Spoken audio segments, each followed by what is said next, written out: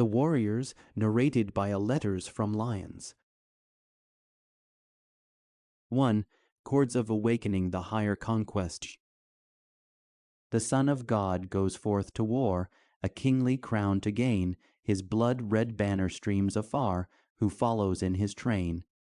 Who best can drink his cup of woe, triumphant over pain, who patient bears his cross below, he follows in his train. They met the tyrant's brandished steel, the lion's gory mane, they bowed their necks the death to feel, who follows in their train. They climbed the steep ascent of heaven, through peril, toil, and pain. O God, to us may grace be given, to follow in their train. Reginald Heber, the universe is not awry, fate and man are not altogether at odds, yet there is a perpetual combat going on between man and nature, and between the power of character and the tyranny of circumstance, death, and sin. The great soul is tossed into the midst of the strife, the longing, and the aspirations of the world. He rises victor who is triumphant in some great experience of the race. The first energy is combative. The warrior is the primitive hero. There are natures to whom mere combat is a joy. Strife is the atmosphere in which they find their finest physical and spiritual development. In the early times, there must have been those who stood apart from their tribesmen in contests of pure athletic skill, in running, jumping, leaping, wrestling, in laying on thew and thigh with arm, hand, and curled fist in sheer delight of action and of the display of strength. As foes arose, these athletes of the tribe or clan would be the first to rush forth to slay the wild beast, to brave the sea and storm, or to wreak vengeance on assailing tribes. Their valor was their insignia, their prowess ranked them, their exultation was in their freedom and strength. Such men did not ask a life of ease. Like Tortulf the forester, they learned how to strike the foe, to sleep on the bare ground, to bear hunger and toil, summer's heat and winter's frost, how to fear nothing but ill fame. They courted danger and asked only to stand as victors at the last. Hence we read of old world warriors, of Gog and Magog and the kings of Bashan, of the sons of Anak, of Hercules with his lion's skin and club, of Beowulf, who, dragging the sea monster from her lair, plunged beneath the drift of sea foam and the flame of dragon breath, and met the clutch of dragon teeth. We read of Turpin, Oliver, and Roland, the sweepers off of 20 heads at a single blow, of Arthur, who slew Ritho, whose mantle was furred with the beards of kings, of Theodoric and Charlemagne, and of Richard of the Lion Heart. There are also victors in the great quests of the world, the Argonauts, Helena in search of the Holy Rood, the Knights of the Holy Grail, the Pilgrim Fathers.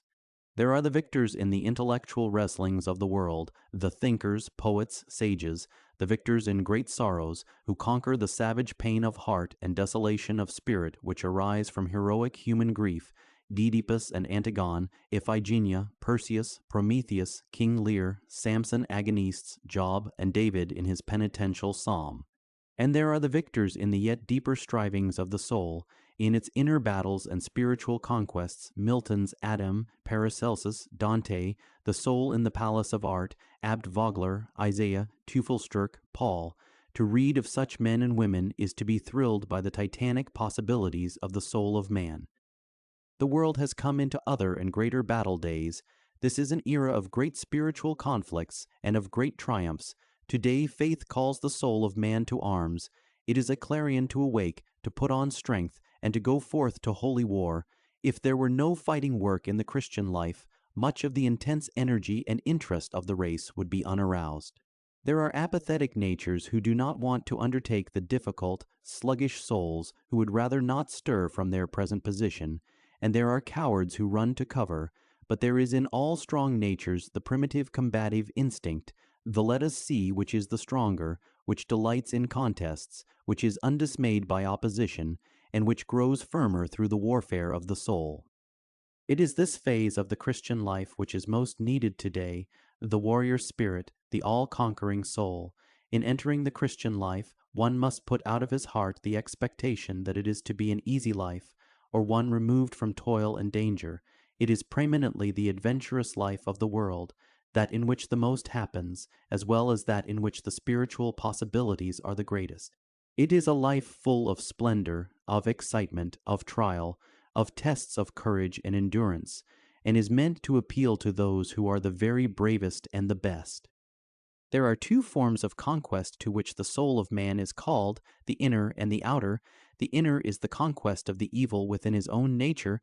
The outer is the struggle against the evil forces of the world, the constructive task of building up, under warring conditions, the spiritual kingdom of God. The real world is far more subtle than we as yet understand. When we dive down into the deep, sky and air and houses disappear. We enter a new world, the underworld of water and things that glide and swim, of sea grasses and currents, of flowing waves that lap about the body with a cool chill, of palpitating color that at great depths becomes a sort of darkness, of sea beds of shell and sand and bits of scattered wreckage, of ooze and tangled sea plants, dusky shapes and fan-like fins. Or if we look upward, we reach an overworld where moons and suns are circling in the heights. What draws them together? What keeps a subtle distance between them which they never cross? How do they, age after age, run a predestined course? We drop a stone. What binds it earthward? Under our feet run magnetic currents that flow from pole to pole. In the clouds above, there are electric vibrations which cannot be described in exact terms. Thus also, in spiritual experiences, there are currents which we cannot measure or describe. The psychic world is the final world, though its towers and pinnacles no eye hath seen. If we try to shut out for an hour the outer world, and descend into the soul world of the life of man, we find ourselves in a new environment, and with an outlook over new forms and powers. We find ourselves in a world of images and attractions, of impulses and desires, of instincts and attainments. It is not only a world of separate and individual souls, but each soul is as 1,000, for within each man there is an inner host contending for mastery, and everywhere is the uproar of battle and of spiritual strife. What is the self that abides in each man? Is it not the consciousness of existence, together with a consciousness of the power of choice?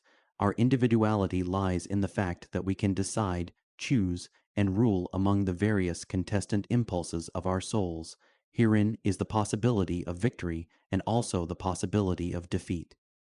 Looking inward, we find that self began when man began. We inherit our dispositions from Adam as well as from our parents and a long ancestral line. When the first men and women were created, forces were set in action which have resulted in this me that today thinks and wills and loves. Heredity includes savagery and culture, health and disease, empire and serfdom, hope and despair. Each man can say, "In me rise impulses that ran riot in the veins of Anak, that belonged to Libyan slaves and to the Ptolemaic line. I am Aryan and Semite, Roman and Teuton. Alike I have known the galley and the palm-set court of kings. Under 1,000 shifting generations, there was rising the combination that I today am. In me culminates, for my life's day, human history until now." Individuality is thus a unique selection and arrangement of what has been, touched with something a degree of life that has not been before. To rise above heredity is to rise above the downward drag of all the years. It is not escaping the special sin of one ancestor, but the sin of all ancestors. This is the first problem that is set before each man, to rise above his race, to be the culmination of virtue until now. The second problem is not greater, but different. It is to mold environment to spiritual uses. The conditions of this struggle and the opportunities of this conquest are the content of this book. It is meant to deal with the more heroic aspects of the Christian life. What is environment? Is it the material horizon that bounds us? If so, where does it end? Our first environment is a crib, a room, our mother's eyes. Sensations of hunger, heat, and motion beat upon the baby brain. There is a vague murmur of sound in the baby ears. Yet it is this babe who in after days has all the universe for his soul's demesne. His environment stretches out to towns and rivers, shore and sea. Looking upward into space, he can view a star whose distance is 1,000 times 10,000 miles. Beyond the path of his feet or of his sight, there is the path of thought, which leads him into new countries, new climes, new years. His meditations are upon ages gone. His work competes with that of the dead. In his reveries and imaginings, he can transport himself anywhither and can commune with any friend or god. Hence, to be master of one's environment is really to have the universe within one's grasp. We are too much afraid of customs and traditions. We are put into our times, not that the times may mold us, but that we may mold the times, ways, customs, they exist to be changed. The tempora and the mores should be plastic to our touch. The times are never level with our best. Our souls are higher than the zeitgeist. Why should we cringe before an inferior essence or command? But society seals our lips. We walk about with frozen tongues. Each asks himself at some time, how shall I become one of the victors of the race? Is it in me? Mankind is weighted by every previous sin. Where am I free? How am I free? Can I do as I choose? Or are there bournes of conduct beyond which I can never go? Am I foreordained to sin? Do the stars in their courses lay limitations on free will? There are in man two forces working, a human longing after God, and in response God inly working in the soul. The victor is he who, in his own life, unites these two things, a great longing after the godlike, which makes him yearn for virtue, and the divine power within him, through which and by which he is triumphant over time and death and sin. Whatever our trials, sorrows, or temptations, joy and courage are ever meant to be in the ascendant. Life, however it may break in storms upon us, is not meant to beat down our souls. Unless we are triumphant, we are not wholly useful or well trained. Will and heart together work for victory. As there flashes and thrills through all nature a subtle electric vibration, which is the supreme form of physical energy, so there runs through the history of mankind a current of spiritual inspiration and power. To possess this magnetism of soul, this heroism of life, this flame-like flower of character, is to be victor in the great combats of the race.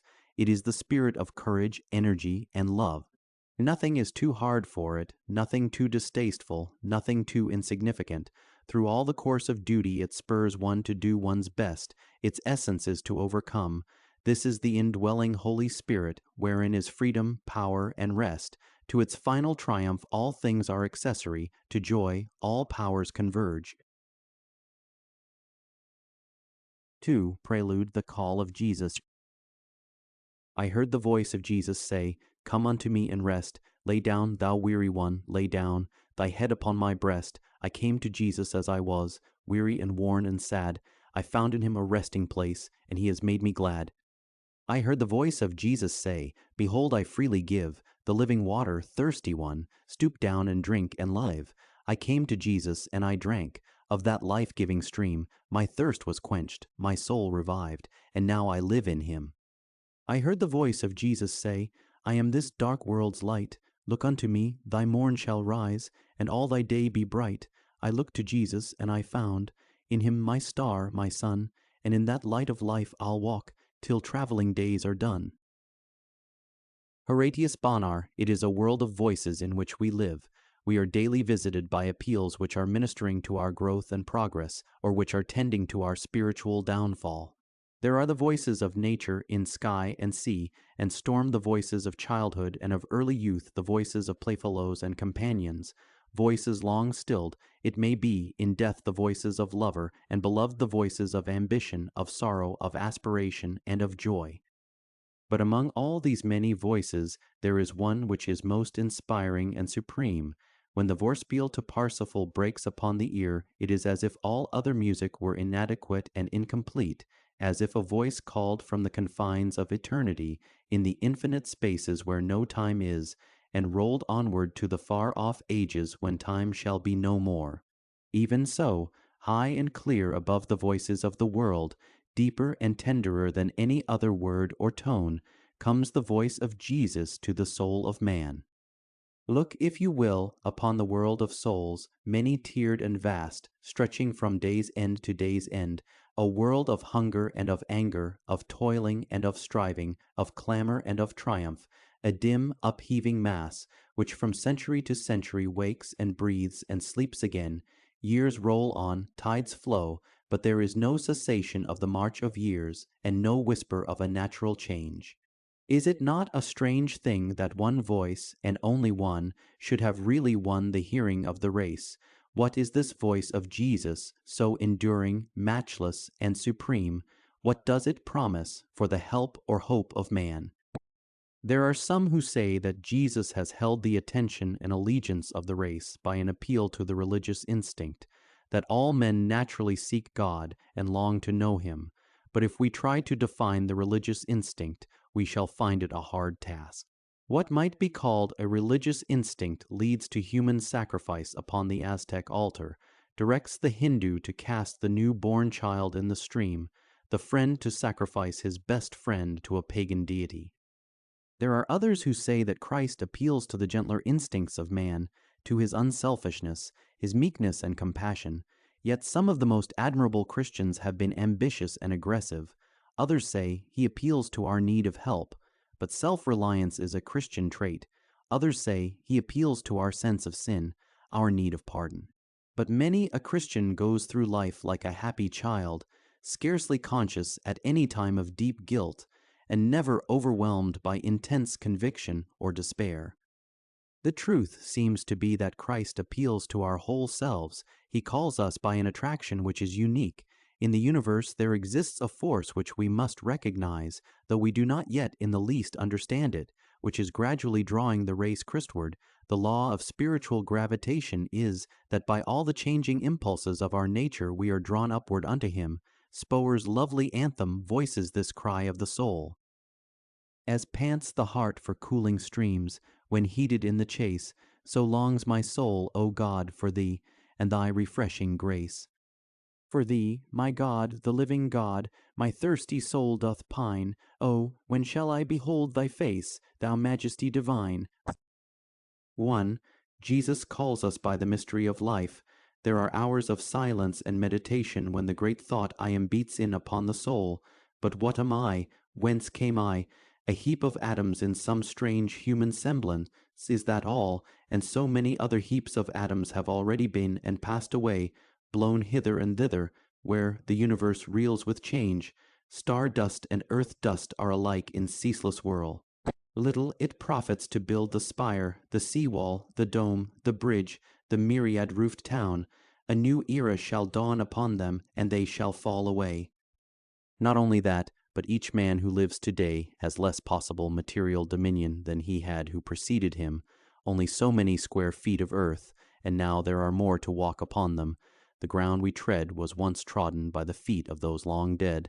I am taking up their room, and in due time I must myself depart, that there may be footway for those who are to come after me.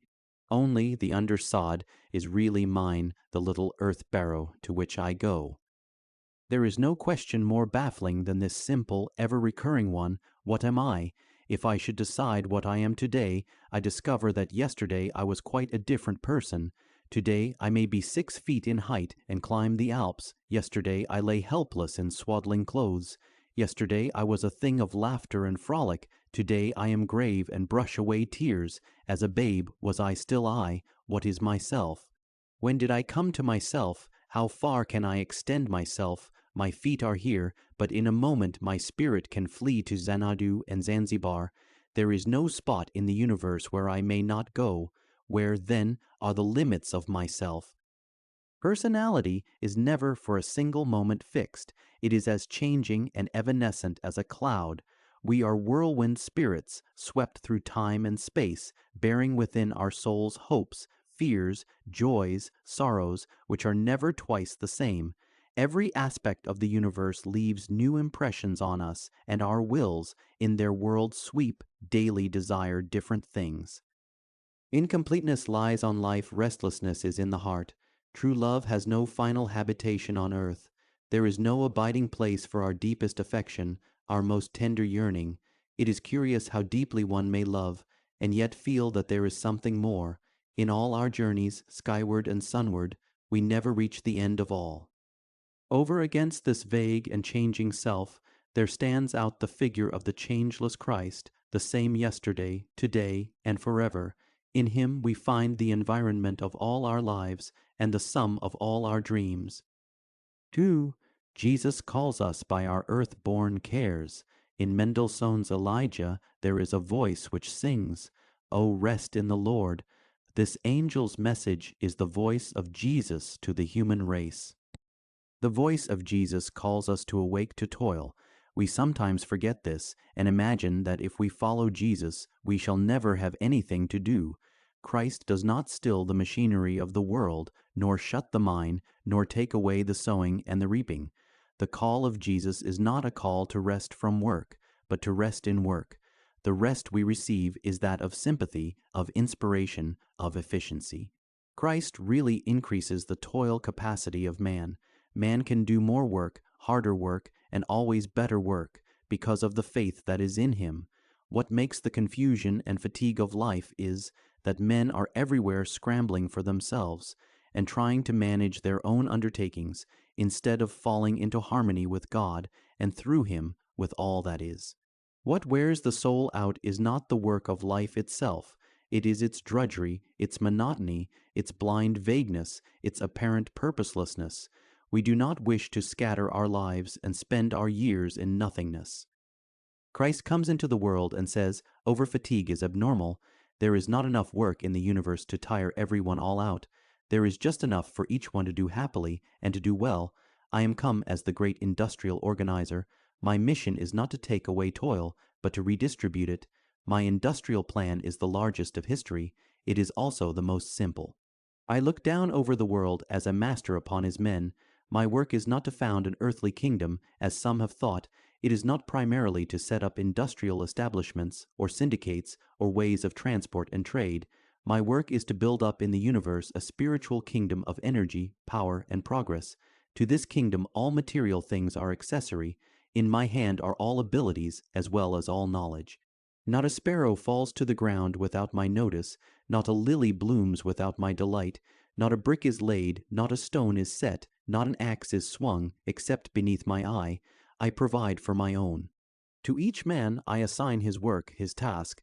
If he takes upon him only what I give him to do, he will never be underpaid or overtired. Hence the first step towards an industrial millennium is to arise and do what Jesus bids.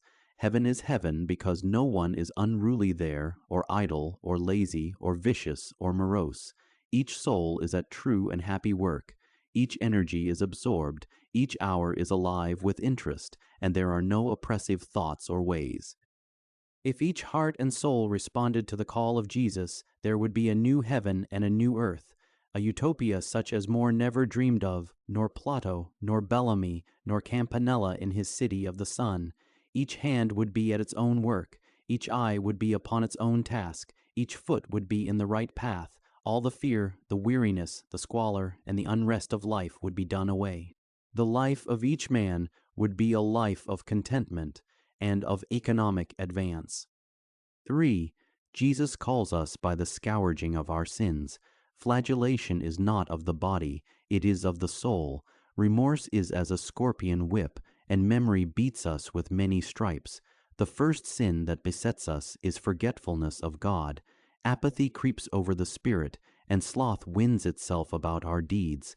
Nothing is more pathetic than the decline of the merely forgetful soul. Be sleepless in the things of the spirit, says Pythagoras, for sleep in them is akin to death. Sin lifts bars against success. The root of failure lies in irreligion. Pride, conceit, disobedience, malice, evil speaking, covetousness, idolatry, vice, oppression, injustice, and lack of truth and honor fight more strongly against one's career than any other foe. No sin is without its lash, no experience of evil but has its rebound. To expect a higher moral insight in middle age because of a larger experience of sin in youth is as reasonable as to look for sanity of judgment in middle age because in youth a man had fits. Looking at ourselves in a mirror, do we not sometimes think how we would fashion ourselves if we could create a new self in the image of some ideal which is before us? Would we not make ourselves wholly beautiful if we could make ourselves? Even so, looking out upon our own spirits, do we not some day rouse to the distortion and deformity of sin? Do we wish to retain these grimacing phases of ourselves? Do we not yearn eagerly for the dignity and beauty of high virtue? Do we not long for the graces and perfections which make up a radiant and happy life? If we could be born again, would we not be born a more spiritual being? It is to this new birth that Jesus calls our souls. All around the babe, hid in its mother's womb, there lies a world of which it has neither sight nor knowledge. The fact that the babe is ignorant does not change the fact that the world is there. So about our souls there lies the invisible world of God, which, until born of the Spirit, we do not see or understand. It is a world in which God is everywhere, in which there is no first cause except God, in which there is no will except the will of God, in which there is no true and perfect love except from God, no truth except revealed by God, no power except from Him. Conversion is the outlook over a world which is arranged, not for our own glory, but for the good of God's creatures, in which what we do is necessary, fundamental, permanent, not because we ourselves have done it well, nor, in truth, because we have done it at all, but because what we have done is a part of the universe which God is building. We change from a self-center to a God-center, from the thought of whether the world applauds to whether God approves, from the thought of keeping our own life to the thought of preserving our own integrity, from isolation from all other souls to a sympathy with them, an understanding of their needs, and a desire to help their lives. It is a turning from a delight in sin, or an indifference to sin, or merely a moral aversion to it, to a deep-rooted hatred of every thought and act of sin, to penitence, and to an earnest desire to pattern after God. For Jesus calls us by our sorrows, Jesus calls us by our dreams, He thrills us by each high aim that life inspires. His voice is one of understanding, of tenderness, of human appeal. How could we love Jesus if He did not sympathize with our ideals? But here is a divine one in whose sight we are not visionary, who lovingly guards our least hope, who welcomes our faintest spiritual insight, who takes an interest in our social plans, and points out to us the great kingdom that is to be. Christ lays hold of the divine that is in us, and will not let us go. 5. Jesus calls us by our latent gifts and powers. Which of us has ever exhausted his possibilities? Which of us is all that he might be? It is an impressive thought that nothing in the universe ever gets used up. It changes form, motion, semblance, but the force, the energy, neither wastes nor dies away. Air, it is as fresh as the air that blew over the Pharaohs. Sun, it is as undimmed as the sun that looked down on the completion of Cheops. Earth, it is as unworn as the earth that was trodden by the cavemen. No generation can ever bequeath to us a single new material atom. The race is ever in old clothes, nor can we hand down to others one atom which was not long ere we were born. Yet the vitality of the universe is being constantly increased, and this increase is also permanent. God has a great deal more to work with now than 1,000 years ago. For not all energy is material. With each birth there comes a new force into the world, and its influence never dies. The body is born of ages past, of the material stores of centuries, but the soul, in its living, thinking, working power, is a new phase of energy added to the energy of the race. This fact confers on each individual man a strange impressiveness and power. It gives a new significance to the fact that I am something different from what has been or ever shall be. In the great whirling myriads, I am distinguished and apart. I am an appreciable factor in universal development and a being of elemental power. By every true thought of mine, the race becomes wiser. By every right deed, its inheritance of tradition is uplifted. By every high affection, its horizon of love is enlarged. We can bequeath to others this new spiritual energy of our lives. This thought gives us a new zest for life. There is an appetite which is of the soul. It is this wish for growth, for the development of our powers, for a larger life for ourselves and for those who shall come after us. Is there any one who wishes to stay always where he is today, to be always what he is this morning? Beyond the hilltop lies our dream. Not all the voices that call men from place to place are audible ones. We hear whispers from a far-off leader. We are beckoned by an unseen guide. Out of ancestry, tradition, talent, and training, each departs to his own way. What calls is not largeness of place, it is largeness of ideal. To each of us, thinking of this one and that one who has taken a large part in the shaping of the world, there comes a feeling, beside all these I am in a narrow way. What can I think that shall be worth the consideration of the race? What can I do that shall be a stepping stone to progress? What can I hope that shall unseal other eyes to the universal glory, comfort others in the universal pain? We say, I do not want to be mewed up here, while others are out where thrones and empires are sweeping by. I do not want to parse verbs, add fractions, and mark ledgers, while others are the poets, the singers, the statesmen, the rulers, and the wealth controllers of the world. We wish to step out of the trivial experience into that which is significant. Each day brings uneasiness of soul. Man's unhappiness, says Carlyle, as I construe it, comes of his greatness. It is because there is an infinite in him, which with all his cunning he cannot quite bury under the finite, says Tennyson. It is not death for which we pant, but life, more life and fuller, that we want. These aspirations are prophetic. Does a clodhopper dream? We move toward our desires. The wish for growth is but the call of Jesus to our souls. We sometimes hear of the limitations of life. What are they who set them? Man himself, not God. The call of Jesus urges the soul of man to possibilities which are infinite. A large life is the fulfillment of God's ideal of our lives, the life which from all eternity he has looked upon as possible for us. Could any career be grander than the one that God has planned for us? God does not think petty thoughts. He longs for grandeur for us all. 6. Jesus calls us by the spirit of the times. There is a growing recognition of the affinity between God and the human soul. Religion has changed in spirit as well as in form. It used to be considered a tract in one's experience, and now it is perceived to be all of life, its impetus, its central moving force, the reason for being, activity, development, for ethical conduct, and for unselfish and joyous helpfulness. Religion is more and more perceived to be not a thing of feeble sentiment, of restraint, of exaction, of meek subordination and resignation, but the unfolding of the free human spirit to the realization of its highest possibilities and its allegiance to that which is eternal and supreme. The 19th century closes with the thinker who is also a man of meditation and devotion. We offer to heaven the incense of aspiration, hope, research, talent, and imagination.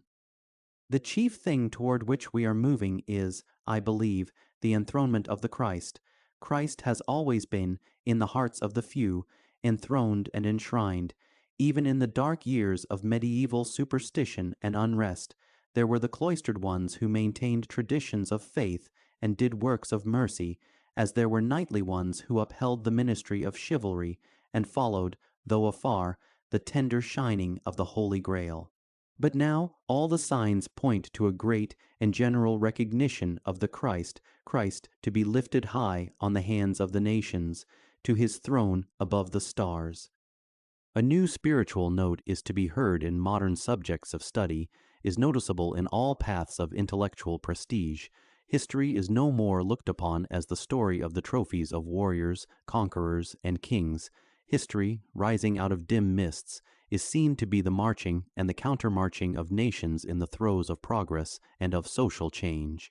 It is not the story of princes alone, but of peasants as well, the result of myriads of small, obscure lives, of changing conditions, of the movements of great economic, psychologic, and spiritual forces. Looking backward over the moving processional of the nations of the earth, we may see how, without rest, without pause, through countless ages, the myriad legions of men have been passing across the scene of life, passing and fading away. All that tread the globe are but a handful of the tribes that slumber in its bosom.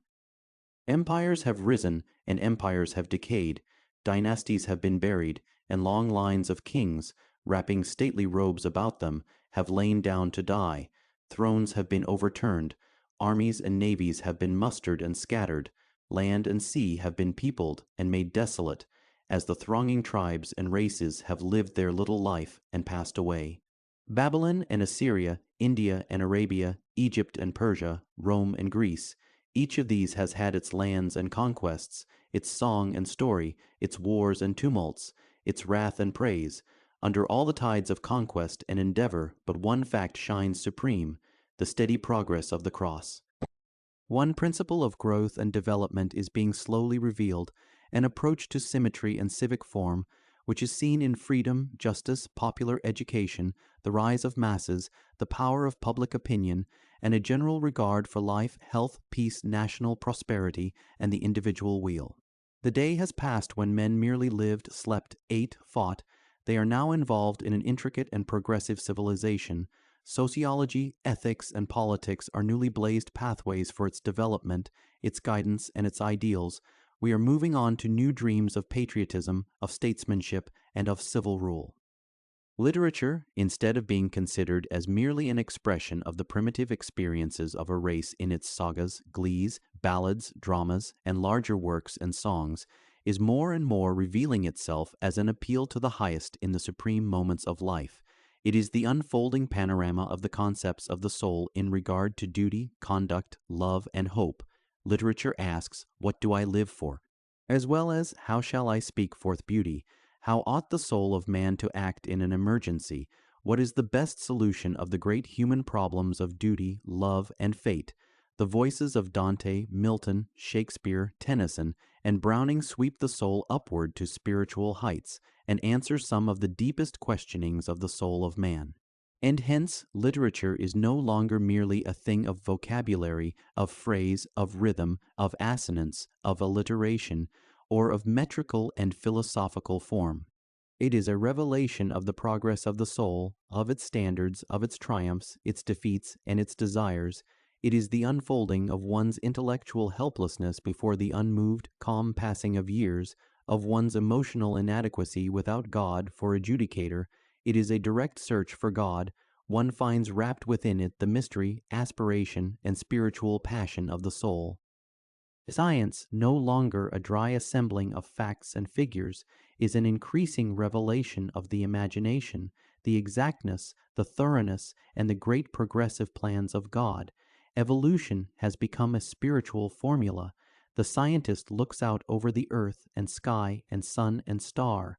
Against his little years are meted out vast prehistoric spans. Against his mastery of a few forms of life stands life itself. Back of all, there looms up the great figure of the originator of life and of the forms of life, the maker and ruler of them all. Each scientific fact helps exegesis and evidence. Each new aspiration after truth becomes a form of prayer. Yes, the whole world is being subtly and powerfully drawn to the worship of the Christ. Never before was there so deep, genuine, and widespread a revival of religion. It has not come heralded with great outcries, with flame and wind, and revolution and upheaval. It has come as the great changes that are most permanent come, in stillness and strength. Throughout the world, there is being turned to the service of religion the highest training, the most intellectual power. Wars are being wrought for freedom.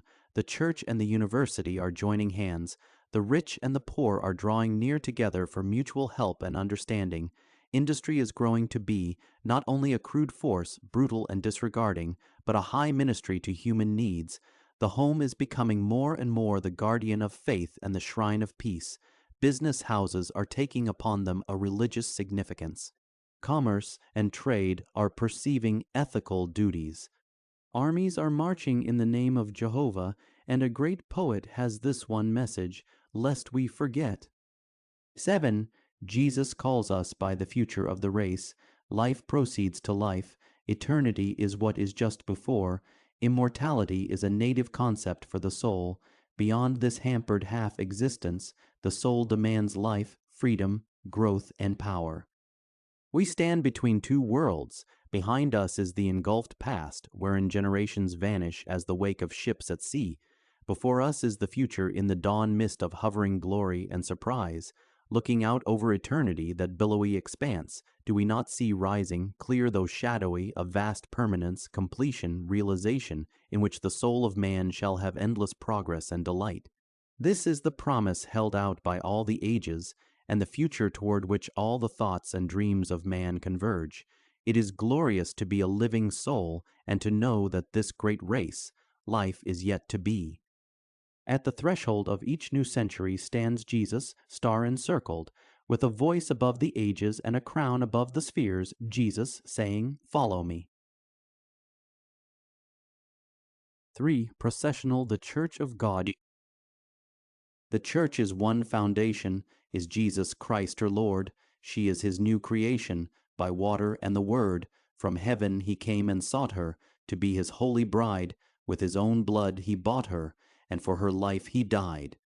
Though with a scornful wonder men see her sore oppressed, by schisms rent asunder, by heresies distressed, yet saints their watch are keeping.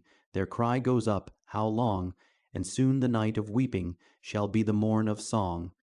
Mid toil and tribulation and tumult of her war, she waits the consummation of peace for evermore, till with the vision glorious her longing eyes are blessed, and the great church victorious shall be the church at rest. Samuel John Stone. First, Reconstruction. The subject that is being carefully considered by many thinking men and women today is this: the place and prospects of the Christian church. All about us we hear the cry that the church is declining and may eventually pass away, that it does not gain new members in proportion to its need, nor hold the attention and allegiance of those already enrolled. Are these things true? If so, how may better things be brought to pass? To share in the civilization that has come from 1900 years of the work of the church, and to be unwilling to lift a pound's weight of the present burden, in order to pass on to others our precious heritage, is certainly a selfish and unworthy course. It is better to ask, what is my work in the upbuilding of the church? What can I do to further the royal progress of the church of God? The root failure of the organized church today is its failure to share in the growing life of the world. A growing life is one that is full of new ideas, new experiences, new emotions, a new outlook over life, that works in new ways, and that is full of seething and tumultuous energy, enthusiasm, and hope. If we look out over the colleges, business enterprises, periodicals, agriculture, manufacturing, and shipping of the world, we find everywhere one-story growth, impetus, courage, resources, vigorous and bounding life. Beside these things, the average church services today are both stupid and poky. The forces of religion are neither guided nor wielded well. There is in most churches, however we may dislike to own the fact, a decrease of interest and proportionate membership, a waning prestige, a general air of discouragement, and a tale of baffled efforts and of disappointed hopes. The church, and by this word I here mean the organized body of both clergymen and laymen, is meant to be the supreme spiritual leader of the world. It is meant to possess vigor, decision, insight, hope, and intellectual power. But before it can accomplish its high and holy work, a great reconstruction must begin. To help in this reconstruction, to aid in vivifying, coordinating, and ruling the varied processes of organized religion, is your work and mine. 1. The church must rouse to a sense of its noble duties and exalted powers. We underrate the church. We are looking elsewhere for our highest ideals, instead of claiming from the church that spiritual guidance and inspiration which should be its right to give. One of the things that is a monumental astonishment to me is that when we need supplication, intercession, prayer for the averting of great personal or national calamity, we flee to the church, but we seldom think of the church when we need brains. The church should lead and not follow the great dreams of the world. In the midst of our new national life, we are sending all over the country for the best trained help and thought in every department of government influence and control. Our problems of the day are preeminently spiritual ones. Colonial control is not a question of material ascendancy. It is a rule over the minds, hearts, and ideals of men. Its moral significance is patent.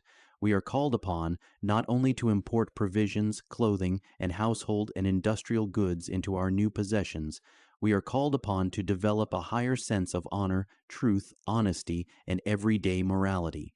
Scholars, working men, businessmen, farmers, and merchants are being consulted in regard to different phases of our national advance, and every idea which their insight and experience furnish is seized upon, but who is consulting the Church in these concerns, except in reference to mere technical points? Who is looking to the intellectual, moral, and spiritual standards of the Church for guidance? We are today ruled spiritually as well as intellectually by laymen, and in a way which is quite outside the organized work of the Church. 2. The Church needs a more business-like organization and way of work. It needs a more military spirit and discipline. The Church is diffuse and loosely strung. There are in the United States alone about 256 kinds of religious bodies. There is no centralized interest or work. There is no economic adjustment of funds. There is no internal agreement as to practical methods. The result is a most wasteful expenditure of force. Movements are not only duplicated, but reproduced 100 times in miniature in one denomination after another. Special talent is restricted to a narrow field. Buildings and church plants are multiplied, but lie largely disused. Sects and communities are at loggerheads on unessential points. All this, and the world is not being saved. The Church fails to see openings for aggressive work. It fails to seize strategic points. It does not carry a well-knit local organization with a husbanding of economic force. It does not front the world in dead earnest. It is not proud and honorable in meeting its local debts. It loses progressive force from lack of knowledge as to how to judge men and train them and set them to work. It also lacks greatly in office force and in supplies. The gospel itself is without price, but in the nature of things it cannot be proclaimed, nor church work efficiently carried on, without financial outlay. There should be a more adequate equipment for this work. All other enterprises need, without question, stationery, stenographers, literature for distribution, office rooms, office hours, and a general arrangement looking toward enlargement and progress. A busy pastor should have an office equipment just as much as a businessman, and it should be supported, as a business office is, out of the funds of the business organization, i.e., the local church. There should be, first of all, a united spirit and a general reorganization throughout the whole of evangelical Christendom, not necessarily destroying denominational lines, with a view to quick mobilization of energy in any direction most needed. What would a general do who, in looking over his troops, should find 256 provincial armies, not at ease or at peace with each other, and yet expected to make war upon a common foe? Shall we not endeavor to share in some broadly planned, magnificently executed scheme of world advance? The Church has reached a point where a vast constructive work is to be done. Its scattered parts must be knit into a powerful and aggressive whole to turn a solid front upon the evil of the world. The times are ripe for a successor of Peter the Hermit, of Luther, Knox, Calvin, Zwingli, Savonarola, Whitefield, Finney, Moody.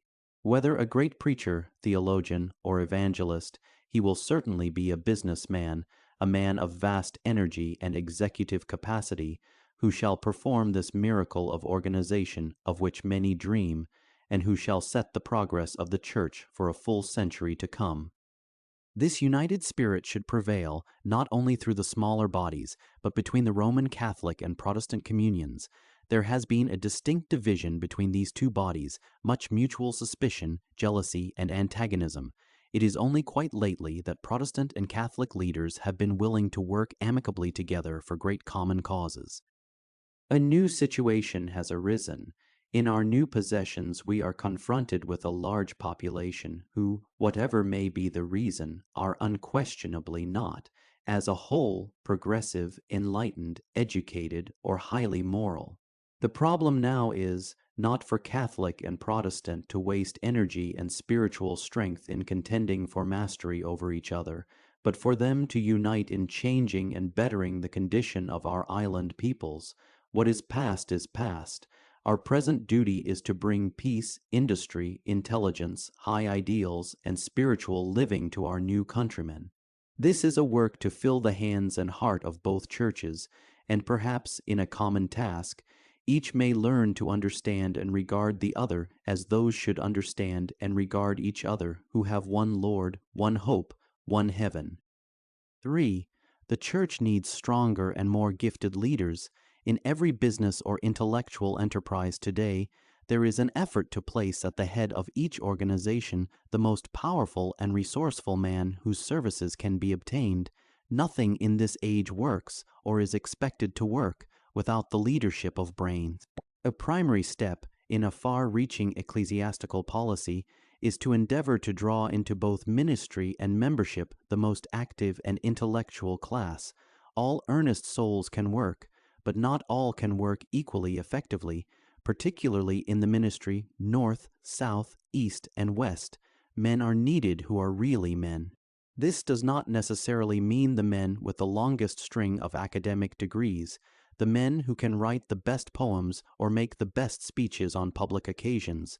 It means the thinking men who are brave, talented, spiritual, and warm-hearted. In the report of one of the missionary boards, I have recently read the following stirring words.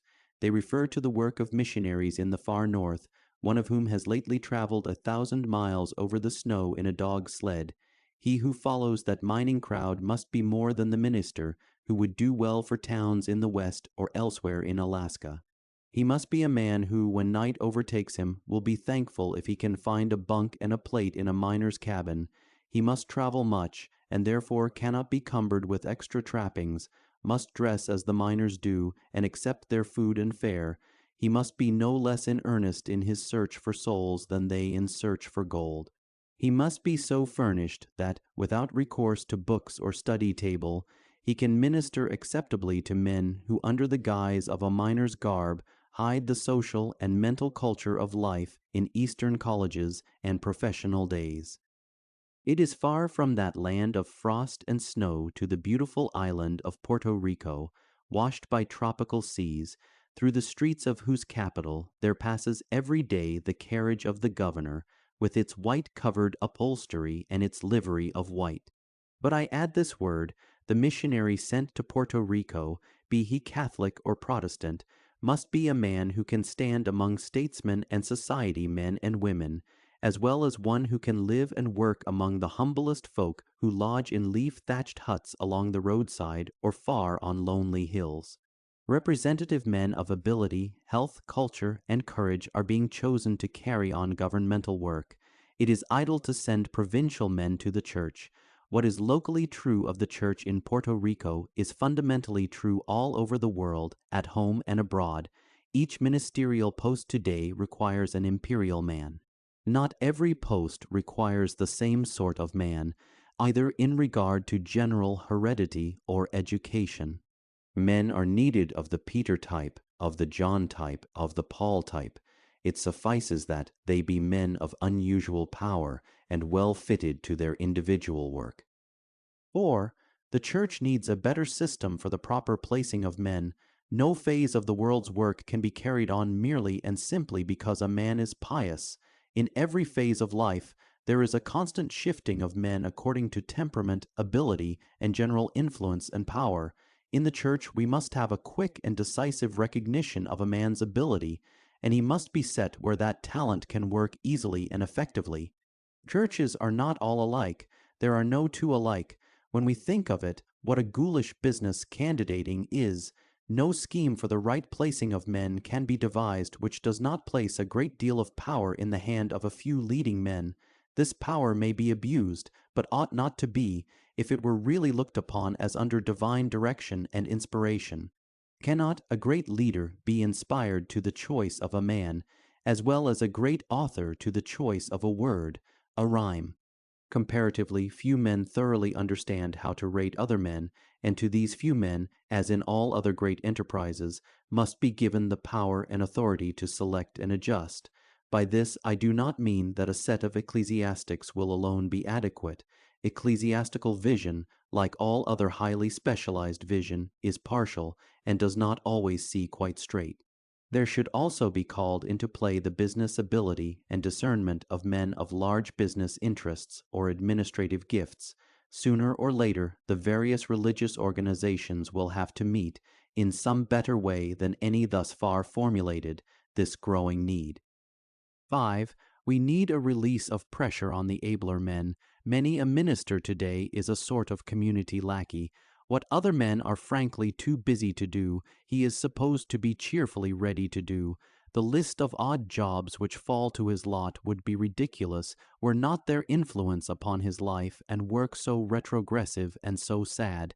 He lives to serve others, but this vow of service is greatly imposed upon. If he is to lead in intellectual and spiritual matters, he must be given fewer errands to run. The financial burden of his church must be taken absolutely from his shoulders.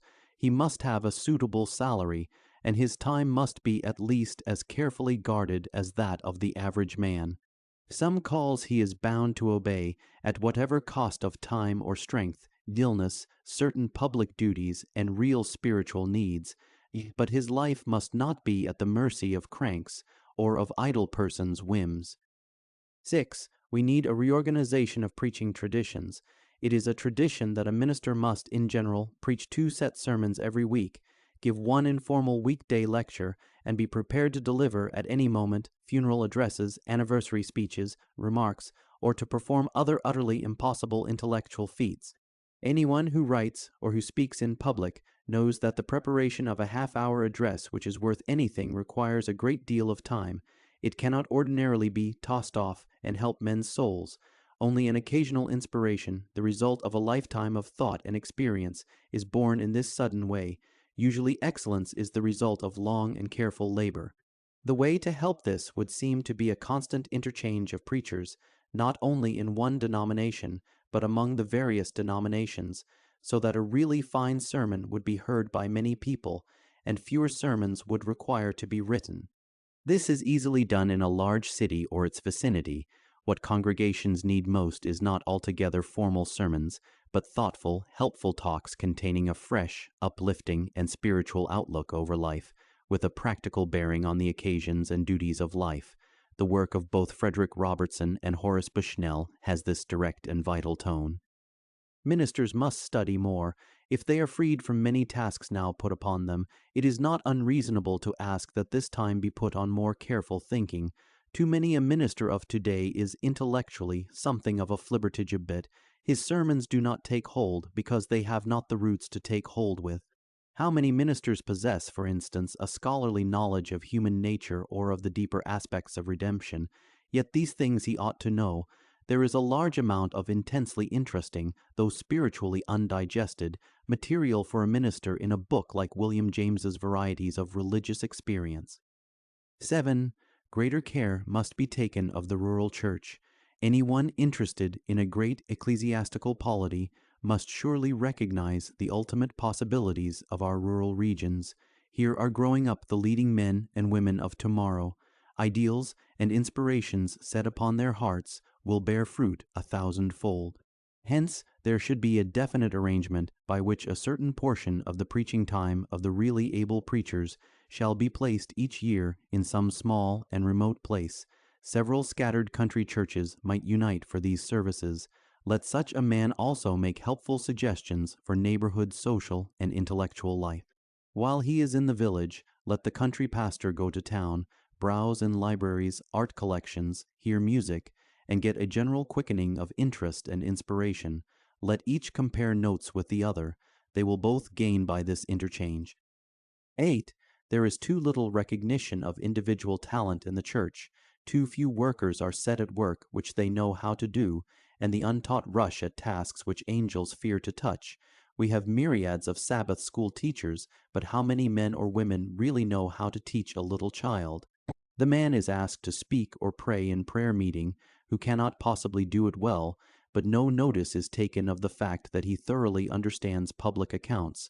A man is asked to subscribe $10 to a church affair, who cannot afford it, but his spiritual insight might save the impending church quarrel. People come and go in the churches, and many, I am convinced, drift away because they are never asked for anything but money for the support and interest of the church. In no other sort of organization is this true. Even in the summer camp or mountain hotel or Atlantic liner, when any pastime or entertainment is suggested, the first thing to discover is, what can each one do? One, who has the gift of organization and management, gets it up. One sings, one reads or recites, one writes a bright bit of verse, Another smooths out rising jealousies or bridges by a little tact the abyss of caste. Why do we hide so many pretty talents under a bushel when the church door swings behind us? Why do we substitute such strange and foolish tasks, particularly for women? What would leading lawyers and doctors do, I wonder, if they were asked, as busy women often have been, to spend a precious morning in a church room sorting cast-off clothes? In every church, large or small, there are both men and women who are talented in a special way, who could bring gifts of training and experience to bear upon the problems and opportunities of the church. Tell me, in prayer or speech-making, formal or social occasion, pastor or people, do we often bring our very deepest, tenderest, most inspiring emotional or intellectual life? It is not a whit more spiritual to be stupid than to be bright. This is what our church meetings should be, not a formal and very dull round of prayers and set remarks, more or less pointless. They ought to be a yielding up of our heart's best life to others.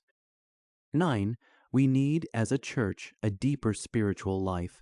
We need the power of the Holy Ghost. In spite of all the sorrow of the world, sorrow both of a personal nature and that which touches whole communities, there is only one real burden upon the heart of earnest men and women. It is our own inadequate representation of Christianity, the disheartening difference between what we practice and what we profess. When the Church of God is in reality a powerful and hard-working body of sincere, honest, and loving people, the world will soon be saved. Second, adherence. By the question, why join the church, I do not mean alone, why add my name to a church roll. I mean, why give myself, my powers, my education, my love, my loyalty to advance the progress of the church. There is nothing we resent more than a waste of ourselves. To attract our service, there must be in the church an inner vitality, a moving and spiritual fire. 1. The church embodies the spiritual dreams of the world. Man does not live by bread alone, he lives by imagination and by religious powers. In the Church of God, the spiritual imagination of man reached its highest field of energy and has brought forth its most triumphant works. The great art of the world has centered about the Christian church its architecture and much of its noblest speech. Imagine a world in which every work which was inspired by the church or by the concepts of religion embodied in it should be left out. What would we then lack? We would lack the greatest works of Michelangelo, Raphael, Titian, Francesca, Botticelli, Murillo. We would not see the cathedrals of Milan, Strasbourg, or Cologne. We would never read the poems of Keedman, Milton, or Dante. The hamlet would be without a spire. Philanthropy would be almost unknown. There would be neither night watch nor morning watch of united prayer. We should have no processional of millions churchward on the Lord's day, no hymns to stir our souls to joy and praise, no anthems or oratorios, no ministers, no ecclesiastical courts and assemblies, no church conventions, no church schools, religious societies, nor religious press. All these works and institutions proclaim the glory of belief and hand down the religious traditions and the spiritual aspirations of the generations of men. Shall we let others share in the mystery and triumph while we stand apart, silent, unapproving, and alone? The dreams of the church are high and holy. There is the dream of the freedom of the soul. It is an inspiring thought this, the essential democracy of the race. We do not find intellectual equality of souls. We see each man or woman differently circumstanced, differently gifted, differently trained, yet each may say, I am spiritually free. To me also is given the opportunity of development, of majesty of character, of high service. The soul is the thrall of none. Nothing can bind it to spiritual serfdom. Next, there is the dream of allegiance. Someone has well said, wouldst thou live a great life, ally thyself with a great cause. Allegiance is devotion of the whole of ourselves to a leader, a cause. We can no more go through the world without allying ourselves to something than we can go through it and live nowhere. If the object of our allegiance be a high one, if the ideal be a grand one, our lives are in a constant process of development toward that height, that grandeur. Each act of faith becomes an impetus to progress. We are daily enriched by the experience of mere obedience, to obey and follow our acts in the universal process. If, on the other hand, we ally ourselves to that which is lower than ourselves, by the very act we are dragged down, no one can remain upon even his own level who is in obedience and devotion to that which is below him. Allegiance to a higher is one of the trumpet calls of the world. It has been the rally of all armies, of all legions, of all crusades. The great commander is, by his very position, a grouper of other men, the ruler of their thoughts, their deeds, their dreams. His power to call and to sway is beyond his own ideas of it. How otherwise could it be that out of one century one heart calls to another, out of one age proceeds the answer to the cry of ages gone? The lover of music today allies himself to Bach, to Haydn, to Mozart, to Wagner by his appreciation, his sympathy, his understanding of what they have done. He acknowledges their control of his musical self by his efforts to interpret their work to others, and to create new works which shall be inspired by their ideals. Thus he acknowledges their control of his own powers. Such control over the spirit of man is that of the church over the social body. It stirs the spiritual aspiration of man. It directs his ambition. It fixes upon a standard, the cross, upon a hero, the Christ, and reaches unto all the world its arm of power, drawing unto itself the loyalty, the faith, the affection, and the royal service of successive generations of mankind. The dream of redemption, it is not technical creeds for which the Church as a whole stands, but for certain vital principles which concern the life of the soul and its relation to God and man. Virtue has always been a dream of the heart, but how inaccessible is virtue with a past of unforgiven sin. The height of our ideal of redemption is conditioned upon the depth of our realization of sin. To the shallow, redemption is an easygoing process, a way of healing the scratches which the world makes. To the deep and serious-minded, redemption involves the regeneration of the race. Only the ransomed can truly work, love, or praise. There is one sorrow which God never calls us to, the sorrow of a wasted life. By redemption, the Church reveals not only a saving from rebellion, unbelief, and crime, but redemption from sloth, from indifference, from lack of purpose, and from low aims. Redemption looms up as the great economic force of time, that which inspires and preserves our powers, directs our energies, creates opportunity, brings to pass our most high and holy desires, and fills life with satisfying and abiding things. Beauty, harmony, and affection are the natural laws of the moral world. There is no despair where there has been no disobedience. Christus, Salvator, stands out before the world in majesty and power. Virtue is enthroned in a universe which is beneficent. The dream of fellowship. The Church is the great social body. We can never live our best life in the world and stand outside the Church. There is something vital in personal contact and in social affiliation. It strengthens the best and otherwise most complete work. The Christian Church is a body of allies, whose work is the upbuilding of the kingdom of God. We do not realize how great a bond this is. We have our own church center, our own denomination, our own local interests, but by and by a great occasion arises, a revival which sweeps the country, a reunion of two long divided parties, an ecumenical council, a Chinese persecution, and suddenly there arises before the mind's eye a glimpse of that church which girdles the world, whose emissaries are in every country, whose voices speak in every tongue. Swelling hills and spacious plains besprent from shore to shore with steeple towers and spires whose silent finger points to heaven, says Wordsworth also. They dreamt not of a perishable home who thus could build.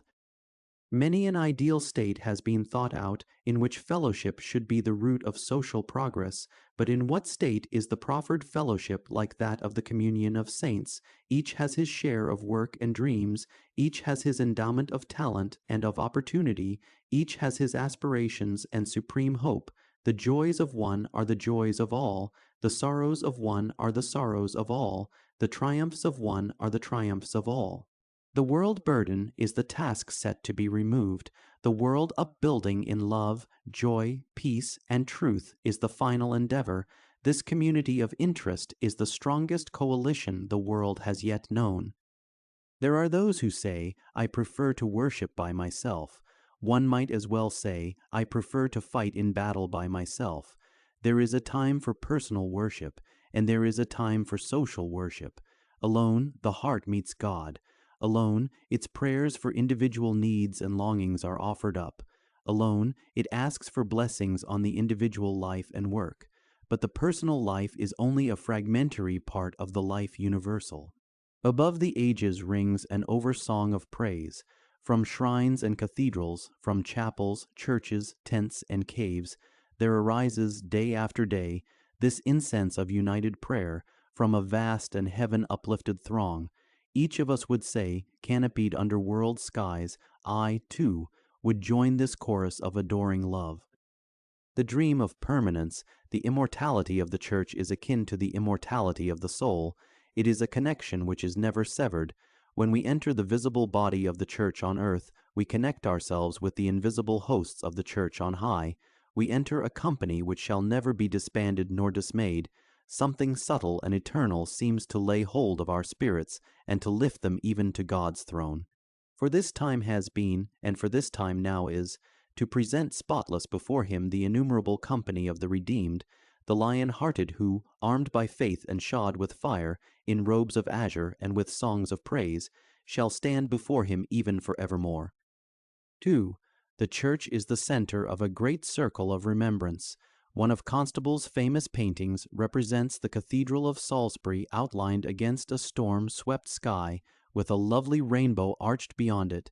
So stands the Church athwart the landscape of our lives. In each community, the Church is like a living thing, how every stone grows significant and dear, how the lights and shadows of its arches, the dim, faint-tinted windows, the carvings and tracings, the atmosphere and coloring, all sink into the heart and make a background for memories that never pass away. Whoever forgets the tones of the old organ, the voice of the choir, the accent, look, and bearing of one's early pastor, the rustle of the leaves without the window, the rush of the fresh summer air, the soft falling of the rain. The path to the Church is worn by the feet of generations. Thither the aged go up, and thither the laughing, romping children. Weary men and women bear their burdens thither. Triumphant souls bring shining faces and uplifted brows. Love and dreams cluster round the Church, and the life of the soul, silent and hidden, is subtly acted upon by persuasions and convictions that rule the heart amid the fiercest storms and temptations of the world. The Church is a sanctuary and shield. It is an emblem of strength and peace. 3 angels stand before its altar, life, love, death. Hither is brought the babe for the christening, hither comes the wedding procession, and here are laid, with farewell tears, the quiet dead. Day by day within that Church, as one grows to manhood and womanhood, one enters into race experiences and feels, however vaguely, that the Holy Spirit abides within them all. 3. The Church affords the best outlet for moral activity. Where shall we put our moral powers? In what work shall they center? From what point shall they diverge? Scattered action is irresolute. It is the centripetal powers that count. The Church stands ready to engage to the full the moral powers of man. It can rightly distribute the spiritual vitality of the world. It rouses the moral emotions and affections and gives scope for contrition, adoration, and thanksgiving, the trisagion of the heart. In the press and stir of life, we sometimes forget that the highest emotions of which we are capable are those of joy, praise, and prayer. Joy is a heavenward uplift of life, deep happiness of spirit. Praise is an appreciation of the greatness and mercy of the infinite. Worship is the outpouring of the whole nature, an ascription of blessing, glory, honor, and power and majesty to God. It flows from the religious imagination, and is the supreme offering of the intellectual as well as of the emotional life. The Church is a body ministrant. It has received the accolade of spiritual service. It stands among the world's forces as one of giving, not of gain. It holds within its scope both a teaching and a training power. It is the school of the soul, the illuminator of the meaning and discipline of life. Abelard is said to have attracted 30,000 students to Paris by his teaching. But the Church today calls into its assemblies fully 1/3 of the millions of the world. They are held by its tenets, guided by its ideals, thrilled by its hopes, and set to its works of charity and mercy. The highest philanthropy is but a scientific renewal and adaptation of work which has had its start primarily in the Christian Church. Wealth is its vicegerent, and from the adherents to the Church fall largely the contributions to great philanthropic causes. Take the work of missions alone. Has there ever before been a body which attempted to bring the whole world into its fellowship, to make known everywhere its ideals, and to share with all living a spiritual inheritance? The evangelization of the world by this generation is one of the most sublime thoughts which has come to the race. 4. There is a large amount of ability in the world which the Church needs, but which has not yet been thoroughly enlisted in Church service. Take business energy, executive ability. It is a common saying that businessmen are not interested in the Church and do not work well in it. Why? Because there is not yet in the Church enough of the active and economic spirit to make a businessman feel at home in it, or approve of its ways of work. This weak spot in the Church, which businessmen mock at or fret at, exactly reveals the work that is waiting for businessmen to do. Business today takes intellectual grasp and insight, promptness, energy, enterprise, and common sense. These qualities are needed at once in the conduct of the Church. A second class greatly needed by the Church is the university bred.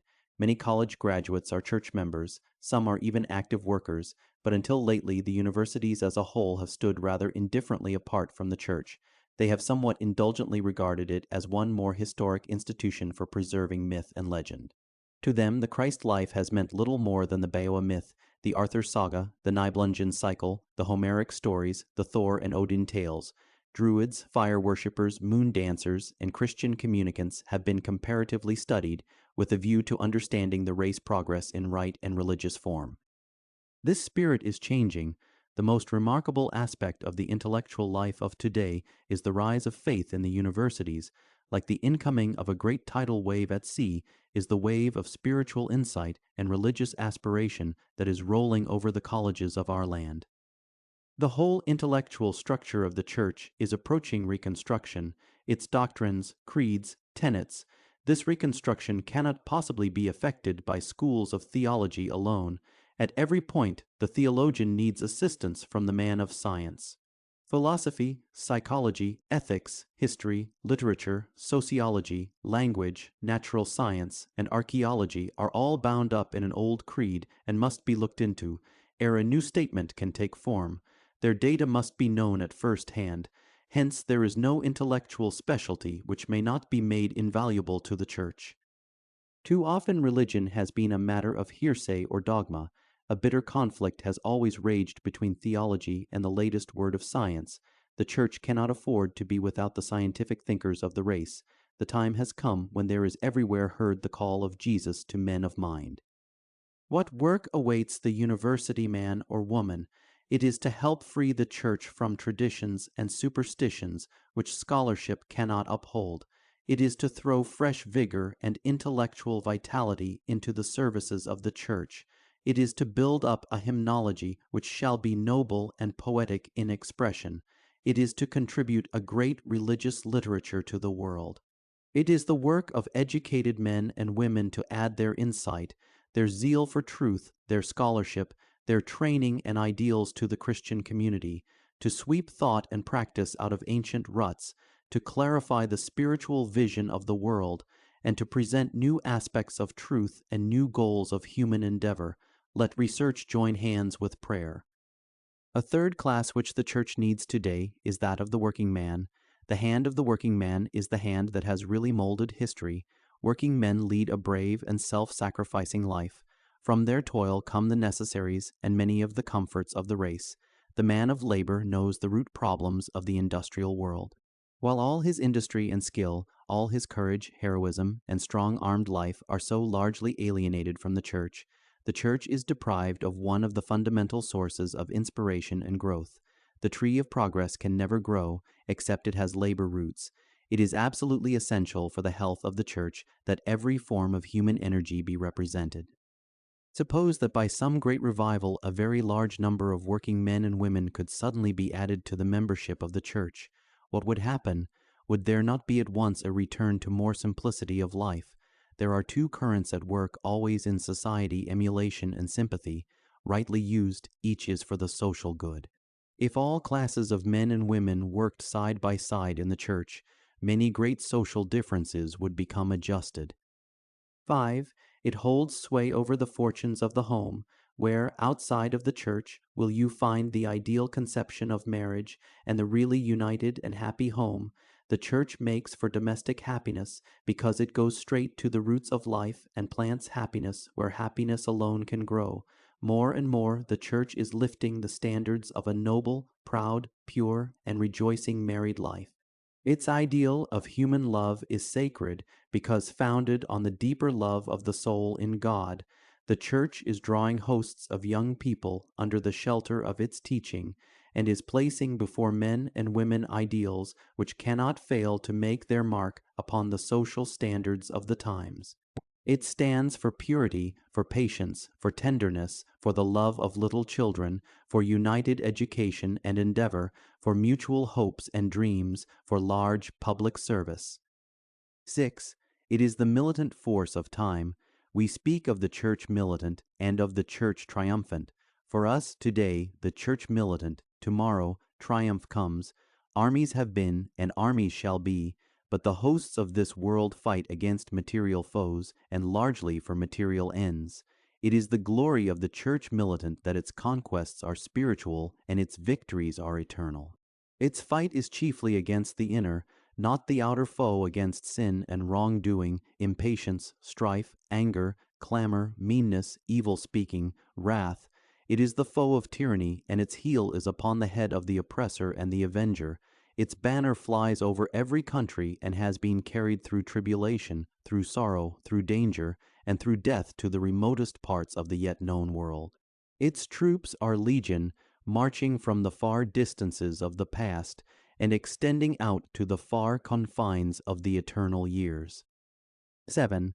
It is the ascendant force of the future. Rightly conducted, it will surely absorb the vigor of the world. To stand apart from it is to be out of step with the march of nations. The processional of progress today is the processional of the historic influence of the Church. What force has there been in time gone by, which has lived and so greatly grown for 1900 years? Nations have risen, and nations have decayed. States, once prominent, have passed into the oblivion of the years.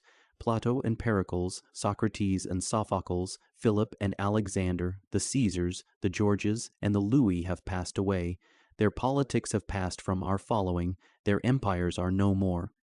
But through these centuries of change, the Church of God has risen stronger, more powerful year by year, stretching its arm out to the uttermost parts of the earth, levying tribute on the islands of the sea, enlisting all ages and conditions, and looking out over coming generations, not as a waning, but as a growing and ever-increasing power. Think you that such a church can die? Think you that any spiritual power aloof from this church can be as efficient as if it were allied with it? These, you say, are the reasons why one's allegiance should be given to the Christian church. Let us now look back over the processional as it marches across the dim years. Saints, martyrs, confessors, evangelists, and singing children have joined its historic train. Is there any other processional in the world's history which, numbering such millions and millions, began with only one? When the Christ enters the arena of history, he comes as one to lead myriad deep-lived souls. Next, there follow 12. They, 2 by 2, take up the marching line. Think of their deeds and influence, of their inspiring power.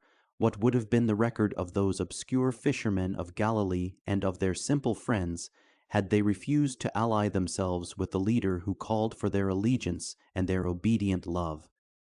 Next follow the early disciples, tried by scourging, by stripes, by poverty, by imprisonment, by all manner of danger and trial, they yet remain true. Then follow the prophets, those whose clear vision looks out on things unknown and things unseen. To the prophet is entrusted the ministry of hope and inspiration. Then follow the martyrs who yield life for the cause they profess. In torture at the stake and on the cross, by fire and by sword, they show forth an unshaken and undying faith. Then follow matrons and virgins, babes and children, reformers and medieval saints with a convoy of angels, singing as they march. These are the church triumphant, the church above. But today we have among us the church militant, the long processional of congregations, elders, deacons, members, ministers and missionaries, young people, and workers in every phase of enterprise and reform.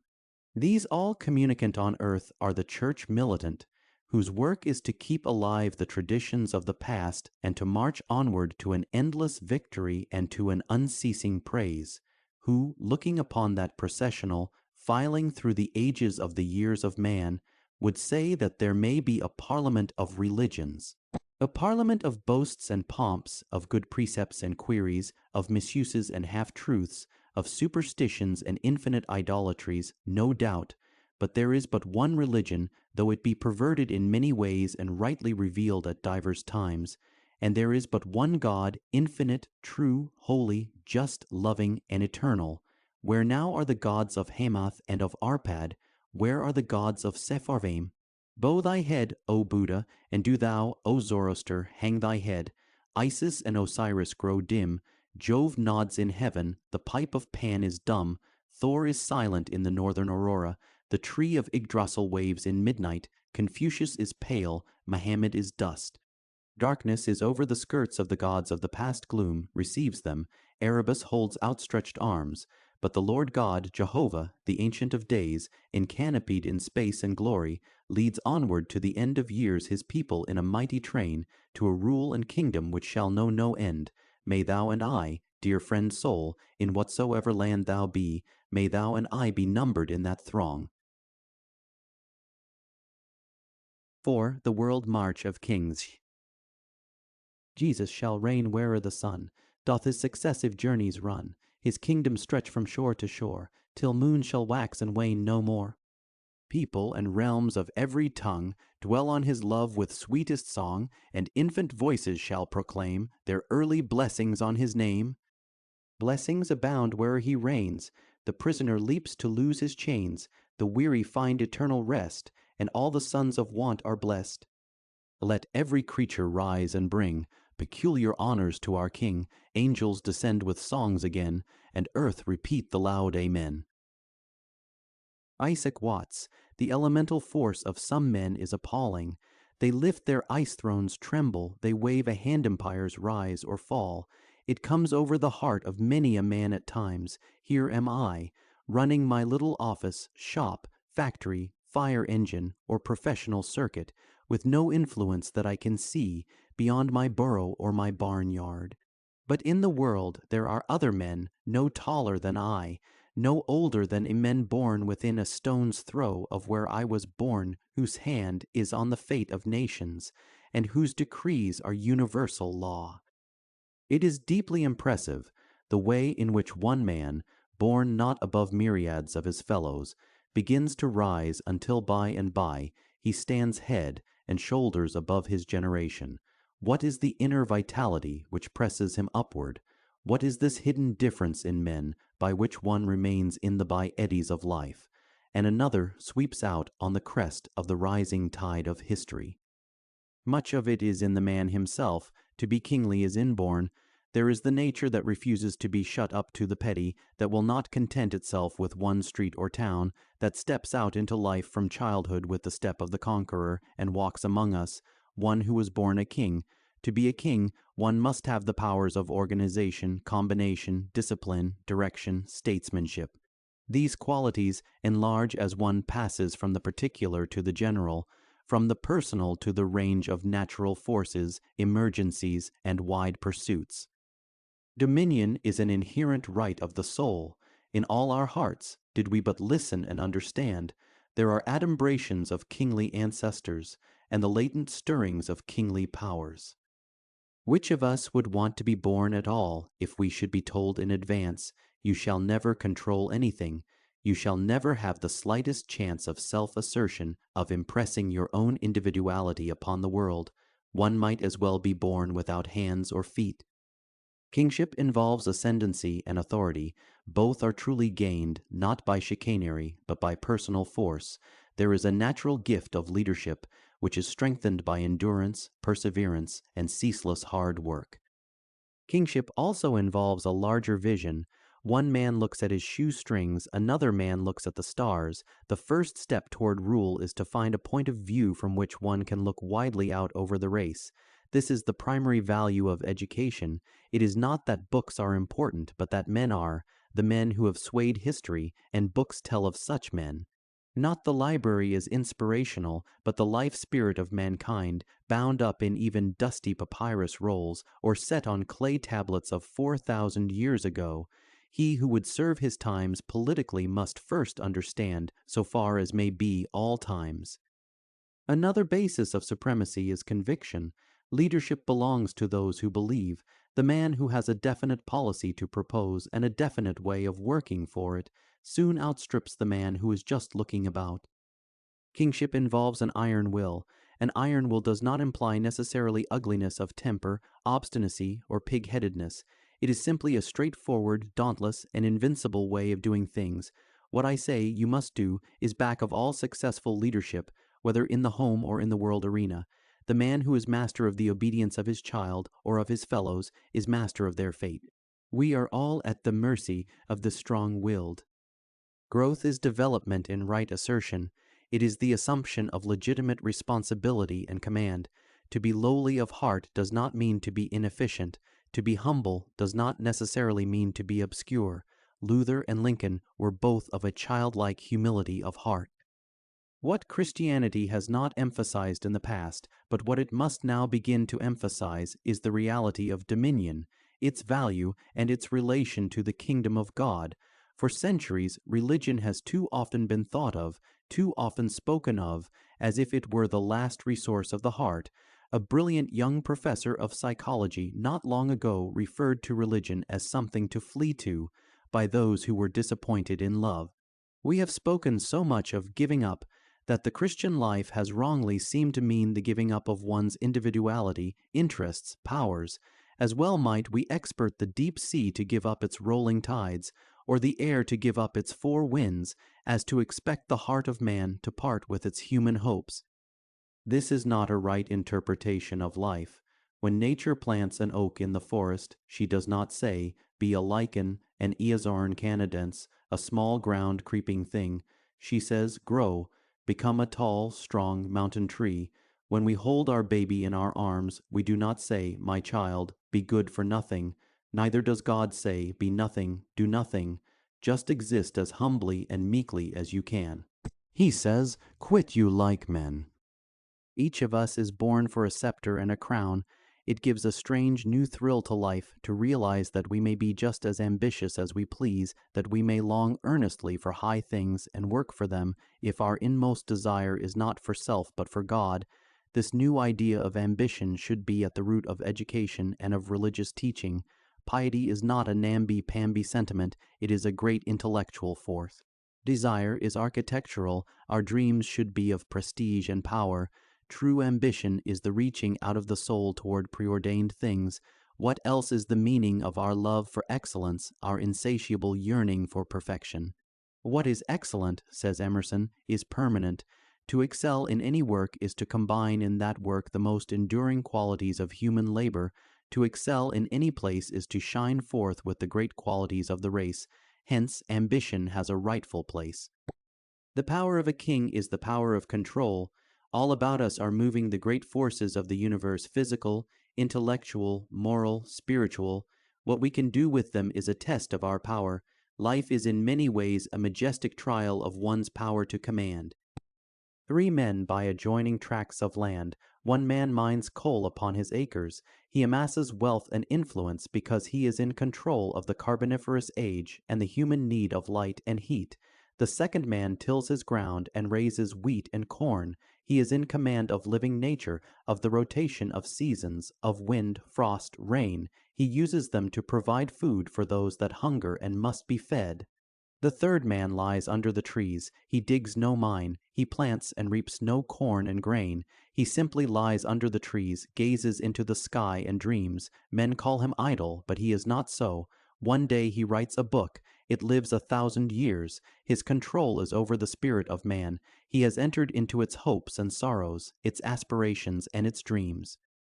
This story is a parable of kings. Such is the power of control that is granted to each new soul. Each child is bequeathed at birth a scepter and a crown. The first rule is parental. The primitive monarchy is in the home. A young baby cries.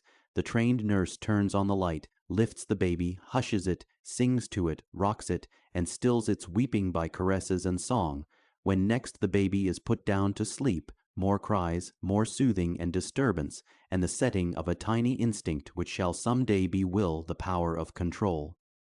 The grandmother arrives on the scene. When baby cries, she plants the little one firmly in its crib, turns down the light, pats and soothes the tiny restless hands that fight the air, watches, waits.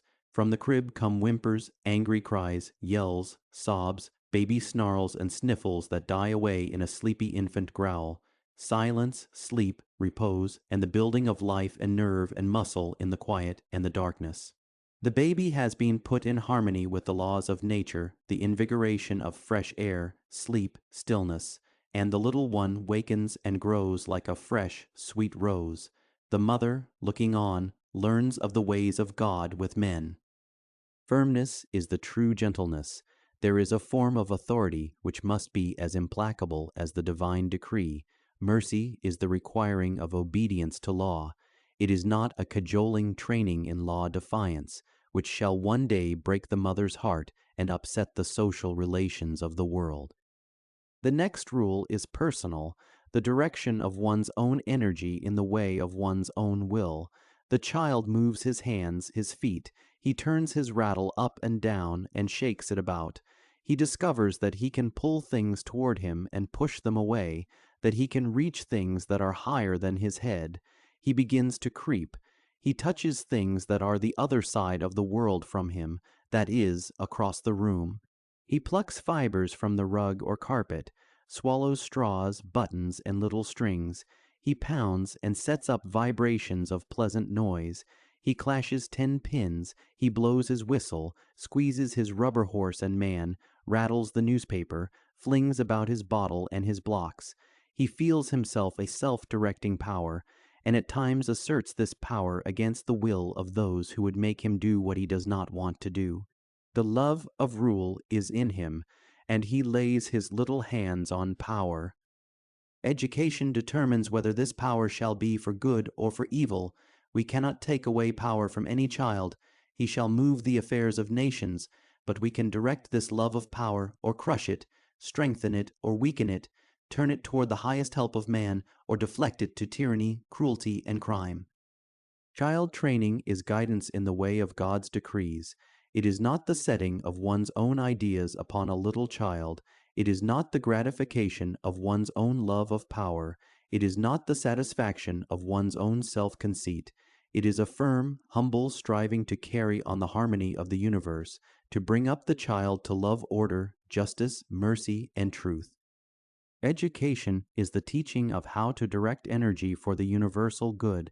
It lays hold of a child, and out of his destructive instincts, the instinct to bang and pull and tear to pieces, it develops creative power, the inventive genius that lies hid within him. It takes the pure love of noise and trains it to pitches, harmonies, intervals, and makes a musician of the boy who used to whack his spoon. It takes the alphabet and the early pothooks, and the boy by and by combines them into literature. The apples and the peaches which he is taught to exchange justly are by and by transmuted into trade and commerce. He brings cargoes from Cuba and Ceylon, trades with Japan and Hawaii and the Asiatic Isles. The energy of block building is developed into sculpture, architecture, and civil engineering. The stamping of his foot in anger is directed to determination, perseverance, the rule of the brave spirit, the unconquerable will. Nothing is more marvelous than this grave upbuilding. The next rule is social, the direction of personal energy that shall leave a distinct impress on other lives. It is long before we realize that for each exertion we are responsible, that what we do is held against us in strict account, not only by fate, which builds our destiny for us out of our own deeds, but by every other person with whom we come in contact. Our fellows check off daily against us so much vitality, so much magnanimity, so much idleness, cruelty, spite, goodness, selfishness, meanness, or loving kindness. Life holds a record of our every deed, and from no least responsibility can we make our escape. We are the prisoners of events which we ourselves have brought about. The discipline of ethics, of home training, of the church, and of religious teaching is addressed fundamentally to this social consciousness of ours, this responsibility which we cannot evade. To bear rule aright is to go forth into the world to build up, in authority, talent, and influence, the kingdom of God. 1. There is the agricultural phase of social rule. A man tills a farm. It has upon it trees, streams, woodland, and meadowland. He may rule. To what end? If he rules it for his own personal ends, merely to fill his granaries and lay up gold, he rules it for miserliness, with a sort of thrift that is as passing in inheritance as the flying April rain.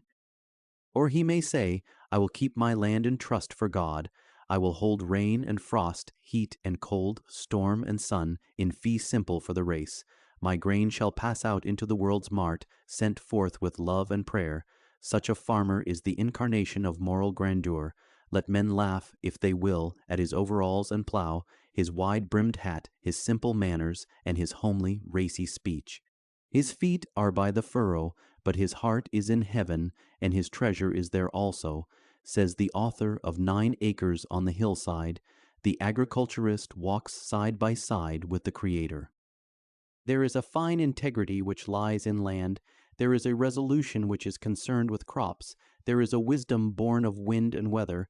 There is a power which comes from the constant revival of life in seed and fruit and flower.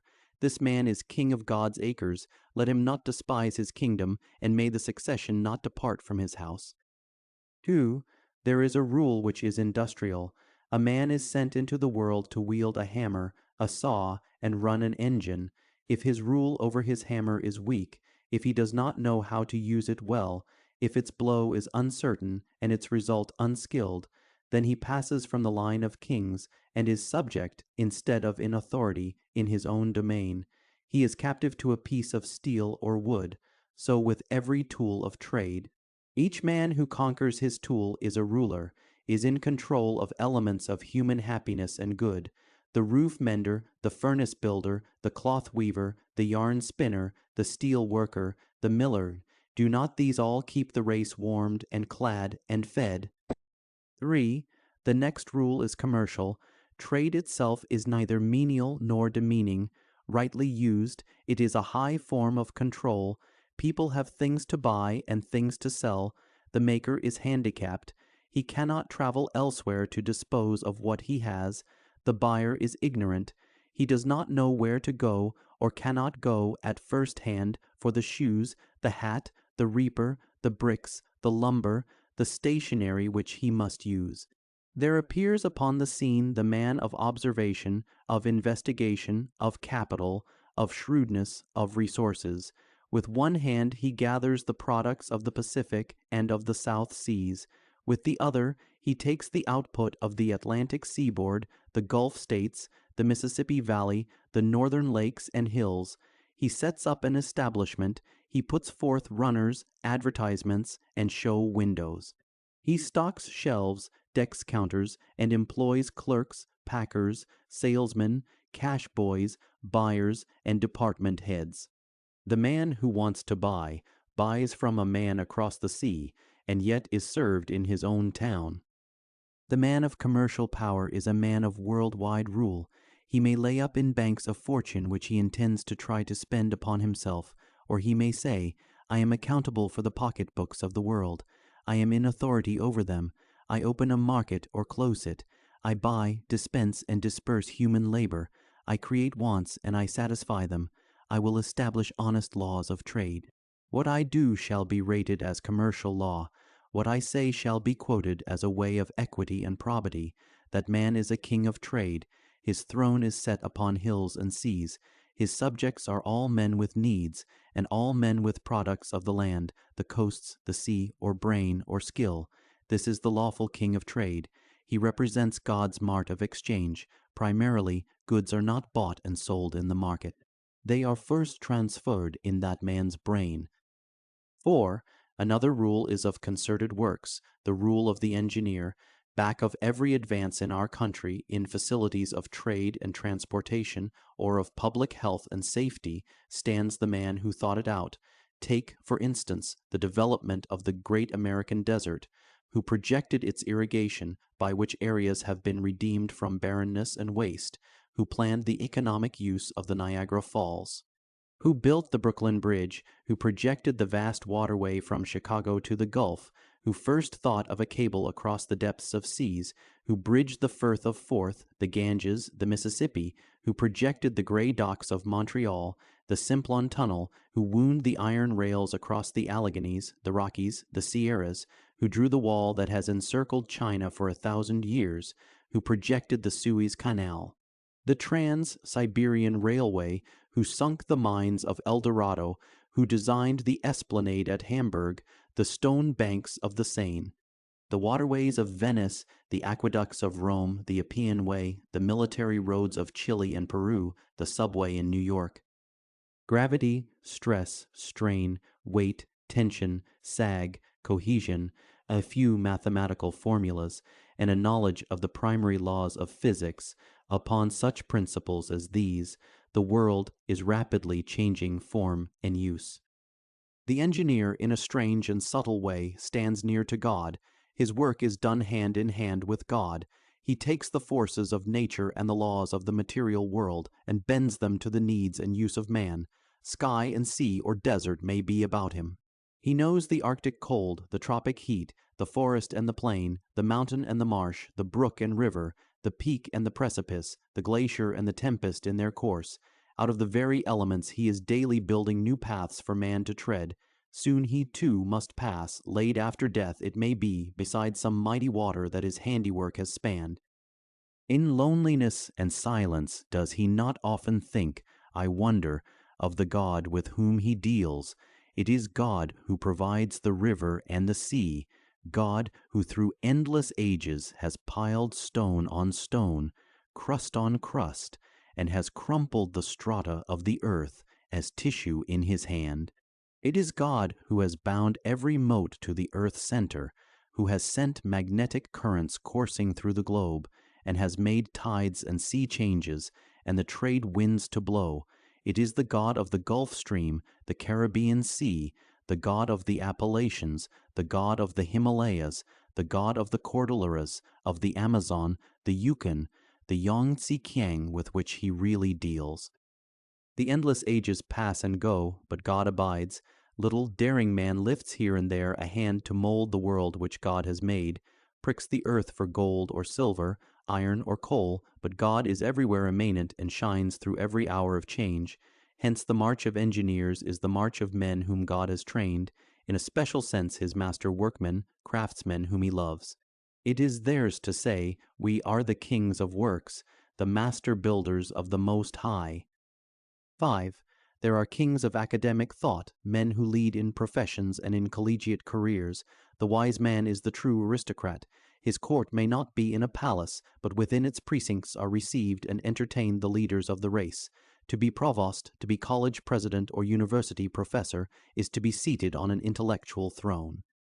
The problem of academic rule is not to attract a large number of students, to put up imposing buildings, to have endowments, and fill chairs with learned specialists, to grant many degrees, and to keep the hum of a teaching staff and of a student body alive in the ears of a community, marking the college group by flags and colors, cap and gown, processions and occasions. These things are right, but are mainly accessory. We have not all of a university when we have men and buildings, money, students, brains. Back of a university there lies its foundation idea, that of academic control. What is academic rule? It is rule over the pride of man. A college is a place whose chief power is to inculcate humility by the means of true learning, to establish intellectual honor and integrity by searching out the ways of God in nature, science, and philosophy, and in letters and in art. It is the primary work of a university to make men humble. The freshman is not teachable. The sophomore is an intellectual upstart.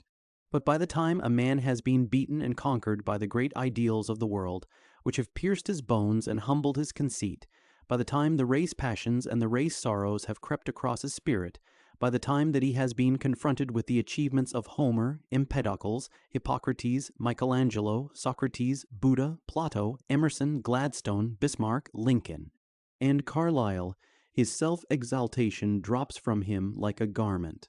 He who knows how to construe a few pages of the classics, who knows how to demonstrate a few mathematical problems, scan a few verses, recite a few odes, carry on a few scientific experiments, undertake a small research, how shall he compete with these rulers of the thought of men?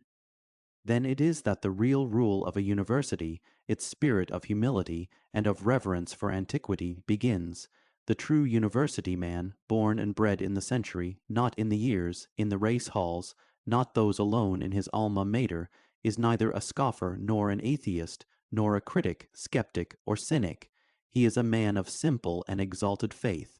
God, who hath brought such great things to pass in science, nature, and art, in human character, in the destiny of nations, and the history of humble men and women, is a God before whom there must be awe and reverence, and not a flippant scouting of the ancient ideals. Man, who is so tried by temptation and scourging of the spirit, is a creature to be loved, appreciated, understood, not a being to whom shall be shown arrogance, aloofness, and pride. The university that makes snobs of its graduates has not yet entered into its kingdom of control. A university also holds rule over truth. Absolute truth is in God's hand, but the university has classrooms and libraries, apparatus and laboratories, which are intended for the discovery and furtherance of truth. The university is not a place to cry out for big salaries. The salaries should be living salaries. The seeker after truth should not be left without enough money for heat and shelter, for bread and meat, rest and summer change, for the coming of children and their education.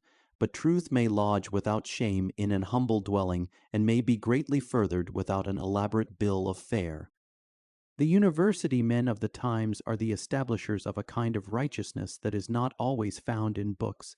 Their individual value, as they go out into the world, is to set right values on social customs and decrees, to establish the law of freedom in the home, to lead men and women out of the thraldom of ignorance, vulgarity, hearsay, and style, into simplicity of living and a sane scale of household expense. The university leader of the future is the man who shall set laws over household accounts, and who shall rule over such simple things as what best to eat and buy. He shall be an economist of the larger sort, providing for the spiritual necessities of men and their moral conduct, rather than for their balls, card parties, and social sideshows, including church entertainments and philanthropic dances and bazaars. He shall pave the way to a larger view of wealth, influence, and reform, endue man with a keener sense of his own responsibilities, make him a creature of larger desires and of more aspiring wants. In particular, he shall pass down from generation to generation the high and noble learning of the past. He shall keep alive the flower of courtesy and charity. He shall tell the dreams of past sages and interpret them. He shall review the thronging nations, and he shall so imbue the mind with a love of truth, of ideals, of excellence, of honor, that a new race shall go out into a larger and a nobler world. And then a better day shall dawn for men. 6. The kings of state, says Milton in his sonnet on Cromwell. Yet much remains, to conquer still, peace hath her victories, no less renowned than war, new foes arise, threatening to bind our souls with secular chains. Help us to save free conscience from the paw of hireling wolves whose gospel is their maw. In the third moon of the year 1276, Bayan, the conquering lieutenant of Genghis Khan, captured Hangzhou, received the jade rings of the Sungs, and was taken out to the bank of the river Tsintang to see the spirit of tea. Shisu passed by in the great bore of Hangzhou, that tidal wave which annually rolls in, and dashing itself against the sea wall of Hangzhou, rushes far up the river, bringing For 18 miles inland, a tide of fresh, deep sea splendor, and thrilling all who see or hear. In the life of nations there are times and tides. Against the tide wall of history, beaten by many a storm, and battered by many a thundering wave, there is about to sweep the incoming wave of a new life for the race. There is about to pass a greater than the spirit of Tish Yisu, even the spirit of God. We are living, we are dwelling, in a grand and awful time, age on age to ages telling, to be living is sublime. We are moving out into a period of great statesmen and of great political standards and ideals. The days before us are days which will make the Elizabethan era pale in history. Upon the head of our nation are set responsibilities such as have never before rested on any one man. The day of the true statesman is here, the day of the demagogue is done, the rule of the orator is over the ideals and hopes of men, the demagogue prostitutes this power, his rule is over the passions, prejudices, and resentments of men, he cries aloud in the marketplace, and rogues and ward healers and evil-minded politicians group themselves around him, he waves his scepter over the vulgar and the rascals of the town. The vital problem of municipal reform is not the shattering of the ring, the overturning of the boss, the gagging of a few loud tongues. It is the problem of the training of better bosses, the education of men and women in social control, their enlightenment from childhood up in civic duties, in national affairs, and the conduct of civil power. Thereupon oratory turns to its higher ends. Through statesman, preacher, and political teacher, it cries aloud of righteousness.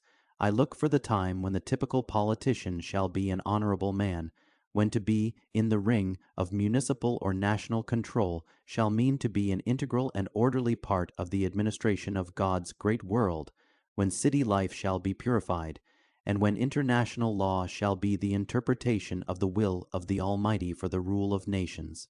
We have honest doctors, lawyers, tradesmen. Shall we not have an honest politician and an upright ward boss?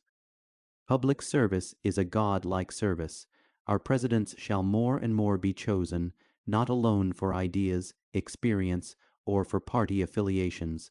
The president shall be chosen because he is a moral hero. Something has stirred in the heart of the American people, which shall not soon be stilled, a spiritual outlook upon political preferment.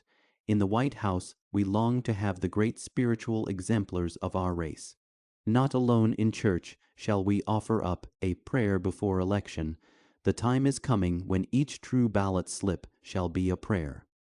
Within the next 50 years shall be determined some of the greatest questions of history. Among them shall be questions of industrial adjustment and development and of social progress. We must have in our cabinet not only the representatives of war and state, of finance, trade, labor, and agriculture, but also of education and of social health. This is not a dream. You and I may live to see the results of this religious awakening. It is elemental and epochal. Back of all individual dominion there is rising a yet higher dominion, the dominion of the English-speaking race. We, having been called by the providence of God to stand at the head of the march of progress, may well ask ourselves concerning our imperial powers. The line of progress for a nation is to allow no spiritual ideal to stagnate or to retrograde. This spiritual aspiration of a nation always dominates what is called the social mind. We grow toward what we worship. It is ours to plant the dominion of civilization in foreign lands, and to supplant a waning culture by a richer, truer, and nobler way of life. The first thought of each of us entering these new lands, whether merchant, soldier, educator, or missionary, should be to hold Christ aloft, that all tribes may come to his light, and kings to the brightness of his rising. God leads us on, said Lincoln. I have been driven many times to my knees by the overwhelming conviction that I had nowhere else to go. My own wisdom, and that of all about me, seemed insufficient for that day. Like a vast hand stretched against the sky of time is the hand of God, a hand writing in these wondrous days a destiny for generations yet to be. Rising with us are all God-fearing nations, the Teutonic, Slav, and Latin peoples. Sitting yet in darkness and massed against us, crouch sullenly the immemorial hordes of Asia, the wild blacks of the African swamps and jungles, and the dwellers of Polynesian seas. Occident and Orient, the world's battalions are forming for new encounters and new dismays. Never since the strong-limbed Goths changed the face of Europe has there been a period of such tense anticipation, nor so great a possibility of volcanic change. We are entering an historic period of reconstruction, when new maps of the world will be drawn. The scepter is passing into new hands. Today the throne of civilization is being arched above the seaway which joins London and New York. Tomorrow it may be builded above Pacific tides, where our own shores look westward to the ports of Asiatic Russia. For rising on the world horizon are these two world empires, Russia and the United States. The dictators of these two countries will soon become the dictators of the human race. They are brave and virile nations with untold reserves of power, as these two giants gird themselves for world dominion, who but God shall gird the armor on, direct the onward course of change. Much of the ancient wealth and beauty shall be done away. In a few generations the shrines of 30 centuries will be no more. Fane and temple and pagoda will disappear. Carvings, images, and Sikh-guarded courts. Long lines of yellow-robed priests will chant their last processional hymn to Buddha, and the smoking incense to waning gods shall be quenched forever. Where Tao rites were celebrated, silence shall fall. Where fakir and dervish tortured and immolated their lives, happy children shall play. Instead of the lotos of the Ganges and the Nile, there shall bloom the rose of Sharon and the lily of the vale. But as the empires of Buddha and Mohammed fall, a new empire shall prevail. Kings shall bow down before him, and gold and incense bring. All nations shall adore him, his praise all people sing. To him shall prayer unceasing, and daily vows ascend, his kingdom still increasing, a kingdom without end. For the world march of prelates and evangelists. O Majesty throned, O Lord of all light, shine down on our spirits and scatter the night, as Adam received his life impulse from thee, endued with all fullness, we quickened would be. Let all that we know, love, learning, and power, melt down in thy presence, and flame in this hour. Anoint us, and bless us, and lift our desire, and grant us to speak, as with tongues touched with fire. Life flows as a dream, its pleasures are dear, the world is about us, temptation is near. O guide us and show us the pathway to God, the feet of the prophets aforetime have trod. The bells cease their chime, the hosts enter in, may many be purged of their sloth and their sin. Cheer thou the despondent, the weary, the sad, rouse all to rejoicing, that all may be glad. And when life is o'er, and each must depart, in quaking and silence abide with each heart. The songs of thy saints then caught up to the skies, as waves of great waters shall thunderous rise. In Malory's Morte d'Arthur there is the legend of the sword of Assay. In the church against the high altar was a great stone, 4 square, like unto a marble stone. In the midst of it was an anvil of steel, a foot high, and therein stood a naked sword by the point. About the sword there were letters written, saying, Whoso pulleth out this sword of this stone and anvil is righteous king born of all England. Many essayed to pull the sword forth, but all failed, until the young Arthur came, and taking the sword by the handle, lightly and fiercely pulled it out of the stone. By this token he was lord of the land.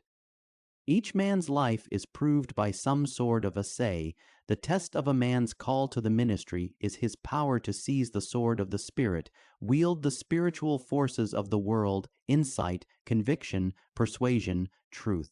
To do this successfully, at least 5 things appear to be necessary: a sterling education, marked ability in writing and in public speaking, a noble manner, a voice capable of majestic modulations, and a deep and tender heart. These phrases sound very simple, but perhaps they mean more than at first appears. Have we not all met someone in our lifetime whose acquaintance with us seemed to have no preliminaries, someone who never bothered to say anything at all to us, until one day he said something that leaped and tingled through our very being? This is the power that a minister ought to have with every soul with whom he comes in contact. His word should quickly touch a vital spot. No one today cares much for mere oratory, literary discussion, polemics, or cursory exegesis. Marked ability in writing and in public speaking means that grip on reality which makes people quiver, repent, believe, adore. Sincerity is the basis of such power. At heart we worship the man who will not lie, who will not use conventions or formulas in which he does not believe, who does not give us a second-hand view of either life or God, who does not play with our conscience because it is not politic to be too direct, who does not juggle with our doubts, nor ignore our hopes and powers, who also frankly acknowledges that he too is a man. The call to the ministry also involves an overmastering spiritual desire. Tell me what a man wants, and I will tell what he is, and what he can best do. If a man desires above all things to conduit a great business, he is by nature qualified for trade. If he desires knowledge, he is designed for a scholar. If he is always observing form, rhyme, aesthetic beauty, and striving to produce verse, he is a born poet. But if the one thing that rules his dreams is the longing for spiritual power, the thought of impressing God upon his generation, and leading men to a clearer view of life and duty, he is a born minister of the Spirit, and to the spirit of the sons of men. Along with this goes the great burden, woe is me if I preach not the gospel. Wherever today there is a young man in whose heart is stirring a great devotional dream for the race, who longs to project his life into the most enduring and far-reaching influence, who craves the exercise of great gifts and powers, there is a man whose heart God is calling to possibilities such as no one can measure, and to triumphs such as no one can forecast. The highest triumphs of these coming years are to be spiritual. The leader is to be the one who can carry the deepest spiritual inspiration to the hearts of his fellow men. Do not let the hour go by. This day of vision is the prophetic day. But if the call be answered, if certain high-spirited and noble-minded men ask thus to stand as spiritual ministrants to the souls of men, how shall they be trained for the high office? The old way will not do. Sweeping changes in these last days have come over the commercial, academic, and social world. We do not go back to the hand loom, the hand sickle, the hand press. What is true of these aspects of life is true of the spiritual training. It must be larger, freer, grander than before. Time was when a theologian, it was thought, must be separated from the world, an ascetic working in the dim half-light of the old library, or scriptorium, or hall. Today, he must gain much of his training from the great life of the world, learn how to meet men and occasions, and be prepared to deal with modern forces and energies with courage, knowledge, and decision.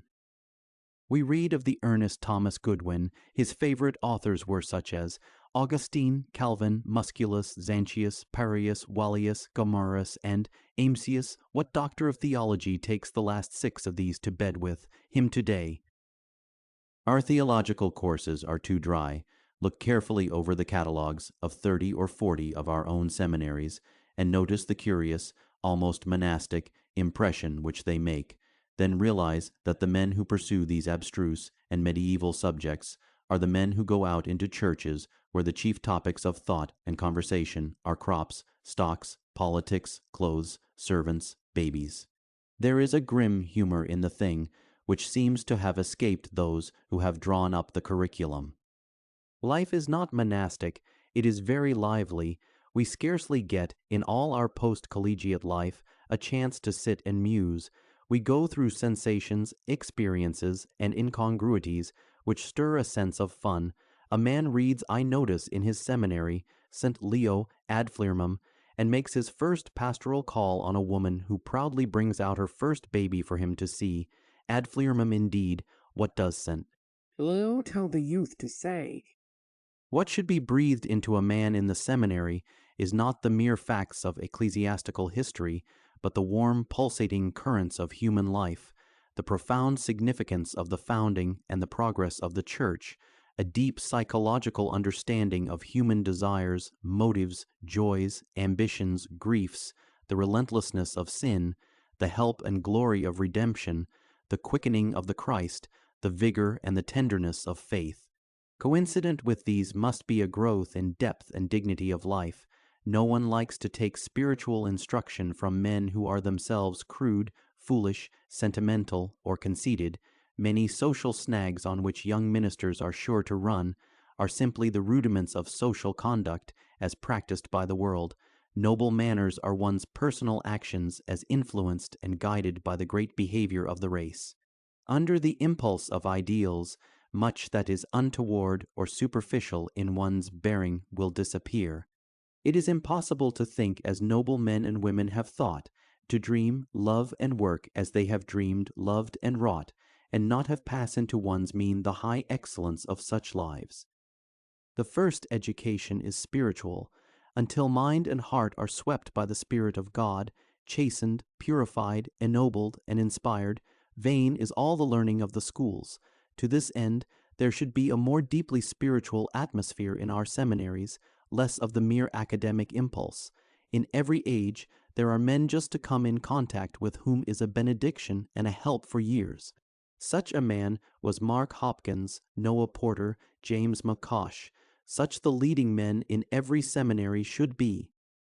The plan of education must be of principles, not of facts. The university research men gather facts, and scientific men everywhere collect, analyze, and classify them, but each small department of human learning, each minute branch in that department needs a lifetime for the mastery of that one theme. Hence the work of the college is quite apart from that of the school of theology. It is the place of the school of theology not to ignore the new learning, but to group, upon the basis of a thorough college training, certain great interests and pursuits of mankind, in such a way as to afford, by means of them, a leverage for spiritual work. After all is said and done, it is not the grammar detail of Latin, Greek, Hebrew, and Aramaic dialects that makes a minister's power. It is the strange language culture of the race which should enter in, the inner vitality of words, the beauty of poetic cadences, the strong flow of rhythm, noble themes, great thoughts, impressive imagery and appeal. We should know the Bible as literature, not as one knows a story book or a dialect exercise, but as one knows the melodies and memories of childhood. The vital thing is not a knowledge of the historical schisms and decrees of Christendom, not the external evidences of religion, ecclesiastical history, ecclesiastical polity, monuments, texts, memorabilia. The vital thing is the power to think about God and the problems of mankind. It is a heart knowledge of the difficulties and questionings of a race that yearns for virtue. Man thirsts for God. No one is wholly indifferent to the Spirit. I fear that some ministers do not know, and never will know, the heart hunger of the world. When they rise to speak, there is always someone present whose breath is hushed with longing to hear spoken some real word of truth or strength or comfort, if he receive but chaff. Theology is not a dry thing, and ought not be made so. It is quick with the life of the race. Each dogma is a milestone of human progress. It is the sifted and garnered wisdom of the centuries concerning God and his ways with men. Each student should feel, not that a system is being driven into him, as piles are driven into the stream, but that he is being put in philosophic contact with the thought of the race on the great topic of religion, with liberty himself to experiment, think, and add to the store. Homiletics is not a series of nursery rules for man-formal, didactic droppings of a pedant's tongue. Homiletics is the appeal of man to man for the welfare of his soul and the true progress of mankind. Exegesis is not a matter of Hebrew or Greek alone. It includes the spiritual interpretation of the great problems of the race. Homer, Tennyson, Browning, and Dante are exegetes no less than Lightfoot, Lange, and Schaff. Pastoral divinity is not the etiquette of a polite way of making calls. It is an entering into the social spirit of the time, the learning of friendliness, unreserve, sympathy, persuasion, and a way of approach. It is the mastery of spiritual savoir-faire. Outside of this group of technical subjects, there are yet others of vital importance from a scientific understanding of the world and of one's work. They are psychology, ethics, sociology, and politics. Since we have known more of the psychological meaning of adolescence, a new theory of conversion has sprung up, and whether or not we accept it, the whole outlook over the underlying principle of conversion has been changed. We must at least recognize that conversion is a scientific process as much as digestion is, or respiration. It is not a purely emotional occurrence. The minister must learn what society really is, and how the far still forces of time act and react upon each other, producing group actions, institutions, customs, ways. There are social fossils as well as physical ones. Sociology is not a system of fads and reforms. It is the scientific study of society, of its constitution, development, institutions, and growth. He must also breathe largely of the great governmental life of the race, understand the primary principles of politics and administration. He should have some knowledge of commercial interests, of the formulas, incentives, and right principles of trade. There should also be in the seminary an inspirational atmosphere of music, literature, and art. Literature is a revelation of the life of the soul. The man who reads literature and comprehends its message is receiving a fine training which shall fit him for a thorough understanding of the heart, of its practical, ethical, and spiritual problems, of its domestic joys and sorrows, of its human cares and burdens, of the appeals that will come to him for sympathy, of the temptations that beset the race, and of the hopes and trials of the world. Literature is one of the best tools a minister can have. He should be read in the great literary and sermonic literature, the work of Bossuet, Massillon, Chrysostom, Augustine, Fenelon, Marcus Aurelius, medieval homilies, Epictetus, Pascal, Guion, Emile, Vinnet, La Brunetière, Phelps, Jeremy Taylor, Barrows, Fuller, Whitefield, Bushnell, Edwards, Bacon, Newman, Ruskin, Carlyle, Emerson, Davies, Law, Bunyan, Luther, Spalding, Robertson, Kingsley, Morris, Chalmers. Guthrie, Stalker, Drummond, Maclaren, Channing, Beecher, and Phillips, Brooks, yes, even John Stuart Mill. All these men, by whatever name or school they are called, are writers of essays or sermons which appeal to the most spiritual deeps of man. He should read the novels of Richter, Thackeray, Dickens, Scott, Eliot, and Victor Hugo. He should know intimately the great verse which involves spiritual problems and human strife and aspiration, Milton, Beowulf, Keedman, Chaucer, Shakespeare, Spenser, ballads, sagas, the Arthur Saga, the Nibelungenlied, Wordsworth, Coleridge, Keats, Herbert, Tennyson, Browning, Dante, and Christina Rossetti, Whittier, Lowell, Longfellow, to say nothing of Goethe, Corneille, and the Greek, Roman, Persian, Egyptian, Hindu, and Arabian verse. In music his heart should wake to the beauty of oratorios, symphonies, chorals, concert music, national and military music, and inspiring songs, not to speak of hymns and of anthems, the progress of Christian song, the creation, the Messiah, the redemption, Bach's Passion music, the St. Cecilia Mass, Spohr's Judgment, Stainer's Resurrection, the 12th Mass, Mendelssohn's Elijah. These are monumental works and themes. What is a hymn? We think of it as being some simple churchly words set to a serious tune. A hymn is the rhythmic aspiration of the race. No one can look through a good hymnal, through hymns ancient and modern, for instance, or the church hymnary, without feeling that therein is bound up the devotional life of the world. The spiritual outlook is cosmic. Our every mood of penitence, praise, and aspiration resounds in melodious and time-defying strains. In art, the religious spirit broods over the great work of the world. In Angelo, Francesca, Veronese, Botticelli, Titian, Raphael, Tintoretto, and Correggio, the brush of the painter has set forth the adoration of the Church of God. Thus, taken all in all, to be educated as a minister should be to be educated in the higher life of the race. Finally, above all else is the spiritual study and interpretation of the Word of God. A minister may be fearless of the investigations of scientific criticism. Every truth is important to him, but not all truths are vital. When a man such as Caspar René Gregory speaks, something of the holy mystery and inspiration of biblical research, as well as a scientific result, is presented, and one gains a new conception of what it really means to study and to understand the Word of God. Under all is the life of ceaseless and prevailing prayer.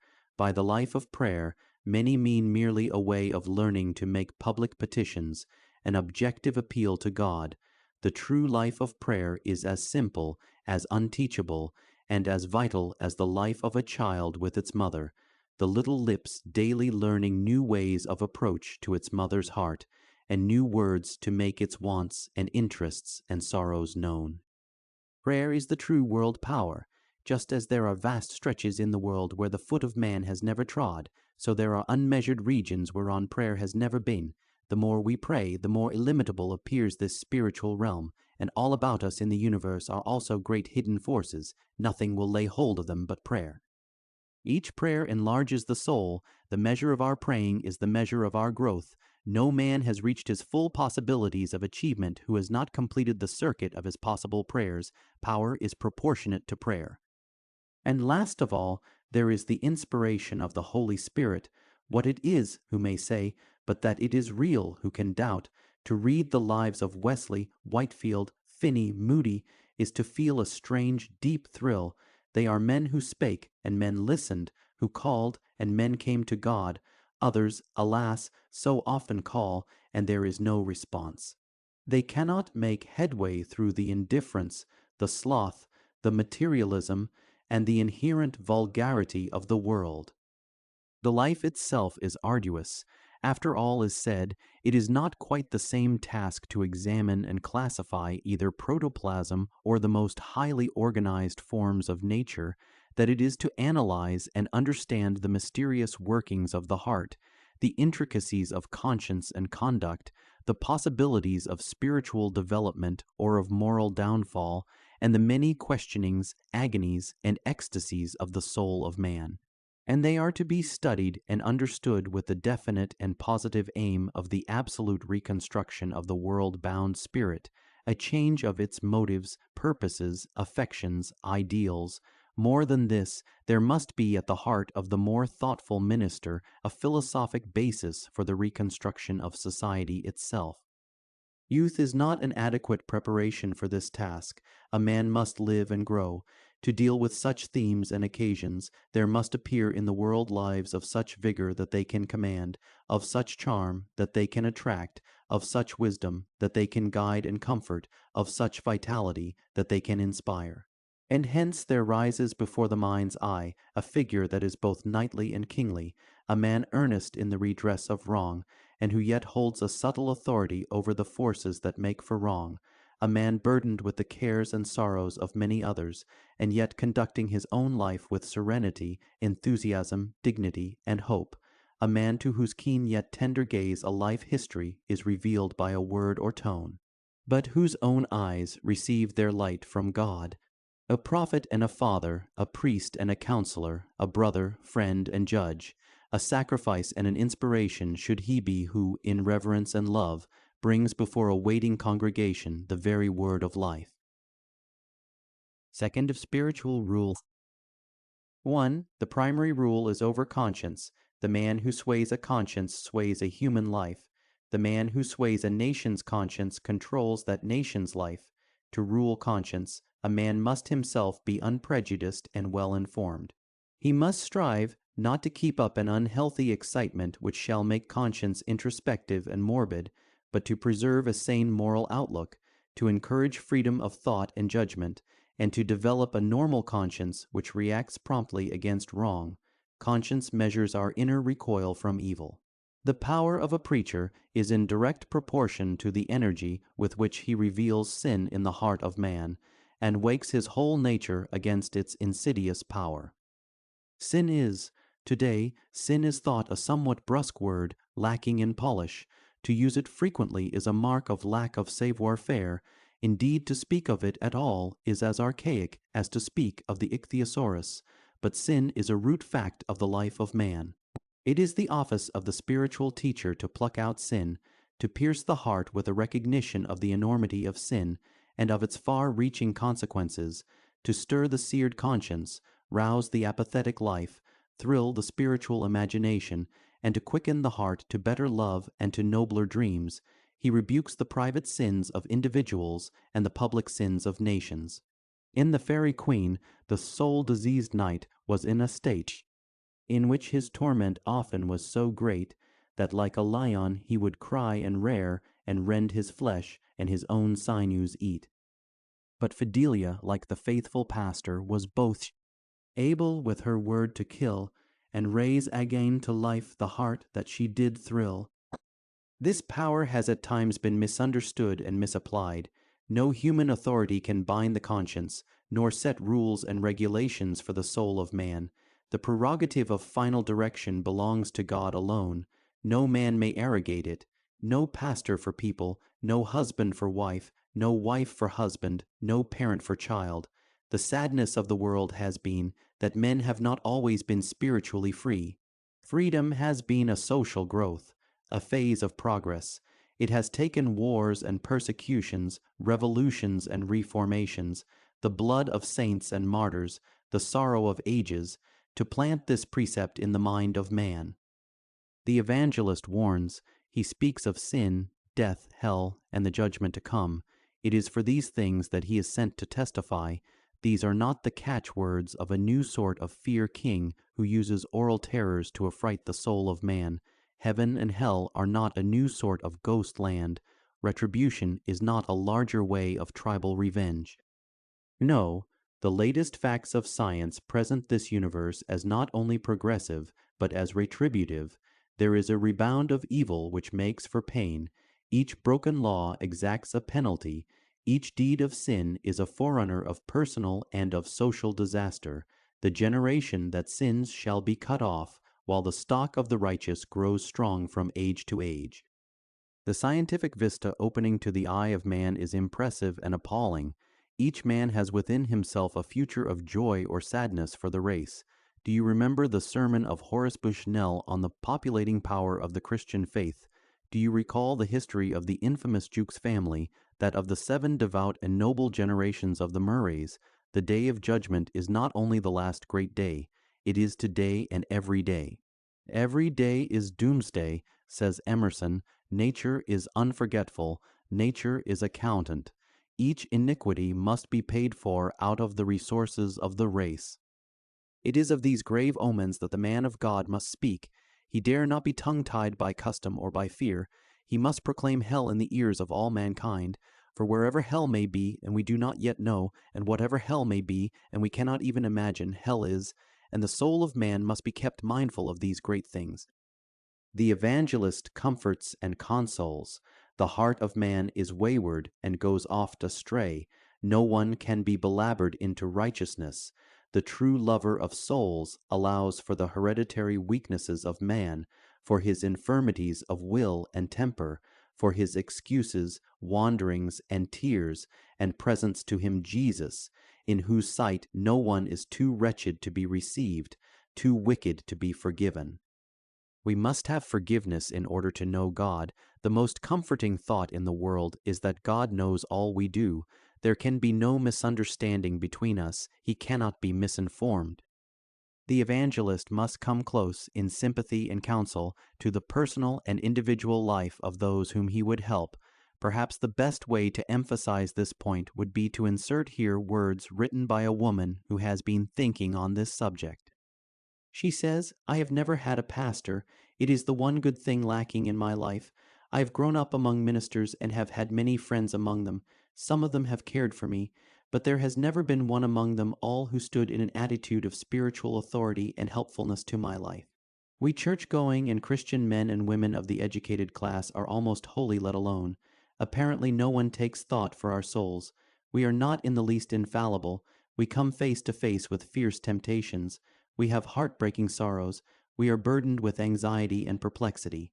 But we are left to grope as blind sheep. There is no one to point out the path to us, however dimly, no one to say, at any crucial moment of our lives, walk here. Once, however, she continues, one of my friends, a minister, knelt down by me and prayed. It was a simple and ordinary occasion. Others were present, but every word of that prayer was meant for the uplifting of my heart. In that hour I was as if overshadowed by the Holy Ghost. New aims and purposes were born within me. My friend loves me, that does not matter. It is his spiritual intensity I care for. And this is his reward for his fidelity and tenderness in the hour when I come to die, when one does not ask for father or mother, or husband or wife, or brother or sister, or friend or child, but only for the strong comfort of the man of God in that hour. I say, if I be at all able to make my wishes known, I shall send for that man to come to me. He and no other shall present my soul to God. Reading the above words, more than one minister will cry out, his eyes blazing, I say the same to you. Who is there that tries to shield the minister from sorrow and from pain? Who is there to comfort and help him? You think we can just go on and preach, preach, preach, standing utterly alone, and with no one on earth to keep our own hearts close to God? I tell you, it is a lonely and weary work at times, this being a minister. Yes, there must be a people as well as a pastor. The relation is reciprocal. Wherever there is a strong man, leaning down in fire and tenderness to help the lives about him, there must be a loyal and loving congregation, with here and there in it someone who more fully appreciates and understands. Nothing beats down and discourages a man more than to feel that he is preaching to cold air and not to human folks, and to get back, when he offers sympathy, a stare. A congregation is a mysterious and subtle social force.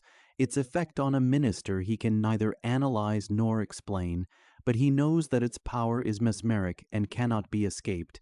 He goes into its presence from an hour of exalted and uplifted prayer, serene, happy, strong, and prepared to speak words of power and life. Gazing at his people, he can never tell why. The words freeze on his lips. An icy hand seems laid upon his heart, and he makes a cold and formal presentation of his glowing theme, and wonders who or what has done it all. Something satanic and repelling has laid hold of his tongue and brain. Or again, he may have had a worried and troubled week, full of personal anxiety and sorrow. He has not had full time to study. He feels quite unprepared, and enters the pulpit with a halting step, and a choking fear of failure at his heart. In a moment the world changes. Something imperceptible, but sweet and comforting, steals over him, an uplifting atmosphere of attention, sympathy, affection. He begins to speak, very quietly at first, with quite an effort, but the congregation leads him on to deeper thoughts, to nobler words, to modulations of voice that carry him quite beyond himself. His voice rises, and every syllable is firm and musical. His language springs from some far center of inspiration. He is conscious of superb power, and as sentence after sentence falls from his lips, sentences that amaze himself more than any other, he enters into the supreme height of joy, that of being a spiritual messenger to the hearts of longing men and women. He and they together talk of God. This sympathetic atmosphere makes great preachers and great men. In return, there flows from a pastor toward his people a love that few can know or understand. 2. His rule is also over spiritual enthusiasm. What is a revival? We confound it with a local excitement, a community sensation of an hysterical and passing type, with sensational disturbances, falling exercises, shouts, weeping, and the like. A revival is something far different. A revival is an awakening of the community heart and mind. It is a quickening of dead, backsliding, or inattentive souls. Man as an individual is quite a different person from the same man in a crowd. One is himself alone, the other is himself, plus the influence of the social mind. A revival is a social state, in which the social religious enthusiasm is stirred up. It is a lofty form of religion, just as the patriotism, which breaks forth in tears and cheers as troops go out to war, is a finer type than the mere excitement and fervor of one patriotic man. What would the Queen's Jubilee have been, if but one soldier had marched up and down, a great commemoration? If we grant the reality of national rejoicing in the royal jubilees, commercial rejoicing in business men's processions, university enthusiasm on commencement day, shall we not grant the reality of the religious interest and enthusiasm of a great revival, in which whole communities shall be led to a clearer knowledge of spiritual things? The Crusades were a magnificent revival. The Reformation was a revival. The Salvation Army movement is a revival. but the greatest revival of all times is even now upon us. It is a revival in the scientific circles of the race. Time was when science and religion were supposed to be at odds. Today, the intellectual phalanxes are sweeping Christward with an impetus that is sublime. Thinkers are finding in the large life of religion a motive power for their thought, their growth a reason for their existence, a forecast of their destiny. We are beginning to realize the dynamic value of belief. This revival is coming, not with shouts and noise, but with the quiet insistence of new ideas, of new facts, with the still voice of scientific announcement. The atheist is being overcome, not by emotion, but by evidence. The scoffer is being put down by cool logic.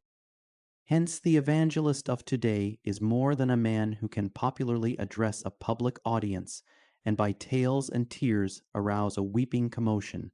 The evangelist is a man of intellect and prayer, who can preach the gospel to a scientific age and to a thinking coterie, a coterie of college men and mechanics, of society women and servant girls, of poets and of mine diggers, of convicts and of reformers. Today calls for the utmost intellectual resources of the teacher of the truth, for a great imagination, great style, great sympathy with men, large learning, and unceasing prayer. 3. His rule is over social ideals. He must be a man of social insight. The social spirit is abroad in the world, but it is woefully erratic and misguided. Anyone thinks he can be an altruist. Why not? Take a class in a college settlement, make some bibs for a day nursery, give tramps a COS card with one's compliments, and attend about 6 lectures a year on philanthropy. The lectures very good indeed. One is then a full-fledged altruist, NSC pass. The philanthropy of today has a bewildering iridescence of aspect. Each present impulse is reformatory. Correction, like a centipede, shows 100 legs and wants to run upon them all. Much of the so-called philanthropy is not well balanced and is run by cranks. Cranks attach themselves to any social movement, as a shaggy gown will gather burrs. It is not all of philanthropy to classify degenerates, titter at ignorance, and to go a-peeping through the slums. We have not yet realized the fullness of redemption. Of what avail is it to save one street Arab or one Chinaman if 1 million Arabs and Chinamen remain unsaved? Redemption is a race savior. It seizes not only the individual, but his environment, his friends, and his future state. The true minister is a reformer. A reformer is one who recrystallizes the social ideals of man, who breaks up idols and bad customs, and sweeps away abuses. But we must first ask, what is an idol? What is a bad custom? What is an abuse? They are social standards which are out of harmony with true concepts of God, life, and duty. Behind the work of the reformer is the dream of the reformer, the meditation of the mystic, the seer. He must first have in mind a plain, clear conception of what the relation is of man to God, of what man's environment should be, and of what the society of the kingdom should be. The reformer is one who changes an existing social environment for approximately this ideal environment of his own thought. When he breaks an idol, it is not the idol itself that he everlastingly hates. It is the materialistic concept of the community. What he wishes in place of the idol is a right conception. No man could break up every idol in the Sandwich Islands. But a man went about implanting a spiritual idea of God, and the idols disappeared. Hence, the work of the reformer is deep and heart-searching work. It means constant study of the spiritual needs of the age, continual insight into the material forces which are molding the age images, money, conquest, or whatever they may be. He wishes to maintain a spiritual hold on civilization itself, so to transform the ideal within a man, a community, a nation, in regard to custom, observance, belief, that the outer rite shall follow. To reform is not to rush through the slums and then preach a sensational sermon about bad places in the slums of which most people never knew before. To reform is to know something of the conditions which produce the slums. It is not to scatter the slum people broadcast elsewhere in the town. It is not alone to give them baths, playgrounds, circulating libraries of books and pictures, dancing parties, and social clubs. To reform the slums is to set up a new ideal of God and of righteous conduct in the heart of the slum dwellers. One must know something of the slow processes of social change, of social assimilation, growth, and stability, to have an intellectual perception of the problem as well as a spiritual one. One does not make an ill-fed child strong by stuffing 5 pounds of oatmeal down its throat. The reformer must not only be a man of energy, he must be a man of patience. Great reforms come slowly. As man has advanced, idleness, indolence, brutality, tyranny, drunkenness, cant, and social scorn are gradually being cast out. But behind these simple words lie hid centuries of strife and endeavor, and limitless darkenings of human hope. To fly against vice is merely to invite enmity and opposition, to present a pure and noble ideal, to breathe forth a holy atmosphere for the soul, our constructive works.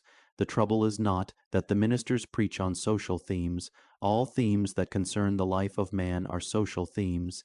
It is that they do piecework and patchwork of reform instead of plain, direct upbuilding work in the souls and consciences of men.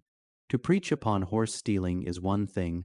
The horse stealer may be impressed, convicted, made penitent, and return the stolen horse, but not until his heart is imbued with a spiritual conception of honesty as the law of God will he steal a stray horse no more. Hence the first questions in reform are not, how many groggeries are there in my parish, how many corrupt poles, how many hypocrites on my church roll. The question is, how is my parish society in enmity to the highest spiritual ideal I know? Many men preach about saloons when they ought to be preaching about Christ. Force of this reform energy is uncomputed. We hear of occasional great reformers, but forget that there has been a prevailing influence extending over the ages of holy men of God who have preached and taught and prayed, who have preserved our social institutions of spiritual import, and have been a mighty and continuous force working for righteousness and peace. Missions are a higher form of politics. To further missions is to further government, international comity, world peace. 4. His rule is over creed. He is inevitably a teacher of doctrine. What is doctrine? Doctrine is spiritual truth formulated in a systematic way.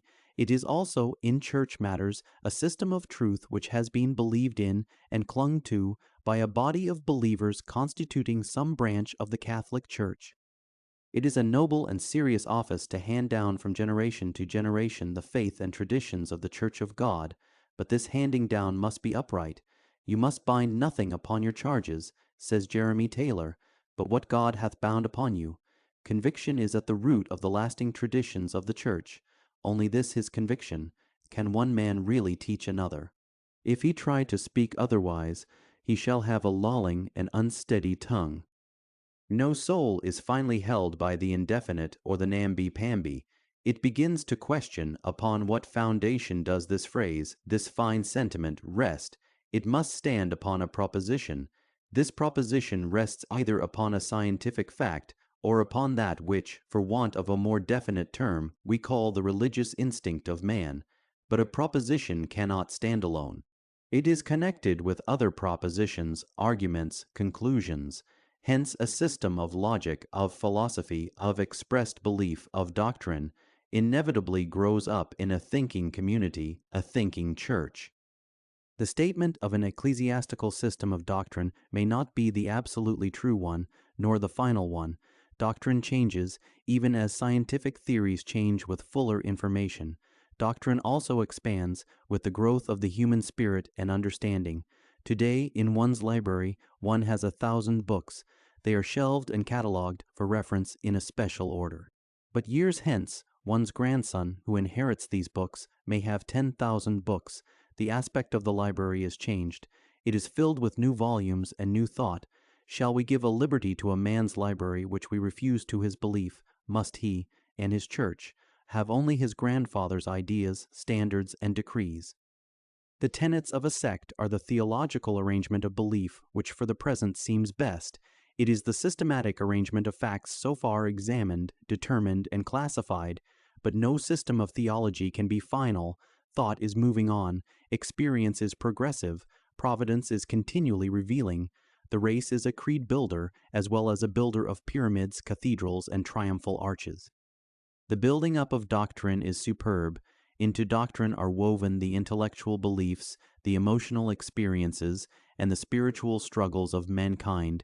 Doctrine is an attempt to classify the spiritual problems of the race and to present a theory of redemption which shall be adequate, spiritually progressive, and the exact expression, so far as yet revealed, of the will of God for man. All Christian doctrine is centered about one point, the redemption of the race from sin. Dealing with such great and fundamental themes, each system of doctrine is an intellectual triumph.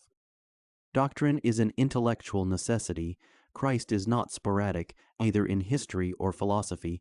To teach Christ, as the unlettered savage may, who has just learned of Christ the Savior and turns to teach his fellow savages, might do good or save a soul from death. But in order to command the intellectual respect of the race, there must be another form of teaching yet than this, a teaching which presents Christ in the historic and philosophic setting, the central figure in a great body of associated spiritual truth, Christ as the fulfillment of prophecy, the means of social adjustment and regeneration, the finisher of our faith, and the source of eternal joy. We must be not less spiritual Christians, but increasingly intellectual ones as time rolls on. Who are the men who have built up doctrine? Men speak as if doctrine were an ecclesiastical toy to be shaken by priest or prelate, as one shakes a rattle, for noise, for play. A doctrine is not a toy. It is the crystallized belief of earnest, thoughtful, and godly men, belief which has passed into a church tradition, and is now received as an act of faith. Shall doctrine be taught a child? Yes, to have a specific doctrine clearly in mind does not fetter the young soul, any more than to be taught the apparent facts of geography and history, which may change either in reality or in his own interpretation as his mind matures. A doctrine is a practical and definite thing to work with, in later life to believe and to approve of, or disbelieve and disapprove of. If a man wishes to build a house, does it fetter him to know square measure, cubic contents, geometry, mensuration, and mechanical laws? Yet when he builds his house, he builds it in his own individual way. He stamps it with his own personality and ideas.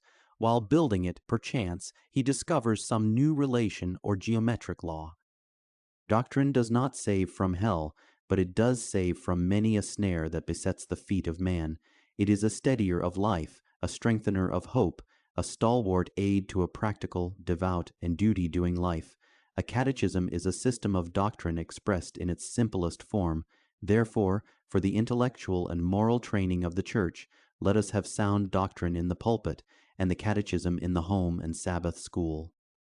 It is objected that doctrinal terminology is too hard for a child to understand. Is this not absurd, when the same child can come home from school and talk glibly of a parallelepipedon, a rhombus, rhomboid, polyhedral angle, archipelago, law of primogeniture, the binomial theorem, and of a dicotyledon? He also learns French, German, Latin, Greek, and the argot of the public school. The theological leader of today cannot be a creed-monger, he must be a creed-maker, side by side with the executive officers who will reorganize the Christian forces. There will stand great creed-makers, giant theologians, firm, logical, scientific, and convincing, who, out of the vast array of new facts brought forth by modern science, will produce new creeds, a new catechism, a new dogmatic series. It is worth while to live in these days, to know the possibility of such monumental constructive work in one's own lifetime. The creed makers must have a thorough literary training. No mere vocabulary of philosophy will answer. Like the Elizabethan divines, they must rule the living word, which shall echo for a century yet to come. As the great ecumenical council was convened for missionary progress, so the times are now ripe for the assembling of a historic theological council to revise and restate not one denominational catechism, but the creed of Christendom, to provide a new literary expression of the Christian faith. Together we are working in God's world and for His kingdom. If doctrine be the crystallized thought and belief of godly men, what is heresy?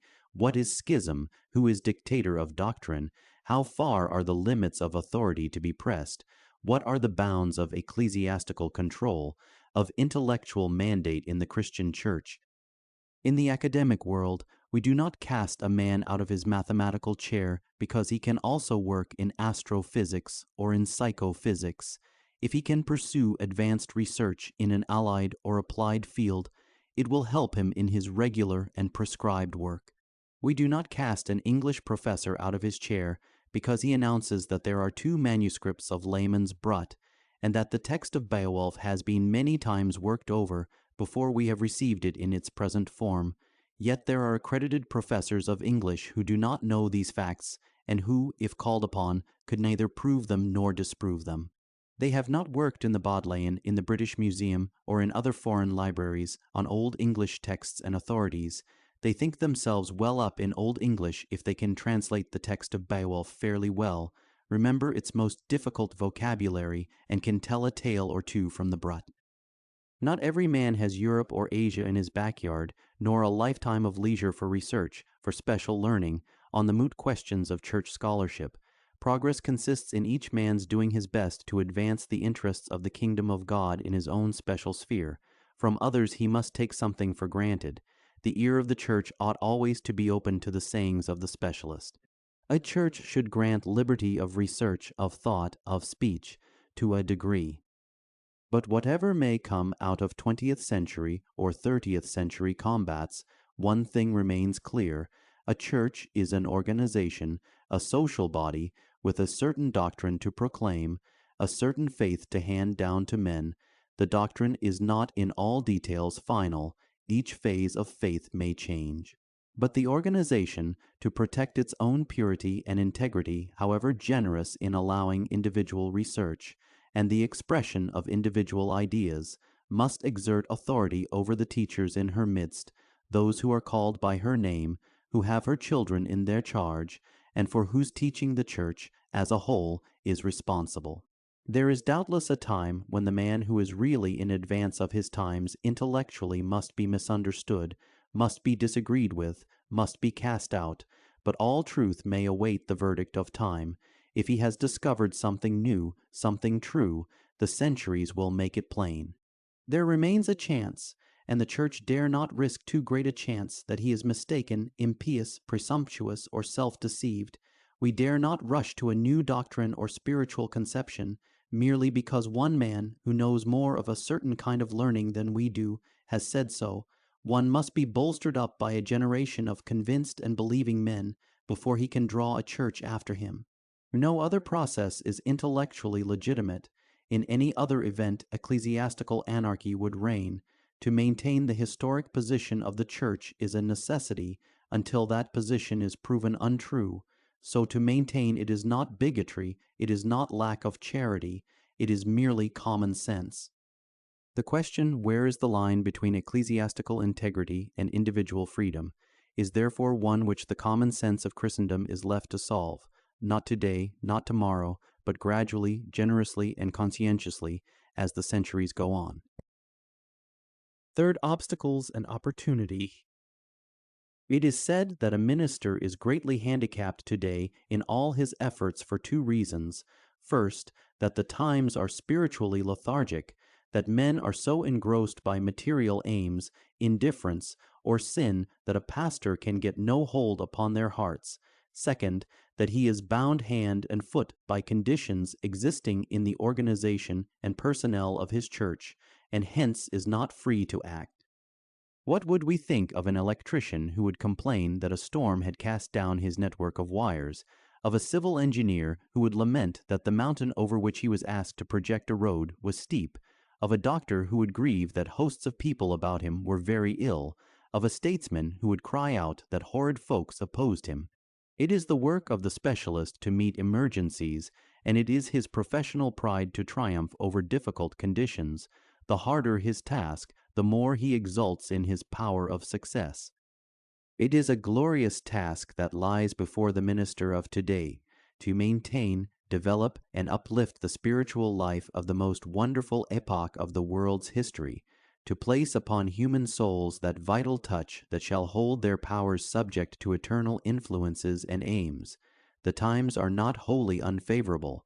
Our era, which spurns many ecclesiastical forms, is at heart essentially religious. The world for Christ.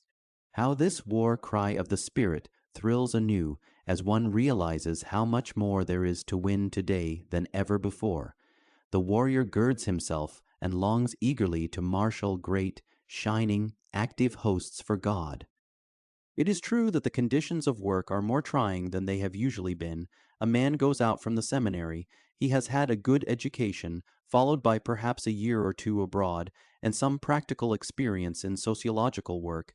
He has plans, ideas, ideals, a vigorous and whole-souled personality, a frank and generous heart. What does he find? He soon discovers that the battle is not always to the strong, the educated, or the well-bred. Too often he is at the mercy of rich men who can scarcely put together a grammatical sentence, of poorer men who are in church affairs unscrupulous politicians, of women who carp and gossip, and of all sorts of men and women who desire to rule, criticize, hinder, and distrain. They, too, are the very people who, in the ears of God and of the community, have vowed to love him and to uphold his work. The more intellectual and spiritual he is, the more he is troubled and distressed. Many churches, too, are in a chronic state of internal war. As for these rising church difficulties, try to put out a burning bunch of firecrackers with one finger, and you have the sort of task he has in hand. While one point of explosion is being firmly suppressed, other crackers are spitting and going off. Whichever way he turns, and whatever he does, something pops angrily, and a new blaze begins. And this business, incredibly petty as it is, blocks the progress of the Christian faith. Men and women of education and refinement, of a wide outlook and noble thoughts and deeds, are more and more unwilling to place themselves on the church roll. A minister sometimes finds himself in the anomalous position of having the more cultured, congenial, and philanthropic people of the community quite outside any church organization. All these things mean, not that a minister must grow discouraged, but that he must set his teeth, and with pluck and endurance rise strong and masterful, and say, "This shall not be." Let him not listen to the barking and baying. Let him hearken to the great primal voices of man and nature. Love lies deeper than discord. The constructive forces of humanity are stronger than the disintegrative. The right attraction binds. There are some men who by the sheer force of their personality subdue their church difficulties. They hold the captious in awe. By a sort of magnetic persuasion and lively sense of humor they soothe this one and that, win the regard of the outlying community, attach many new members to the organization, and build up, out of discordant and erstwhile discontented elements, a harmonious and active church. This is the man for these martial times. If there are born leaders in every other department of the world's work, men who quietly but firmly assert their authority and supremacy in the tasks in which they hold, by free election or legitimate appointment, a place at the head, it ought to be so in the Church of God. I long to see arise in the ministry a race of iron. There are other difficulties, seldom spoken of which one must write frankly, though with the keenest sympathy, if one is to look deeply into the modern church problem. First, is a minister's environment favorable to his best personal development? Does he not miss much from the lack of the world's hearty give and take? He gets criticism, but not of a just or all-round kind. Small things may be pecked at, trifles may be made mountains of by the disgruntled, but where does he get a clear-sighted, whole-hearted estimate of himself and his work? Who tells him of his real virtues, his real faults, among all his friends? Who is there, man or woman, who is brave enough to be true? Other men are soon shaken into place. Their personal traits continually undergo a process of chiseling and adjustment. They are told uncomfortable things how quickly, at the club, in the university, in the market, the plowing field, the counting room, they rub up against each other, and no mercy is shown by man to man until primary signs of crudeness are worn off. Let a conceited professor get in a college chair. Watch 100 students begin their delightful and salutary process of taking him down by the sort of mirth in which college boys excel. Their unkindness is not right, but the result is, they never molest a man who is merely eccentric. Watch a scientific association jump with all fours upon a man who has just read a paper before their body, how unsparingly they analyze and criticize. He has to meet questions, opposition, comments, shafts of wit and envy, jovial teasing and correction. He goes out from the meeting with a keener love of truth and exactness and a less exalted idea of his own powers. Watch the rivalry and sparring that go on in any business. Men meet men who attack them. They fight and overcome them, or are themselves overcome. Human friction is not always harmful. A minister should not be hurt or angered by disagreement and discussion. No one's ideas are final. Let him expect to stand in the very midst of a high-strung, spirited, and hard-working generation. Let him be turned out of doors. Let him travel, look, learn, meet men and women, and conquer in the arena of manhood. Then, by means of this undaunted manhood, he may the better guide the fiery enthusiasms of men, inspire their higher ambitions, and comfort them in their bitter human sorrows. Again, too often a minister is spoiled in his first charge by flattery, polite lies, and gushing women. He is sadly overpraised. A bright young fellow comes from the seminary. He can preach, that is, he can prepare interesting essays, chiefly of a literary sort, which are pleasant to listen to, though in the nature of things they can have scarcely a word in them of that deep, life-giving experience and counsel which come from the hearts of men and women who have lived and know the truth of life. He is told that these sermons are lovely, beautiful, so inspiring, and he believes every word of praise. No one says to him, "When you know more, you will preach better," and his standard of excellence does not advance. This man, who might have become a great preacher, remains, as years go on, alas, an intellectual potterer. He is also socially made too much of, being one of the very few men available for golf and afternoon teas, suppers, picnics, tennis, charity bazaars. Other men are frankly too busy for much of these things, except for healthful recreation, and not infrequently one finds stray ministers absolutely the only men at some function to which men have been invited. A minister is not a parlor pet. How many a time an energetic man, society-bound, must long to kick over a few afternoon tea tables and smash his way out through bric-a-brac and chit-chat to freedom and power. I should think that a real man in the ministry would get so very tired of women. They tell him all their complaints and difficulties, from headaches, servants, and unruly children, to their sentimental experiences and their spiritual problems. Men tell him almost nothing. Watch any group of men talking as the minister comes in. A moment before they were eager, alert, argumentative. Now they are polite or mildly bored. He is not of their world. Some assert that he is not even of their sex, hence the lips of men are too often sealed to the minister. He must find some way not only to meet them as brother to brother, but he must capture their inmost hearts. The shy confidence of an honorable man once won, his friendship never fails. The question of a minister's relation to the women of his congregation and the community is not only curious and complex, it is a perpetual comedy. How do other men in public life deal with this problem? They have a genial but indifferent dignity, quite compatible with courtesy and friendly ways. They shoulder responsibility. They do not flirt. They sort out cranks. They flee from simpers. They put down presumption. If married, they laugh heartily with their wives over any letter or episode that is comical or sentimental. If not married, they get out of things the best way they know how, with a sort of plain, manly directness. If a minister would arrogate to himself his free-born privilege of being a thoroughgoing man, many of his troubles would disappear. Let him hold himself firmly aloof both from nonsense and from enervating praise. Let him dream of great themes and work for great things. Let him rely on more quiet friends who watch loyally, hope, encourage, inspire. By and by the scales drop from his eyes. He sees himself not as one who has already achieved, but as one to whom the radiant gates of life are opening, so that he, too, can one day speak to human souls as the masters have done. He discovers that out of the heart's depths is great work born. This is a memorable day, both for this man and for his church. From that hour he has vision and power. Another error in ministerial education and outlook is that too often ministers forget that they compete with other men. They are not an isolated class of humanity. Competition underlies the energy and efficiency of the world's work. When men do not consciously compete with others, they inevitably drop behind. What a minister was intended for was to stand head and shoulders above other men. God seems to have planned the universe in such a way that everywhere the spiritual shall be supreme.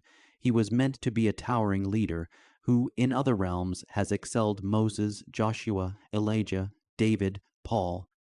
But if we consider the responsibilities which are now being laid upon different classes of people and carried by them, I think that we must acknowledge that the statesman is looming up as the most influential and upbuilding man today. He is the one who is adjusting the new world powers and the new world relations, overseeing the development of our country and planning for its laws and commerce. Close to him comes the physician who is laying his hand on world plagues and is studying the conditions and the forms of disease with a view to striking disease at its root. The hand of the doctor is laid upon consumption, malaria, yellow fever, diphtheria, typhoid fever, and bubonic plague, and the advance in medical research is marvelous. The lawyer and the capitalist are together adjusting the industrial relations of the country. We have trusts, syndicates, and corporation problems handled with a firm intellectual grasp and a wide outlook over human affairs. The reading of the world is in the hands of editors of enterprise and sagacity. They daily bring wars, statecraft, business plans, political situations, trade openings, scientific discoveries, forms of church work and philanthropy, accidents, murders, and marriages to our breakfast table. The press of today has a tremendous scope. When some of the magazines come to hand, one feels that he is in touch with the affairs of the universe and has reading of a cosmic order. The day laborer is discovering that to ingenuity, talent, and manliness the whole world swings open. Carnegie's 30 partners, most of whom have come from the working ranks, demonstrate that a man can rise from the pick, the spade, the foreman's duties to the control of great industrial interests. Bankers are thinking out the financial problems: currency, legal tender, the best forms of money and authority. The whole monetary system of the world is under consideration and analysis. The farmer is learning, through chemistry and other forms of science, new ways of making his farm productive, and the educated agriculturist is rising to be an intellectual factor in the development of our country. Everywhere we see life awakening a great renaissance. Has the minister, as a thinker and active force of regeneration, kept pace with this advance? Do many sermons thrill us in this large way? Where does he rank among the world masters of energy and power? The ministry is supposed to be a work of saving souls, but if we could know the direct effect of preaching and the conversions which are really due to preaching, I think we should find them comparatively few. What touched the boy or girl, man or woman, and led him or her to Christ was not the sermon or pastoral talk, though this one or another may have united with the church after a special sermon, revival, or personal appeal. It was the memory and influence of a mother's prayers, of early associations, of a teacher, a lover, a friend. The conversion came direct from God. The soul was acted upon by some special moving of the Holy Spirit, or it was the death of a friend, an illness, an accident, a disappointment, which turned the thoughts to heavenly things, or it was a book that searched the soul's depths, or some quickening human experience. Is this quite as it should be? Is not professional pride aroused? Suppose that New York City should suddenly be invaded by the bubonic plague or yellow fever. Would anyone be to blame? Certainly, such an outcry would go up as would echo across the country. Where were the quarantine officers? Where was the port physician? Where were the specialists who attend to sanitation and disinfection? We say that divorce and Sabbath breaking are sweeping over our country, gambling, social drinking, and many other ills, a sensational press, a corrupt politics, a materialistic greed. All the ministers under heaven cannot take sin out of the world, nor uproot sin altogether from the heart of man. The plague connives in at birth. Neither can all the doctors living remove disease, so that no one will get sick or die. But just as the doctor can, by study, by training, by counsel, by practice, and by the direction of wise law-making, protect the health interests of his country or community, so the minister should stand, yet more largely than today, as a breakwater between the world and the tides of sin. He should not only be able to keep alive in a country an atmosphere of prayer, devotion, and unselfish service, he should, by God's help, make piety the general estate of the land. He should not only be intellectually able to show the great advantage of the upright Christian life, he should straightway lead all classes into that life. He should be able to lay a hand on the moral maladies of mankind, personal and national, and prescribe effectual remedies, take lame, halt, sinning souls, and by God's grace and Spirit, lift not only individuals but whole communities to a more spiritual plane. This is a titanic intellectual task as well as a spiritual one. When a doctor wishes to keep plague out of America, he goes to Asia to see what plague is.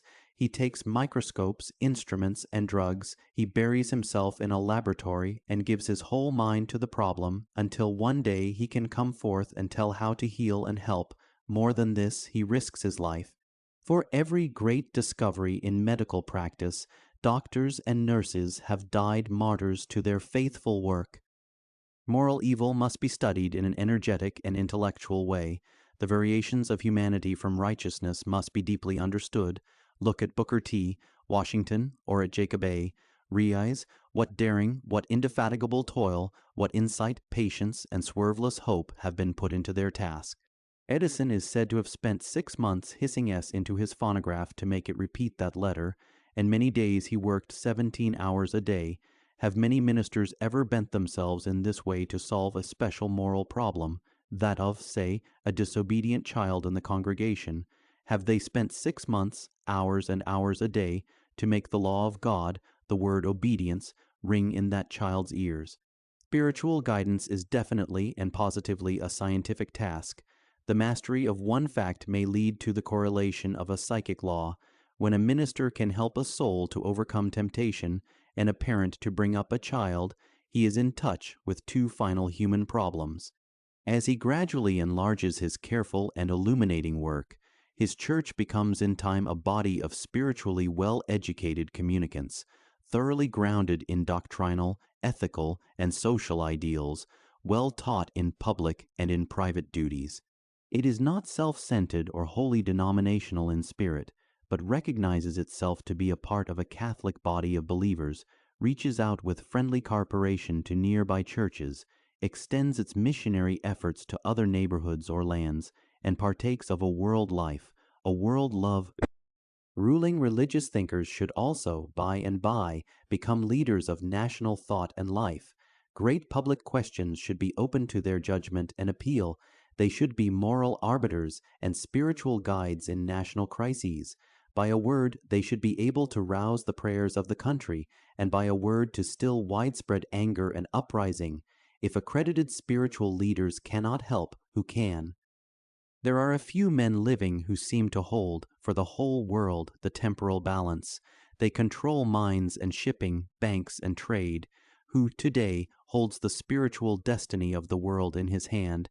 I long to see men appear upon whom the eyes of the world shall be fastened in recognition of their spiritual preeminence, as they are now fastened on these industrial giants. Rise, let some man, earnest and endowed, look forward into the future, and with the courage that comes from inborn power, assert himself among the nations. Allay, O world evangelist, not only neighborhood disputes but international dissensions. Project a creed that shall be profound and universal. Sweep sects together, unite energy and endeavor, baptize with fire, bring repentance, quicken the race conscience, uplift the world hope, erect an elemental, hold Christ before the race. 4. The World March of Sages. Our Father in heaven, Creator of all, O source of all wisdom, on Thee we would call. Thou only canst teach us, and show us our need, and give to Thy children true knowledge indeed. But vain our instruction, and blind we must be, unless with our learning be knowledge of Thee. Then pour forth Thy Spirit, and open our eyes, and fill with the knowledge that only makes wise. From pride and presumption, O Lord, keep us free, and make our hearts humble and loyal to Thee, that living or dying, in Thee we may rest, and prove to the scornful Thy statutes are best. Thomas Wistar, If we should be told that at birth a strange and wonderful gift had been bestowed upon us, one such that by means of it, in after life, we could accomplish almost anything we wished, how we should guard it, with what delight we would make it work to see what it would do, we should never be tired of such a toy, because every day it would reveal new possibilities of power and delight. Such a gift God has given us in our power to think. What a mysterious and deep-hid gift it is! Nerves and sensations, a few convolutions in the brain, acts of attention and observation, certain reactions following certain stimuli, the result a world of worlds spread out before us, unlimited intellectual possibilities within our grasp. What is thinking? Thinking is an attempt to express infinite thoughts, affections, relations, and events in finite terms. The child strings buttons, the philosopher strings God, angels, devils, brutes, men, and their appurtenances and deeds. Hence no real thought will quite go into words. Out beyond the word hangs the infinite remainder of our idea. The search for a vocabulary is the search for a clearer articulation of ideas. Thinking is the power to take up life where the race has left off attainment, and to lead the race one step farther on by a new concept or idea. It is a curious thing, this little turn in the brain, a thought. We cannot see it, or touch it, or handle it, yet we can give it one to another, or one man to the race. It has an infinite leverage. One great thought moves millions onward. Plant the word steam, and globe transport changes. Plant electricity, and 100 new industries spring up. Plant liberty, tyrants fall. Plant love, chaotic angers disappear. If we refuse to learn to think, we refuse to do our share of the world's work. We are like a horse that balks and will not pull, while we sulk the universe is at a standstill. Spelling and arithmetic, history, etymology, and geography are not tasks set over school children by a hard taskmaster who keeps them from sunshine and out-of-door play. They are catchwords of the universe. They are the implements by which each brain is to be trained to do great work for the one in whom it lives. What every earnest soul asks is not gold, fame, or pleasure. It is, let me not die till I have brought millions farther on.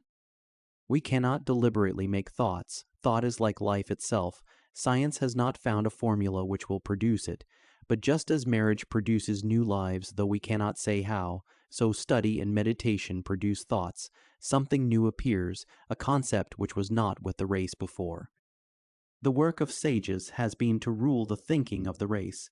They receive the inspired ideas and spend their lives in teaching them to others, in setting up intellectual vibrations throughout the world.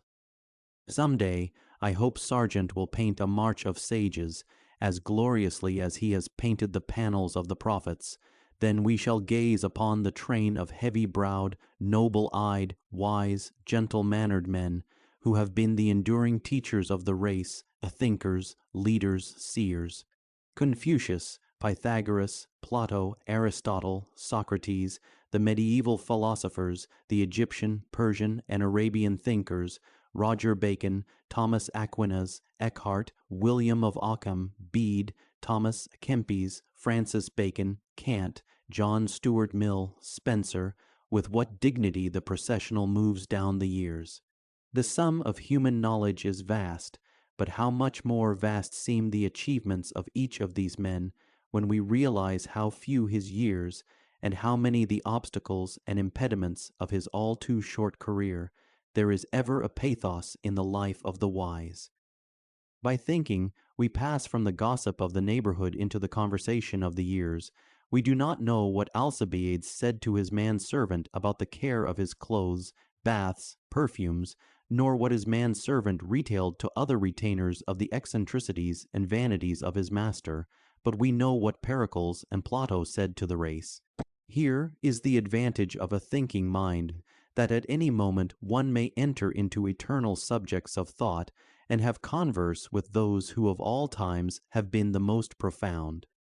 Nothing teases the soul like the thought of the unfinished, the imperfect, the incomplete, and yet, when we have thought and planned a really great and abiding work, whether we ever finish it or not, for many things in life may intervene between conception and completion, to have thought of it is to have had in our lives a pleasure that can never die. For one blessed hour or year, we have been lifted to the thoughts of God and have entered into the great original design. Hence it is that the life of the real thinker, however broken or disturbed, is at heart a life of serenity and joy. What matters a conflagration, a disappointment, to him whose thoughts are set upon the race? Thinking is a form of vital growth. We all wish for growth. Is there anyone who wishes to stay always just where he is today, to be always what he is this morning? The tree grows, the flower grows, the ideals of the race grow. Shall not I? We are born to a destiny which has no limit of grandeur save the limit of the thought of God. The wish for growth is the wish to enter into the spiritual ideals of the universe, to become one with its advancement, one with its decrees.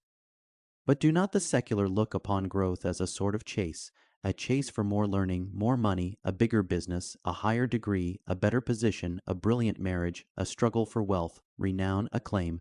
These things are not in themselves growth, nor its real index. Growth is not a form of avarice. Growth is a vital state of being. Growth is the assimilation of experience. Growth is development in the line of eternal purpose.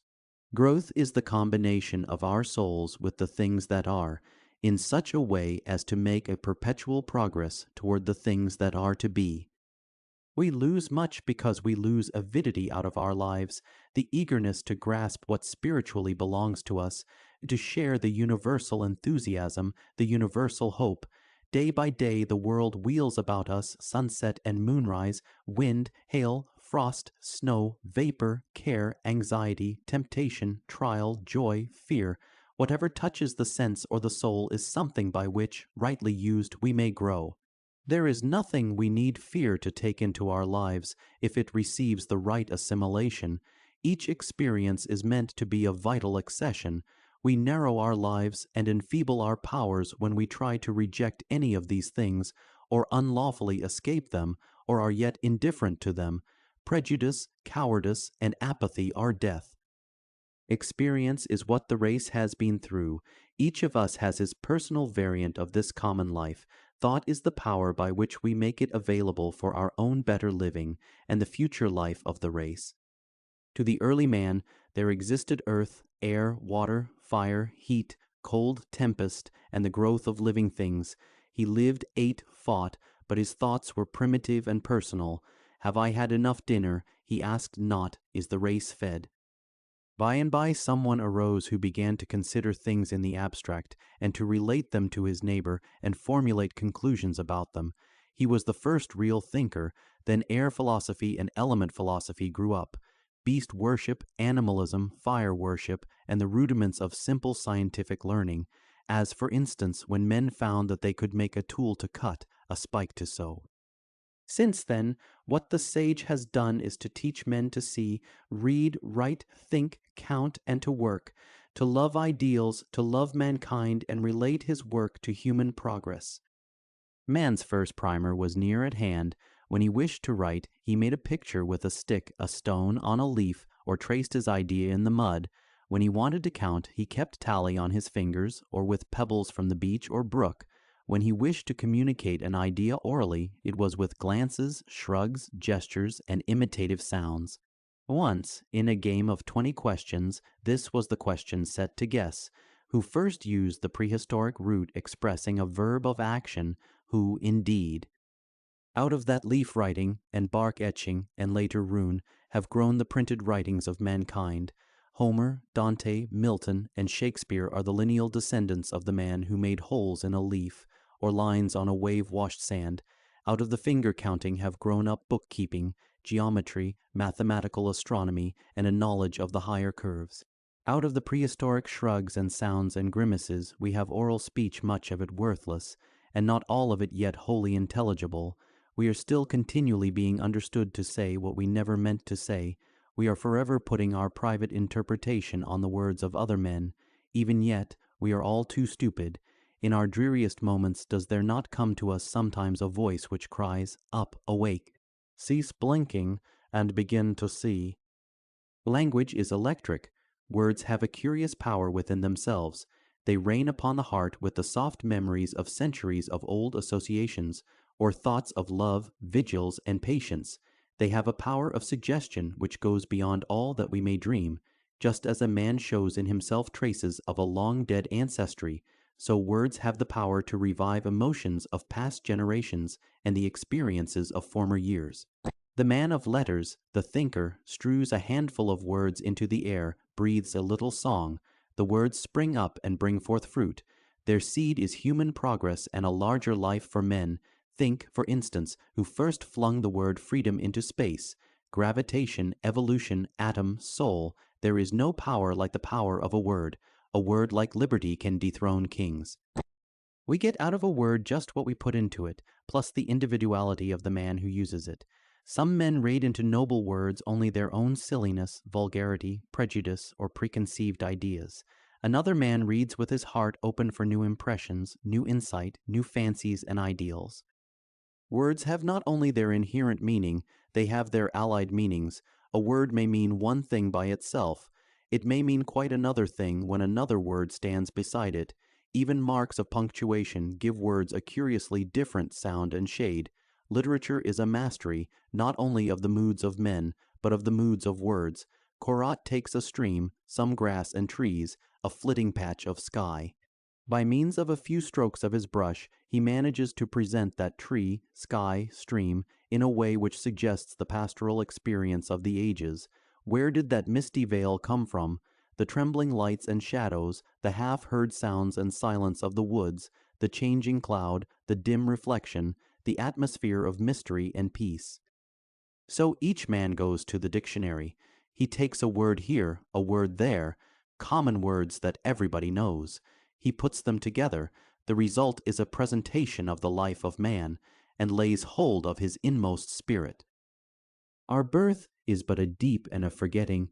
The soul that rises with us, our life's star, hath had elsewhere its setting, and cometh from afar, not in entire forgetfulness, and not in utter nakedness, but trailing clouds of glory do we come, from God who is our home. To write, the soul chooses, and God stands ever by to help. That is why great work always impresses us as inspired. God did it. It is God who whispers the deathless thought and phrase. The subtler collocations are divine. Take the word star. To the child it means a bright point that glitters and twinkles in the sky, and sets him saying an old nursery rhyme. To the youth or maiden it suggests love, romance, a summer eve, or a frosty walk under the friendly winter sky. To the rhetorician it suggests a figure of speech, the star of hope. To the mariner it suggests guidance and the homeward port. To the astronomer it means the world in which he lives. His life is scented in that star. To the poet it means all these things and many more, for the poet is the one who, in his own heart, holds all the meanings that words hold for the race. Read again the lines just quoted, and think of Wordsworth's outlook on the star. The dictionary definition of a word can seldom be the real one, nor does it reveal the deeper sense it has. It blazes a path for the understanding, but individual thought must follow. Take the words time, friendship, work, play, heroism. It took Carlyle to define time for us. Emerson has defined friendship. Let the lights and shadows of the thought of Carlyle and Emerson play upon these words. They are at once removed from mechanical definition, and we dimly perceive that each word is larger than the outreach of the thought of man. Another generation than ours shall define and refine them. In heaven, in some other eon, we shall find out what they really mean. Thus knowledge is not permanent, it reels, it proceeds, it changes, it is iridescent with new significance from day to day. What is true of a word, and what we make of it, is true of every phase of learning. The blackboard is not all. Learning is not tied to it, or to any one person, demonstration, interpretation, event, or epoch. No wise man can keep his learning to himself, and yet he cannot, though he teach 1,000 years, transmit his deeper learning to another. The atmosphere, the casual information, the spiritual magnetism of a great man will teach better than the textbooks, the lecture courses, and the formal resources of academic halls. Thus Mark Hopkins is in himself a university, given a boy on the other end of the log on which he sits. It is the relativity of knowledge that dances before the eye that bewilders, eludes, evades. Group systems and electives seem like a makeshift for the real thing. We cannot tie a fact to a pupil, because to the tale of the fact is tied history itself, until a pupil gets a glimpse of that relation, that dependence of which we have just heard, with all that has yet happened in connection with it, he is not yet quite master of his fact. He recites glibly the date of Thermopylae, and does not know that all Greece is trailing behind his desk. When, after subsequent research, he knows something of Greece, he discovers Greece to be dovetailed into Rome and Egypt, and they lay hold upon the plain of Shinar and Eden, and the immemorial prehistoric years. Ah, no, we never really know. Every fact recedes from us, as might an ebbing wave, and leaves us stranded upon an unhorizoned beach, more despairing than before. Education does not solve the problems of life. It deepens the mystery. What, then, may the sage know? Are there no sages, and have we all been misinformed? A sage is one who knows what, in his position of life, is most necessary for him to know. The larger sage, the great sage, is the one who knows what is necessary for the race to know. It is a wrong idea of wisdom that we must necessarily know what someone else knows. Wisdom is single track for each man. There are in the world those who know how to build aqueducts, and to bake Charlotte Russe, and to sew trousers. Aqueducts and tailor work may be alike out of my individual and personal knowledge, yet I may not necessarily be an ignorant man. The primitive hunter stood in the forest. For him to be a hunting sage was to know the weather, traps, weapons, the times, and the lairs and ways of beasts. He knew lions and monkeys, the coiled serpent and the serpent that hissed by the ruined wall, the ways of the wolf, the jackal, and the kite, the manners of the bear and the black panther in the jungle wilds. Kipling is the brother of that early man. He is a forest sage, and would have held his own in other times. The sea sage was the one who could toss upon the Swan Road without fear. He knew the strength of oak and ash, the swing of oar, the curve of prow, the dash of wave, and the curling breaker's sweep. He knew the maelstroms and the aegir that swept into northern fjords, the thunder and wind and tempest, the coves, safe harbors and retreats. Today, the sea sage rules the fishing boat, the ocean liner, the coastwise steamers, and the lake lines of the world. The fishing sage knows the ways and haunts of fish. He is wise in the salmon, the perch, the trout, the tarpon, and the muskellonge. He says, "Today the bass will bite on Dobsons, but tomorrow we must have frogs." No sagacity is universal, but the love of sagacity may be. The man who starts out to implant a new way of education has a noble task before him, but is it a final one, or even a more than tolerably practical one? Is there such a thing as a place for truth at wholesale, even in an academy or college? Can a man receive an education outside of himself?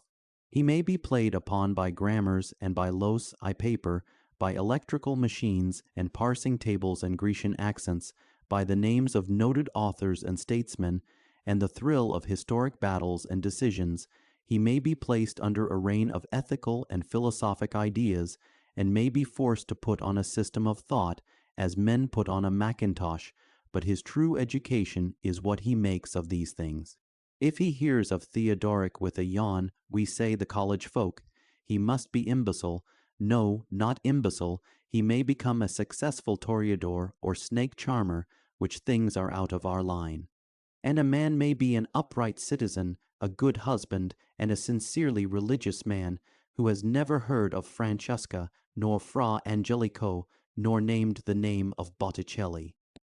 The moment we set bounds to wisdom, we find that we have shut something out. Wisdom is the free, active life of a growing and attaching soul. We must not only attach information to ourselves, we must assimilate it. Else we are like a crab which should drag about Descartes, or as an ocean sucker which should hug a copy of Thucydides. Education is the taking to one's self, so far as one may in a lifetime, all that the race has learned through these 6,000 years. Education is not a thing of books alone, or schools. It is a process of intellectual assimilation of what is about us, or what we put about ourselves. At every step we have a choice. This is the real difference between students at the same school or university. One puts away Greek, and the other lays up football and college societies. A third gets all three, being a little more swift and alert. One stows away insubordination, another order and obedience. One does quiet, original work of reading and research, the other stows away schemes for getting through recitations and examinations. No two students ever come out of the same school, college, or shop with the same education. Their training may have been measurably alike, but the result is immeasurably unlike. Education, in the last analysis, is getting the highest intellectual value out of one's environment and opportunities. There is a cowboy philosopher, a kitchen philosopher, as truly as there is a philosopher of the academic hall. Conduct is the pons asinorum of life. Wise men somehow cross it, though stumblingly and with tears. Fools, usurers, oppressors, and spendthrifts of life are left gaping and wrangling on the hellward side. Thinkers have always been climbing up on each other's shoulders to look over into the beyond. What they have seen, they have told. Some men climb so high into the ethereal places of the ideal that they do not get down again. They are the impractical men. An impractical man is not necessarily the educated man. He is the man at the top of some intellectual fence who wishes to come down, but has absent-mindedly forgotten that he has legs. The legs are not absent, but his wit is. So with the impractical man in every sphere. Education has not really removed his common sense, as some say, his power to connect passing events with their causes and to act reasonably, but it has set his thought on some other thought for the time being, and the dinner bell, we will say, does not detach him from his inquiry. His necktie rides up. He goes out into the street without a hat. Let him alone till he proves the worth of what he is about. The practical man, who hears the dinner bell and prides himself upon this fact, may not hear sounds far off and clear, that ring in the impractical man's ear, and that may sometime tell him how to make a better dinner bell, or provide a better dinner, a great social philosophy for the race. The really impractical man is not he who reaches out to the intellectual and ideal aspects of life. It is he who lives as if this life were all. There are women who make pets of their clothes, as men make pets of horse or dog. They have just time enough in life to dress themselves up. Looking back over their years, they can only say, I have had clothes. In the same number of years, with no greater advantages or opportunities, other women have become the queenly women of the race. Some women are girt with centuries instead of gold or gems. Whenever they appear, the event becomes historic. What they do adds new luster to life. We are all prodigals. We throw away time and strength and years and gold, and then weep that we are ignorant and embeggared at the last. Who shall teach us wisdom, and in what manner may we be wise? What say the sages of the vast possibilities of the race? With one voice they say, be brave, do not cower, shrink, or whine. Throw out upon the world a free fearlessness of thought and word and deed. Courage, freedom, heroism, faith, exactness, honor, justice, and mercy. These traits have been handed down as the traditional learning of the heart of man. Another ideal of the race is law. We have given up a chaos philosophy, the haphazard continuity of events, a cometary orbit for the world. There are fixed relations everywhere existent. The succession of cycles is orderly and prearranged. Another ideal is progress. We are moving not toward the bottom, but toward the top of possibility. We reject annihilation because then there is nothing left, and there must always be something left, progress, a bigger something, a better something. Should annihilation be the truth of things and all the race mortal, then some day there would be a last man, and after the last man, what? He would die, and then all that any of the other stars could view of the vast panorama of our earthly generations would be an unburied corpse, with not even a vulture hovering to pick it to freshness in the air. A last man? No. Instead, the seers have shown us a great multitude in a heavenly country, praising God and singing forth his name forever. Immortality broods over the great thought of the race. All great minds look upward to it. It is the final consummation of our dreams. Another ideal is social adjustment and social service. We must do something for someone, or we cast current sagacity behind the back. People crowd each other to the wall. The The weak of communities and nations are too often crushed.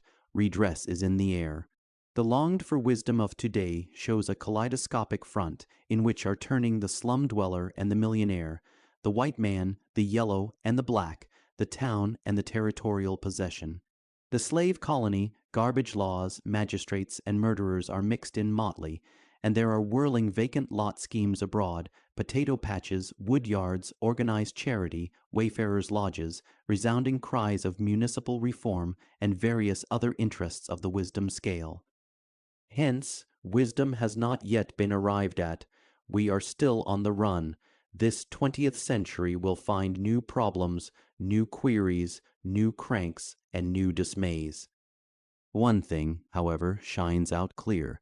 Wisdom is being recognized as having a moral aspect, and men are looking for a religion which shall sum up the learning of the sages, the information of the race. When we look down into the physical universe, the primary thing that we find there is gravitation. When we look into the moral universe, the primary thing that we find there is also gravitation, a sinking to a lower. This is sin, a contrariness of things which makes the world an evil place to live in instead of a good, which wrecks character and states, eats the hearts out of cultures and civilizations, destroys strong races, leaves a stain upon even the youngest child, and which is constantly drawing the race downward instead of upward. Sin, sin, sin, everywhere the fact glares upon us and cannot be hid or put away. Sin is not an intellectual toy for philosophers to play with or define as a limitation of being. Sin is a reality for men to feel, recoil from, and of which one must repent. Sin is energy deliberately misplaced, energy directed against the course of things, the infinite development, the will of God. Sin is corruption and desolation and decay. Death broods over the spirit of man unless a Redeemer come. The unredeemed ages hang over history like a pall. In them there are monumental oppression, cruelties, and crimes. The breath of myriad millions went out in darkness, and there was none to save. A plague swept over all the race. Hence, even scientifically considered, the final aim of thinking must be to arrive at some thought which will take hold of this primary fact of sin and uproot it, which will show how the world may be purged of sin. Slowly but inevitably we are moving to this great thought.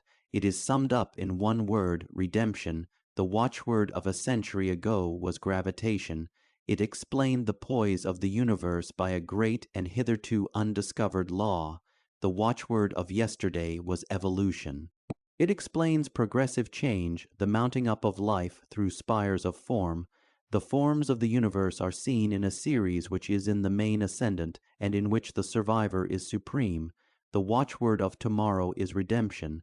The thinker will someday live, who will make that great word redemption stand out in all its vast majesty and significance. This, I take it, is the work of our new century. Redemption is the explanation of the existence of man, of his present progress, and his future destiny. It is the great mystery of joy in which the race partakes, the spiritual culmination of all things earthly, the forecast of eternal things yet to be. Redemption is not a dogma, it is a life. Redemption is a perpetual and ascendant moral growth. It marks a world bomb, a world change. It is in the spirit of man that it works, and not in his outer condition or external strivings. It is ultimately to root sin out of the world. Through stormy sorrows and perpetual desolations comes the race to God. Zion is the whole of things, the encompassment of space and time and endless years, an environment of immortality and peace. Virtue leads the race to joy, and there is no byway to this height. The final aspect of the universe is joy. Joy is elemental, a vast vibration that sweeps through centuries as years. A day in his courts is as 1,000, and 1,000 years are as one day, because they thrill with an immortal and imperishable emotion. The seraphim and cherubim, Sandalpin and Azrael, are angels of enduring joy. Joy is the soul's share of the life of God. Thus, when the world has breathed to us the holy name of Christ, it has told us the highest that it knows. The march of sages is toward a Redeemer. The banner of wisdom is furled about the cross. For the world march of traitors Lo, my soul, look forth abroad, and mark the busy stir. Wouldst thou say in pride and scorn, our God is not in her, nay, the bonds, the wares, the coin, these in truth are passing things, other treasures thrill the life of earth's great merchant kings. We, they say, would wake the power, in mountain and in mine, and transport from sea to sea, the cedar, oak, and pine, build the bridge and plant the town, enter every open mart, make our nation's commerce flow, but this is not our heart. Many a prayer uplifted springs, o'er desk and din and roar, many an humble knee is bent, when the rushed day is o'er, far within, where God may be, all exists his throne to raise, every triumph of our power becomes a form of praise. God of nations, hear our cry, and keep us just and true. Lay thy hand on all our lives, and bless the work we do. Then from every coast and clime, land and sea shall tribute bring. Gold and traffic, world domain, we offer to our King. We are all traders. Each of us is endowed with some faculty, where, or possession which he is constantly exchanging for other things. We trade time, talent, service, goods, acres, produce, counsel, experience, ideals. The world is in reality a bourse of exchange. Each of us brings some day his special product to the common mart.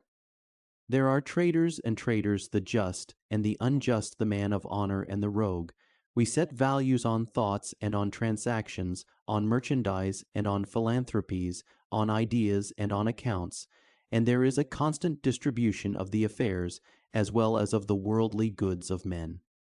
But in a restricted sense, we think of trade as the exchange of produce which is material and mobile, which may be touched, handled, weighed, transported, bought, and sold. The substance of the earth is constantly taking new shape before our eyes, being rearranged in kaleidoscopic combinations, and transported from port to port, from town to town, from sea to sea. One can look nowhere without seeing this ceaseless activity progressing.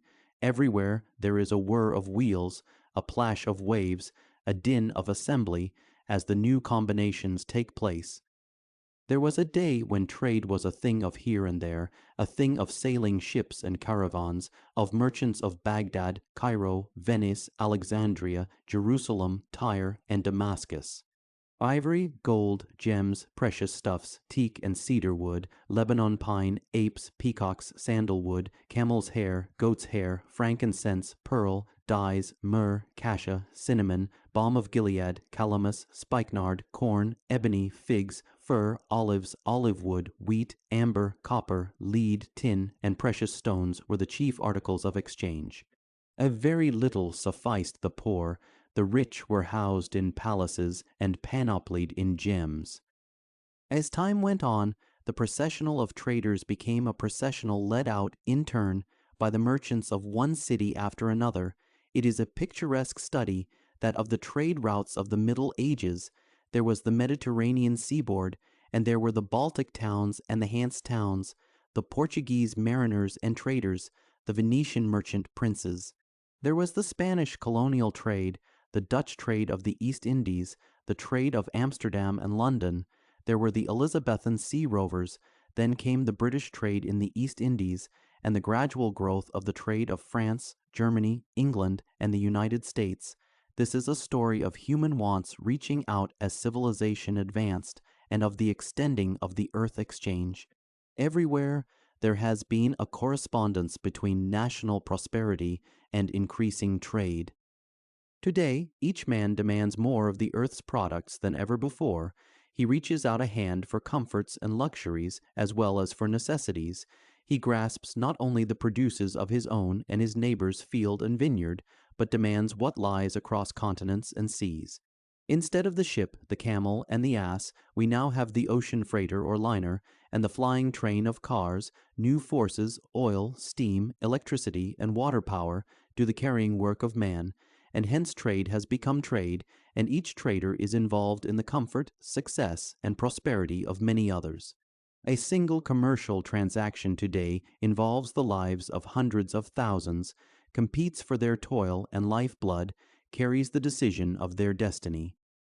A great merchant is the real Kris Kringle. He stands at the center of exchange, distributes from the tropics and the Arctic zones. He deals out fur and feathers, books, toys, clothing, engines, ribbons, laces, silks, perfumes, breadstuffs, sugar, cotton, iron, ice, steel, wheat, flour, beef, stone, lumber, drugs, coal, leather.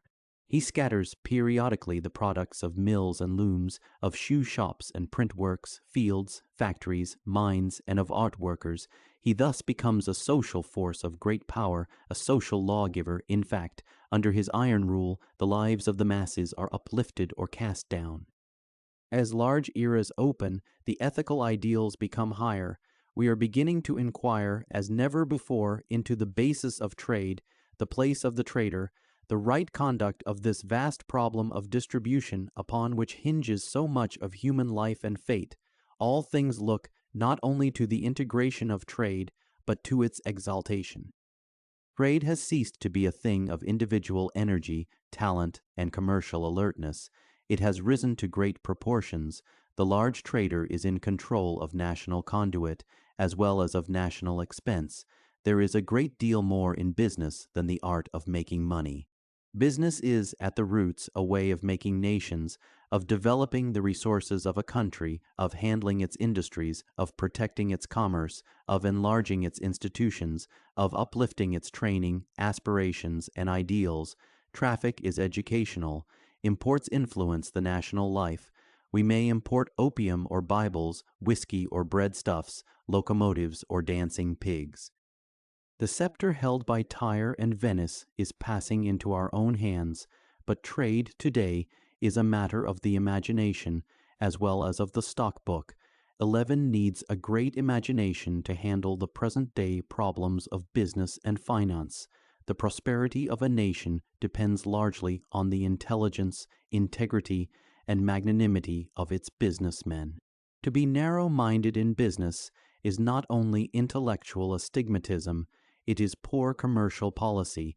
To make use of present opportunities to control present advantages needs a great education and a large human experience.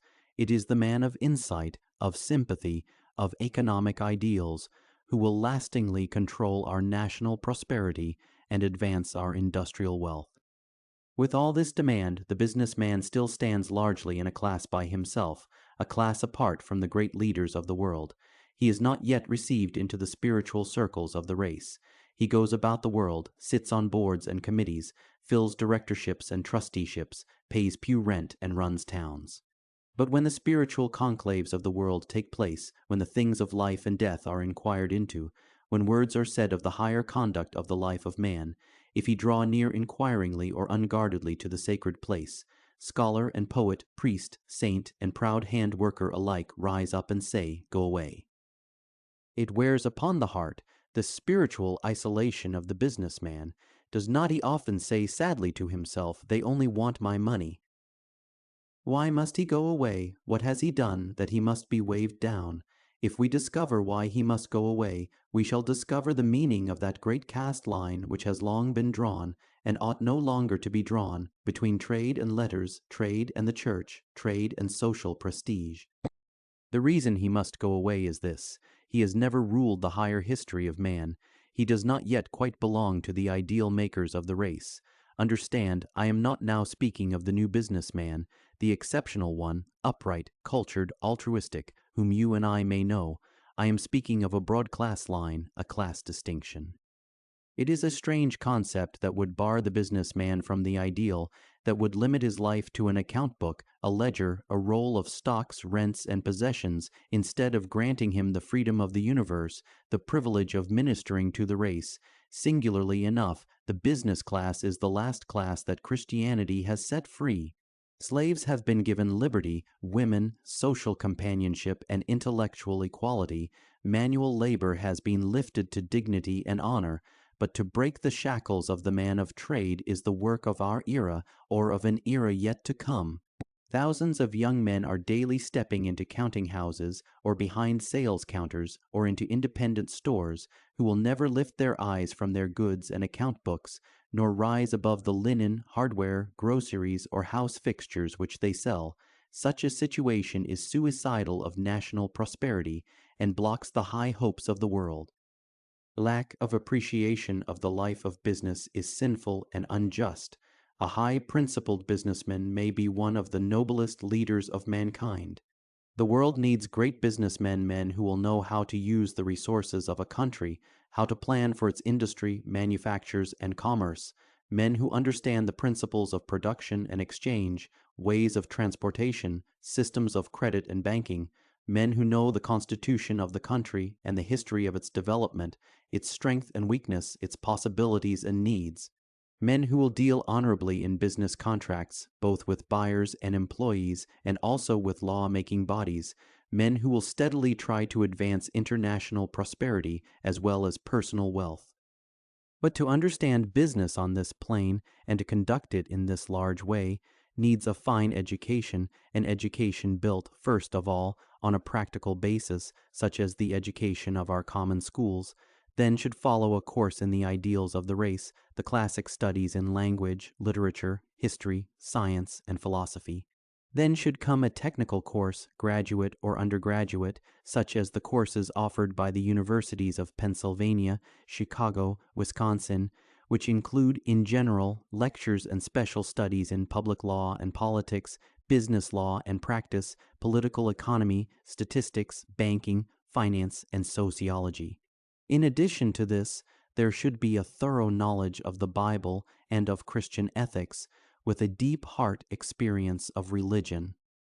Endowed with natural business talent, the young man who goes out into the world with such preparation as this knows a great deal more than just how to make money. He knows how to make it honorably and how to spend it in his business, family, and social life for the public good. He has in him the making of a statesman and a philanthropist, as well as a man of wealth. Two things take one into the inner circle of the ideal makers of the race: imagination and sympathy. Ideals cannot be bought with gold. The ideal is always founded on integrity, progress, and common sense. It is preeminently practical, as well, the thing that inevitably must be, now or hereafter, however men laugh it to scorn today. Imagination is the faculty of perceiving the higher and final relations of life, the relation of one's work to the progress of the world and of one's conduct to spiritual history. What the ideal maker tries to do is to set holy standards that shall not pass away, to do abiding work in thought, deed, word, work philosophically planned and perseveringly carried out, work which he shall do regardless of the outer circumstances of his life, poverty or wealth, of threats, misunderstanding, or hoots of scorn. He is unmoved both by the rage of the populace and by its most tumultuous applause. He lives for truth, not for personal advance, for progress, not for wealth or honor. What he lays down as a precept that he tries to live up to in the way that shall win the approval of the eternal years. Sordidness in commercial life is not necessary. Greed is not foreordained. Christianity establishes a new system of trading philosophy and a new basis of commercial ethics. There is a God-like way of trade Christ might himself have bought and sold, else Christianity fails of its full mission, and there remains a class of the socially lost, of the ethically unsaved. One reason why it is so hard to get businessmen into the church, or to interest them religiously in any way, is that ministers in general do not understand or appreciate businessmen. In one of the most stirring sermons I ever heard occurred this unjust sentence: "Our country has been built up by the martyr, and not by the millionaire." No, our country has been built up by both the martyr and the millionaire. Christianity projects into the world new ideals of trade, of gain, of competition, value, and return for toil. What is trade? Is it merely a way of making money? Then there is no ethical basis for it. The amount of money which is needed for a good life, says Aristotle, is not unlimited. One concept is, trade is something which belongs to me. It is that part of the world's exchange which I can get under my personal control.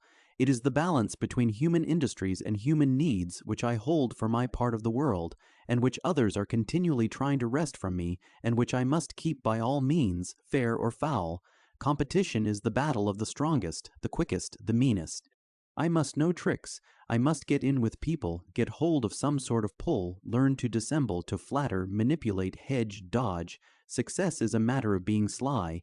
Anything is allowable which comes out ahead, which adds to the dollar pile, or which makes the loudest advertising noise. To buy at the least and sell at the most, regardless of the conditions under which least and most are attained, the man who enters life with this idea of trade in his mind might just as well be born a shark and live to prey. Every free dollar in the world will tease and fret him until he sees it on its way to his own pocket. If this is all there is in trade, the noble-minded will let it alone. It gives no human outlook. It not only undermines personal character, it is the root of national ignominy and dishonor. What has Christianity to do with this shark instinct, with the rapacity which looks on the world as a vast grabbing ground, and upon all natural resources as mere commercial prey? The value of Christianity lies in its reasonable and intellectual appeal. It does not spring upon one like a highwayman and say, "Hands up, give me your purse." It says gently, "Son, give me thy heart." It then proceeds to refashion that heart, to fill it with new principles and with world dreams. Trade is a just exchange of what one man has for what another man needs. It may take place individually between man and man, in which transaction a horse, an ox, or a tool may change hands, or one man may assume a responsibility for a number of people and say, "I will give this whole town shoes, in return for which you may give me a house, market produce, clothing, and an education for my children." The thing will come out even if you and I are honest, or a climate, a civilization, may give to another that which the other lacks. We send school books and machinery to China. She sends us tea, matting, and bamboo. The whole right theory of trade is a give and take between men and nations, based on a just price, and with a deep law of value, not yet wholly formulated, underlying each transaction. Bargains should not be one-sided. Trade, in a large sense, is a way of exchange in which each party to the trade receives an advantage. Not only this, it is a process of distribution, by which each one receives the greatest possible advantage. Money-making is a secondary result. In true trade, it is not the final benefit. Take the case of a specially helpful and paying book. The author receives a royalty and has an income. The publisher receives his profits and makes a living. The public gains inspiration and ideals. Who is loser? This is sheer business, yet it means loving service for all concerned. To illustrate further, a physician has a frail child with which the ordinary milk in the market does not agree. To build up its health, he buys a country place and a good cow. The child thrives. In his practice, he sees many other frail children, and it occurs to him that they, too, can be benefited by the same kind of care and watchfulness that he is giving his own child. He buys more cows, has them scientifically cared for, and his agents sell the milk. He finds himself, in the course of time, the owner of a dairy farm and a man of increasing income. But his trade is not trade for the sake of money. It is trade to make sick children strong and well.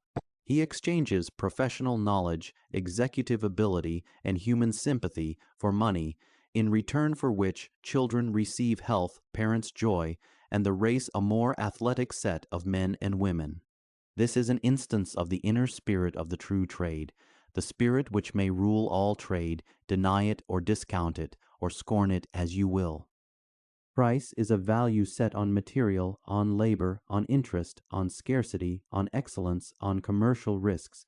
It is the approximate measure of the cost of production. The ethical price of a commodity is the price which would enable its producer to produce it under healthful and happy conditions, which would ensure his having what Dr. Patton calls his economic rights. This joyous exertion is not harmful, it is tonic. Excellence is an inspiration, an intoxication. Let excellence, not will it pass, be the standard of exchange. From the very endeavor after excellence comes a certain exaltation of spirit, which ennobles the least fragment of daily toil. When the producer brings forth somewhat for sale, let him say, "There, that is the best that I can do." It is not what I tried to make of it, the thing of my dreams, but it is the very best which, under the given conditions, I could produce. Then the shoddy side of trade will disappear. The law of equity is the final law of trade, but in whose hands is equity, who appraises value, who sets price, in whose hand is the final price of the necessaries of life? wheat, rice, sugar, soap, cotton, wool, coal, milk, iron, lumber, ice. The man who puts a price on an article, as buyer or seller, enters an arena which is not only commercial, it is judicial and ethical. He declares for what amount a man's lifeblood shall be used. No one absolutely sets price. It is determined by far-reaching industrial conditions and by economic law. War, weather, famine, stocks, strikes, elections all have a say, yet to a certain degree there are those who rule price, as a representative of the ideal, as executors of social trust. How shall each one use his power of price? The man who has control of a price for a day's labor, for wages, for a cargo, or for any kind of product, has control of the living conditions of the one who works for him. The question is not, how shall I grind down price to the lowest? It is, what price will be an ethical return to this man for his social toil, just to me for my brains, my capital, my energy, my distributing power, just to him for his brains, his time, his skill, his artistic perceptions, his fidelity and honor. Each buyer must henceforth not only resolve, I will buy only what I can pay for, but what I can pay for at a just rate. So far as lies in my power, I will make an adequate return to society for this personal benefit. Someone says, do you realize that you are making a moral laughingstock of much of our system of trade, that you are setting an axe to that system, more cutting than the axe of any socialist, nihilist, or anarchist in the world? Oh, no. I have simply set myself to answer the question, how can the businessman stand among the ideal makers of the world, so that he shall no more, in spiritual assemblies, be told to go away? Woman is the real economic distributor. The millionaire manufacturer imagines that he himself runs his business. Oh, no, it is run by farmers' wives. When they do not care for yarn or calico, his looms stand idle for a year. The vast machinery of the world turns on woman's little word, I want. Hence the education of women should include this factor, the desire to want the right things. Extravagance is not a part of woman's make-up. It is extraneous. Gain is that which permanently enriches the life. By every act of charity, or justice, or insight, or right barter, the soul is made more grand. True trade everywhere may be made a new method of inspiration, growth, and power. Money is a makeshift of the race. God is the only real appraiser, and we never get back a money value for our soul's toil. Whether we pass wampum or nickels or taels or bank checks, we are not yet paid for our trade. The higher value of money is its spiritual capacity. Not what it will bring me is primarily important, but what I can buy with it for the race. Sometimes the question comes over me, what am I trading for money? My time, my energy, my ideals, part of my soul is passing from me. Do dollars ever repay? Hence it comes about that all money transactions are fragmentary and symbolic. Money may lead to poverty or to spiritual wealth. The gift of trade is a gift of God as much as the gift of prophecy or song. In a right way, we should all love gain. We are not born to go out of the world as poor as when we came into it. We should gain stature, wisdom, strength, influence, ideals. If our latent business capacity were more fully aroused, we should get much more out of life. We would refuse to barter a spiritual heritage for carnal things. We trade thoughts and feelings, but it is very hard to trade fine impulses with those who are intrinsically vulgar. Their treasury is empty of spiritual coin, and their storehouse contains no world thoughts. We can send a caravan across the desert, a ship across the sea, but we cannot send a thought into a flaccid or a pompous brain. We trade position and influence. The evil of the spoils system is not that one gets something for something, it is that one gets something for something less, or for nothing. Whatever we have to give may be rightly given. The wrong comes when we give it to the idle or unworthy. When we trade political preferment for high merit, both the office holders and the country are gainers by the exchange. Marriage is the great mart of exchange. Here the possessions of one sex are set up against those of the other. Everywhere marriage is spoken of as a good or a bad bargain. Each man shall say, "Sweetheart, in myself I offer you the treasures of manhood. I give strength, courage, magnanimity, action, protection, and the indomitable will." Each wife should say, "Dear, in me are all gentleness, courtesy, beauty, grace, patience, mercy, and hope. I, too, am brave, but my courage is of the heart. I, too, am strong-willed, but my will is deep-set in love.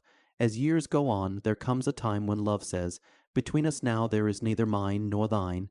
The universe is ours together.' Human love is not all. There is yet a higher impulse. The most business-like question that ever touches the heart of man is this: for what shall I trade my soul? We hold our souls high. We perceive that eternity itself is not too much to ask, and hence the highest barter is that of the earthly for the spiritual, of the temporal for the unseen and eternal. We say, "Give me God, give me heaven, give me divine and sacrificial love, and I will give my heart." And thus the last transaction is between God and the soul. Godliness is great gain, and to exchange earth for heaven is a satisfying and unregretted trade. 4. The world march of workers.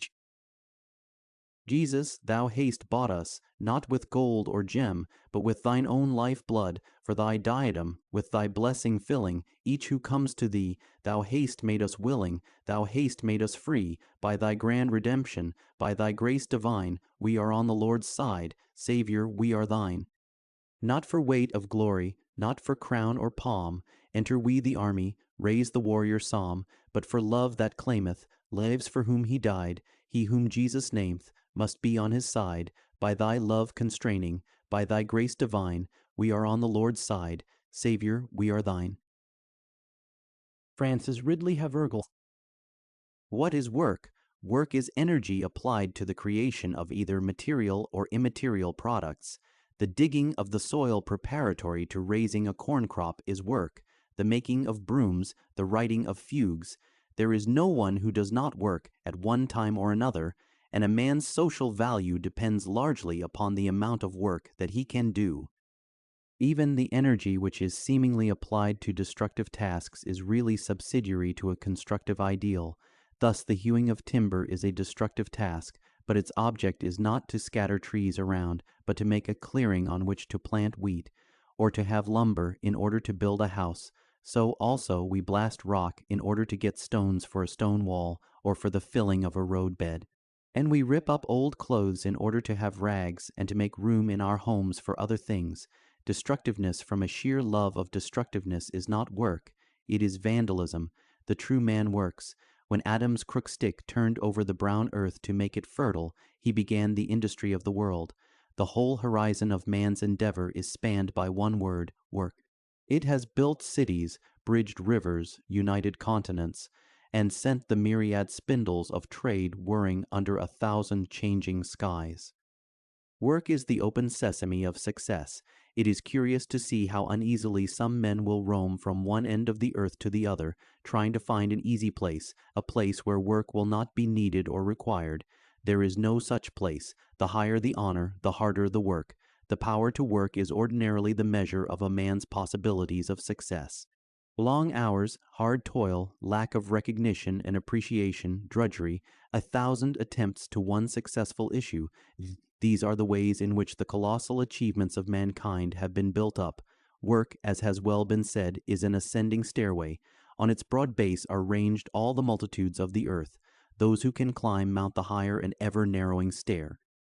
The great man can begin anywhere or with any task. He says, "If I am going into the giant business, I may as well begin now." Born and bred in the forest, he lays hand to his axe, and looking up at some tall oak, cries out, "I will begin here." With the first stroke of the axe, success is not less sure than in his last endeavor. Success of the right kind is a scientific achievement.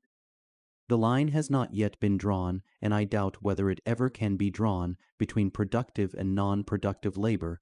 There is a cleavage of tasks, however, which may be approximately expressed as work that is done for support, for daily bread, and work which is done because certain faculties of mind and heart and soul demand expression, development, and scope. We all have powers which are willing to be set in action primarily for self-preservation for personal, material, and transitory ends.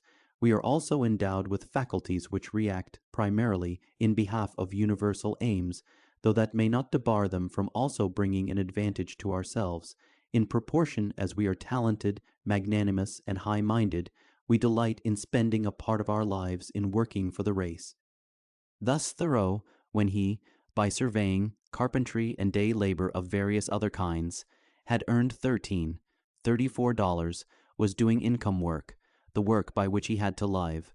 For the same purpose, he worked at raising potatoes, green corn, and peas. When he wrote Walden, he did a kind of work which also in time brought him an income. But he did not write Walden for food or money. He wrote it primarily because he liked to write, and for the benefit of mankind. In order to be contented and happy, each normal adult human being must have at least the chance of doing these two kinds of work. Unless he or she can do income work, he or she is not economically independent. Unless he can do universal work, he is not socially and spiritually free. Much of the present-day discontent is owing to the fact that these two kinds of work are not represented as they should be in every working life. The problem in regard to the working man is not how to pet him, nor to patronize him, but how to educate him and inspire him. He is not a parasite to be fed by the capitalist, nor is the capitalist a parasite upon the working power of the working man. Both are men. The problem is, how shall the capitalist lead the noblest, most public-spirited, and helpful life in relation to those in his employ? How shall the working man lay hold on the best that life can give? How shall he find a work which he is competent to do, and likes to do, and may be supported by doing, and at the same time have a chance to grow, to enter into the large, free culture life of the world? The complaint of the working man, when really analyzed, runs down to this: I do income work, but it does not bring me bread enough to live. Not only that, but ground down as I am by toil, all possibility of the larger, universal work is shut away from me. My faculties are atrophied, paralyzed, and hence my soul smolders with deep and angry discontent. This ceaseless and sordid anxiety for bread cuts me out of my world life, my world toil. I cannot do scientific research work or write the books and papers that I ought. My universal labor is interrupted. I cannot be happy until I can take up this larger work again. As the trade of civilization advances, the meaning of bread changes. The university professor, no less than the day laborer, finds his income too small for him and says, I, too, do income work which does not bring me bread, books, travel, society, a summer home, and surroundings which are not only decent and sanitary, but refined and beautiful. Is it not also the source of the discontent today among almost all classes of women, except the most highly educated and efficient? Women say, our modern daughters, wives, and mothers, in the home we do income work for which we do not receive income. When strangers do this work, they are paid and we are not. In addition, many a woman is so bound down by daily tasks that her whole soul cries out, and we hear of the high rate of insanity among farmers' wives, of nervous prostration of the housewives in our towns, and become accustomed to such expressions as the death of a woman on a Kansas farm. This discontent takes many restless forms. It leads daughters, who ought to be at home, out into morally dangerous but income-earning work. It takes wives out into all manner of clubs, without regard to the fact as to whether the particular club, in its atmosphere and influence, is good or bad. It brings discouragement, disorder, and unrest into the home, dissatisfaction with house duties and home tasks, and is sapping our life where it should be best and strongest, in the home, taking out of it youth, spirit, enthusiasm, inspiration, and content. The three questions asked in regard to each worker are: 1. What work can he do? 2. Of what quality? 3. In what time? The difference between industry and idleness is that work is one thing which no one may honorably escape. Since it must be done, the problem of life is not how to escape work, but how to find the right work and how best to do it, and most swiftly when the choice is made. Forth they come from grief and torment, on they wend, toward health and mirth. All the wide world is their dwelling, every corner of the earth Buy them, sell them for thy service, try the bargain what 'tis worth, for the days are marching on. These are they who build thy houses, weave thy raiment, win thy wheat, smooth the rugged, fill the barren, turn the bitter into sweet, all for thee this day, and ever what reward for them is meet, till the host comes marching on. William Morris, 2nd. The trade of toil for money has led to many problems and discussions. Today the trenchant question, what more than wages, is a matter of eager talk. Is this a living wage, just enough warmth not to freeze, just enough clothing to be decent, just enough food to go through the day without actual hunger, just enough shelter to keep out the wind and rain and snow, just enough education to learn to read and write and count?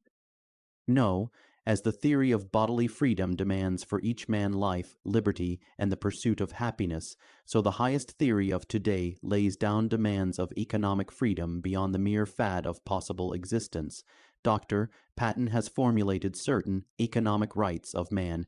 Each employer must say, before I settle back with a serene belief that I have given my men a living wage, let me ask, have they sun, air, sanitary surroundings and conditions, medical care, leisure, education, a chance to grow?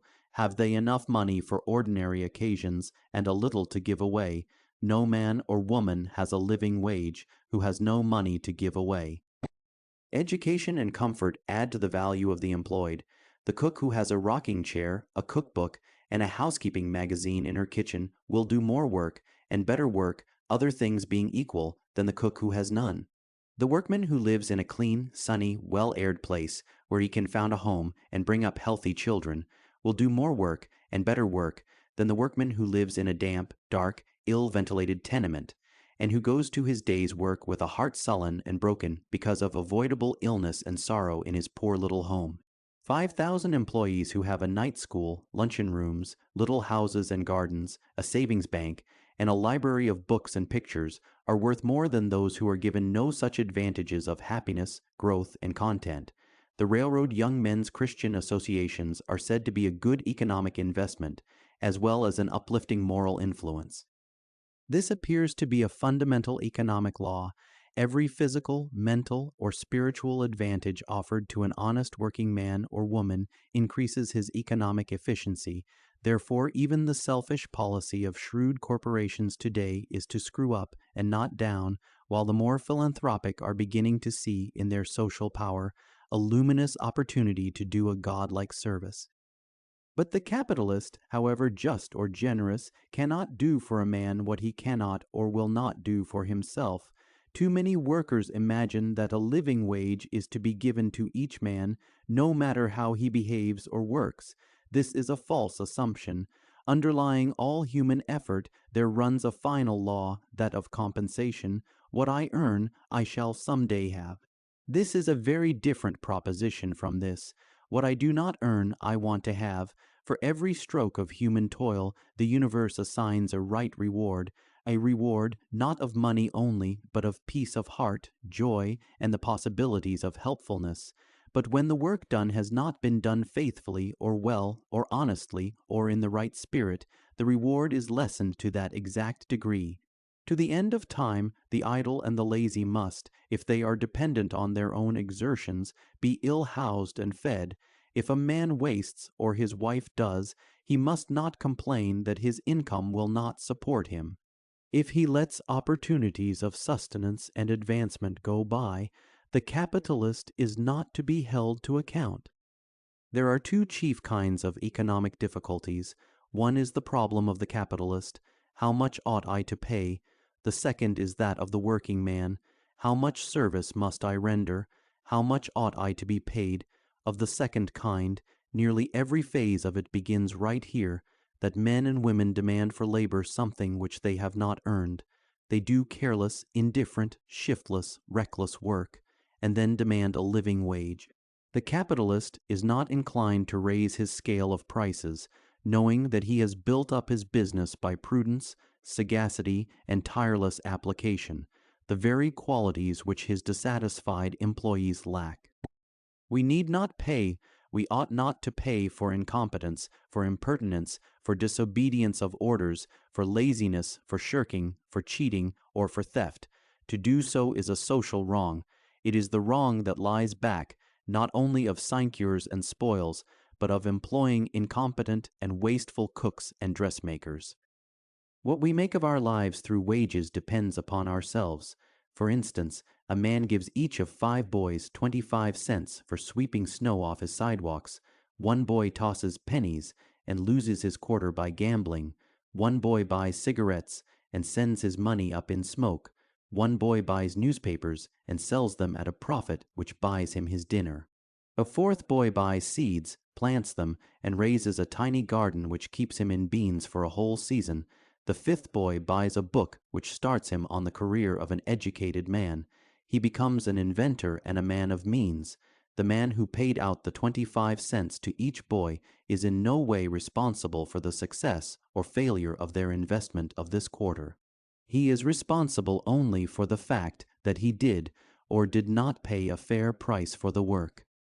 God, the great paymaster, gives to each of us the 1 talent, the 2 talents, or the 10 talents of endowment and opportunity. After that, we are left to our own devices. There are 4 things which every employee should constantly bear in mind if he wishes to advance skill, business opportunity, loyalty, and control. Until a man has mastered what he has to do, he cannot be expected to be accounted a serious factor in the economic world. The moment he achieves skill in what he has to do, and this is a question of thoroughness, accuracy, and speed, he has achieved power, a possibility of dictation in the matter of hours and wages. The next point is business opportunity. 2 men of exactly the same opportunities and endowments take up the same task. One man idles and is surpassed by the other, or he does only what he is told to do without further thought. The other performs his set task, but at the same time he is examining into the principles of his engine or into the conduct of the factory or business. In a few years he is the foreman or an inventor or a partner with independent capital of his own. Again, there is a blind way of doing skilled work, or of merely doing it without noticing where it is most needed, or how the market is going for this special kind of work. The one who has his eyes open reads, notes the state of the market, adds to his skill the power of counsel, and can gradually take a larger responsibility upon him, which will advance the economic value of his time as well as the work. There is a constant flux in the labor world, which is the result largely not of special opportunity, but of worth, application, and concentrated thought. Third, loyalty has a high mercantile value. Disloyalty is a sin. The 4th point is control. Does it not strike wonder to think how some men have under them, either in their industrial plant or in their railway systems or in their syndicate work, anywhere from a few hundred to 10, 15, or 20,000 men? How do they maintain discipline, either themselves or through their subordinates? This problem of control is a serious one in business. Every angry threat, every sullen hour, each case of insubordination, every strike, every widespread dissatisfaction means economic waste. It means expense both of time and money to send for Pinkertons to keep order and preserve discipline. The man who adds to his technical skill and his knowledge of the market the power of control adds great force and value to his work. Higher yet is executive force, the power to adjust responsibilities and duties in such a way as to get back a high economic return in the way of service. But above all, there is that force of character which impresses itself on a company, on a decade, on a generation, so that some names are handed down in business from generation to generation, all men knowing that from father to son, and again to his son, there will pass down that certain integrity, nobility, steadfastness of purpose, fidelity, and honor which give credit throughout the business world, and which promise health and happiness for those who are happy to be in their employ. Before a man complains of his wages, then, let him ask himself, have I mastered my work? Am I loyal? Am I capable of larger responsibilities and of wider control? Third, William Morris says it is right and necessary that all men should have work to do which shall be worth doing, and be of itself pleasant to do, and which should be done under such conditions as would make it neither over wearisome nor over anxious. This theorem cannot be upheld in its entirety, though there is a deep truth beneath it. There are many things, such as the collecting of garbage, the washing of the dead poor, the cleaning of cesspools, the butchery of cattle for the market, and the execution of capital criminals, which can scarcely be called pleasant to do, and must yet be done. As long as the world is the world, and there is in it sin, decay, disease, and death, we cannot hope to make the work or the conditions of work absolutely ideal. We can make ideal the spirit in which work is done. A fine story is told that long ago, when the cholera once broke out in Philadelphia, the hospitals fell into a fearful state. One day, a plain, quiet little man stepped into the chief hospital, looked about a moment, and set to work. No task was too dirty or disagreeable for him. No detail was too disgusting. He did anything he saw to be done, called in additional doctors, organized the nurses, and himself waited on patients night and day. He soon had the hospital in good shape again. When the crisis passed, and every one began to demand, "Who is this man?" they were told, "It is Stephen Girard." The work was not pleasant, but the spirit was kind, and the heart delighted in its self-appointed toil. Work in general, however, that has worth has several elements. First, it must be individual. It must be joyfully done. There must enter into work the vitality of a happy spirit. It must be spontaneous. This is why machine work can never be thoroughly beautiful. It lacks the spontaneity of life. The hand never makes two things alike. With the mood, the weather, the occasion, there are little touches added which a machine cannot give. Life always varies and thinks of new effects. When we try to realize what work is, when it is merely an amount of toil prodded out of man or woman by a hard taskmaster, we have only to look back to the bondage of Israel in Egypt, or to the time of Sila, when there were 13 million slaves in Italy alone, slaves whose set tasks were of over 250 kinds, who worked on the road building, on public works, and in rowing in the galleys of the slave-propelled ships. In Carthage, agriculture was for a time largely carried on by slave labor. How different is this slave labor from the craft work of medieval times, when, under the protection of the guilds, manual labor became exalted to an artistic rank, and the workers at the loom, the metal workers, the wood carvers, the tapestry weavers, and the workers in pottery and glass produced objects whose beauty has never been either equaled or surpassed. Andrea del Sarto and Benvenuto Cellini were workers, and their work remains. Again, good work is born of affection. Love teaches more art than all the schools. What we love, we instinctively beautify. The artist beautifies the material on which he works. He loves his task, and from his love there begins a gradual shaping of the ideal. The product gains a touch of beauty. The needlework of Egypt and Byzantium, the laces of Venice and of Spain, are historic. It is said of Queen Isabella that she was one of the best needleworkers of her age, that her motifs were the great events of the time. A peasant girl of Venice was once given a beautiful coral branch and some rare leaves and shells which her lover had gathered for her from the sea depths. She was untaught in art, and making fish nets was her wonted work. Day by day, as she wrought her nets, she looked upon the lovely sea treasures. Their beauty passed into her heart and mind, and she began to copy, spray by spray, the coral foliage, the leaves of the sea grasses, and the curves of the seashells, until after a time, in the meshes of her fish nets, she had imprisoned forms of exquisite beauty, and one saw there reproduced, in dainty and artistic grouping, what her very soul had loved and fed upon. Her fish nets became works of art. Work of a high order is always based on high ideals and on great thoughts. It implies a vast amount of toil. The Kapellmeister of the Vatican choir today is that wonderful young genius, Perozzi, who is stirring all Europe by the beauty of his musical work, and by the spirituality and fervor of his musical imagination. He has set himself to compose 12 oratorios, which shall body forth the whole life of the Savior. He believes that the music lover and the church lover may be identical, and has set his hand to the uniting of all true music lovers with the great offices and services and influences of the church.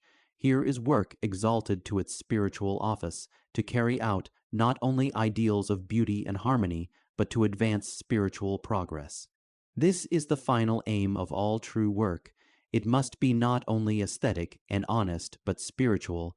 The prayer of the true workman is ever to make himself a workman approved unto God. May the beauty of the Lord be upon us, and the work of our hands, establish thou it. The worker should have change of work. Nature never intended that a man should do one thing all his life. This is in harmony neither with man's infinite capacity nor with her inexhaustible variety. Change is cultural, and a man's work should from time to time engross every working power he has. Working surroundings should not only be sanitary, they should be beautiful. What influences one most at college and makes most for one's happiness is not the fact of the work in recitation rooms, out of books, laboratories, and under teachers. The glory of college life is that wherever one goes, the eyes look out on beauty, and wherever one works, there are those whom we love who work beside us. As one passes down the long college corridors, the eyes fall upon palm and statue, upon frieze and fresco, and the carbon copies of immortal paintings. Everywhere there are the inspirations of sculpture and architecture, of music, literature, and art. Beauty is in and about the place in which one thinks and works.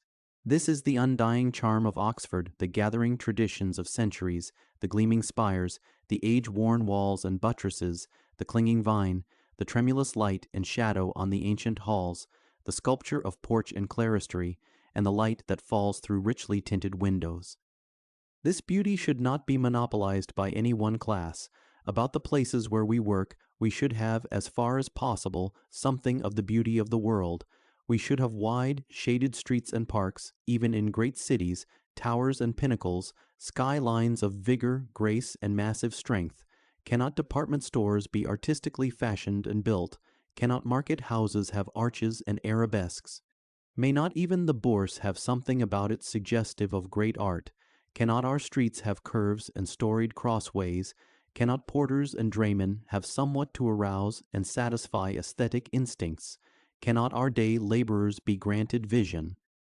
Why should we have the Gothic cathedral, with its exquisite traceries and carvings, pillars and reredos and screen, for men to pray in 1 or 2 hours a week, and the hideous, grime-covered, foul-smelling, overheated factories in which men and women spend their working lives?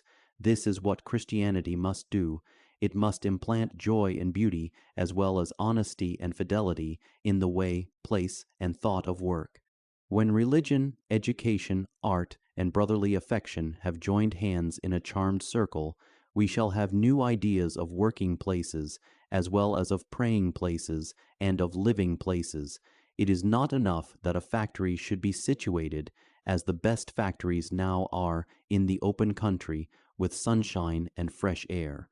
The blockhouse parallelograms and squares should be replaced by something that has intrinsic beauty and the haunting completeness of memory and association, so that the place where a man works shall no more be to him a nightmare, but the atmosphere and inspiration of his dreams. And those we love shall work beside us. Here is another thought. Shall all association in work be arbitrary? Is there not a more human way than the chain gang way? Could not friends work more together, so that one's daily work should be, not a time of separation from all we love most, but a time of intellectual sympathy and helpfulness, of companionship and true-hearted loyalty? This, and many other good things, it is not too much to hope for. Truly, as Morris writes, the day is coming. Then a man shall work and bethink him, and rejoice in the deeds of his handy, nor yet come home in the even too faint and weary to stand. Men in that time a coming shall work and have no fear, for the morrow's lack of earning and the hunger wolf. Einar. And what wealth then shall be left us when none shall gather gold to buy his friend in the market and pinch and pine the sold? Nay, what save the lovely city and the little house on the hill, and the wastes and the woodland beauty and the happy fields we till, and the homes of ancient stories, the tombs of the mighty dead, and the wise men seeking out marvels, and the poet's teeming head, and the painter's hand of wonder, and the marvelous fiddle bow, and the banded choirs of music, all those that do and know. Far all these shall be ours and all men's, nor shall any lack a share of the toil and the gain of living in the days when the world grows fair.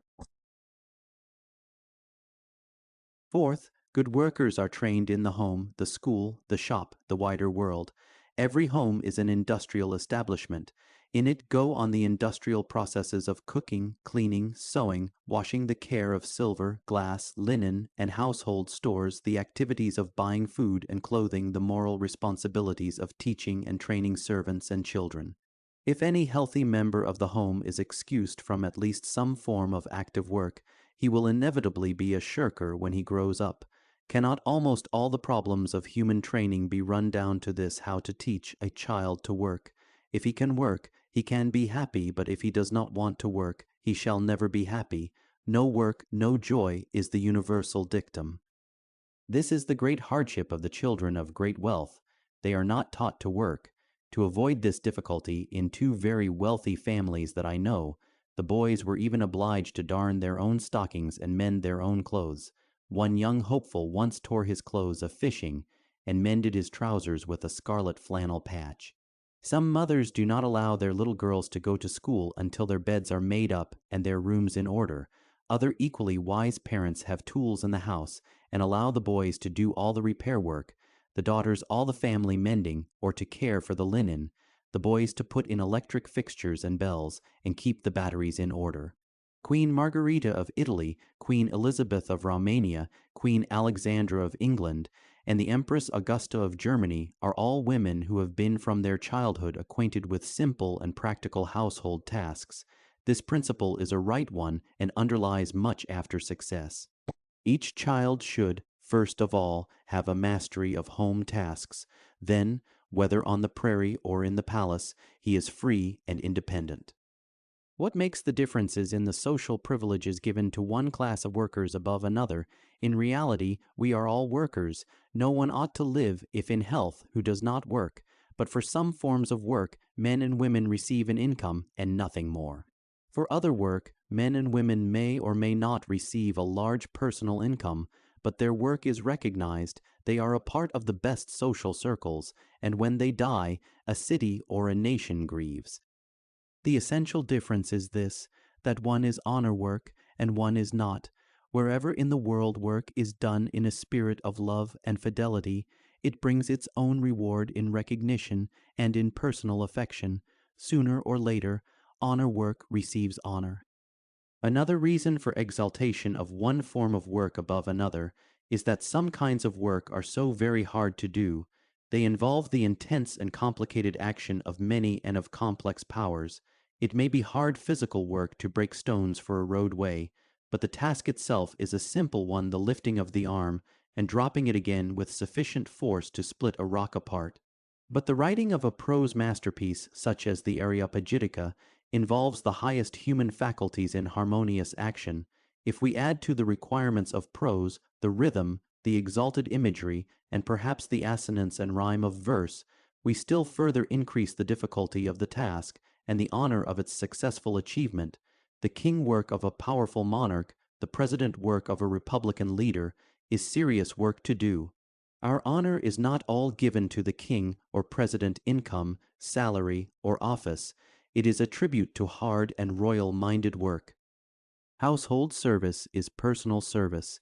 It cannot be made a thing of set hours and of measurably set tasks, as office work may be. We may talk of 8-hour shifts, but they are scarcely practicable. Not every baby would go to successive shifts. House demands vary, not only with every household, but with every day. When lovemaking is wholly scientific, then domestic service will be. There is in it the same delicate personal adjustment, the changing requirements of weather, health, temper, and season, of emergency and stress, that are to be found in the most purely personal relation. When there is a period of unusual sickness through the community, not only the doctors have extra tasks, but all household servants as well.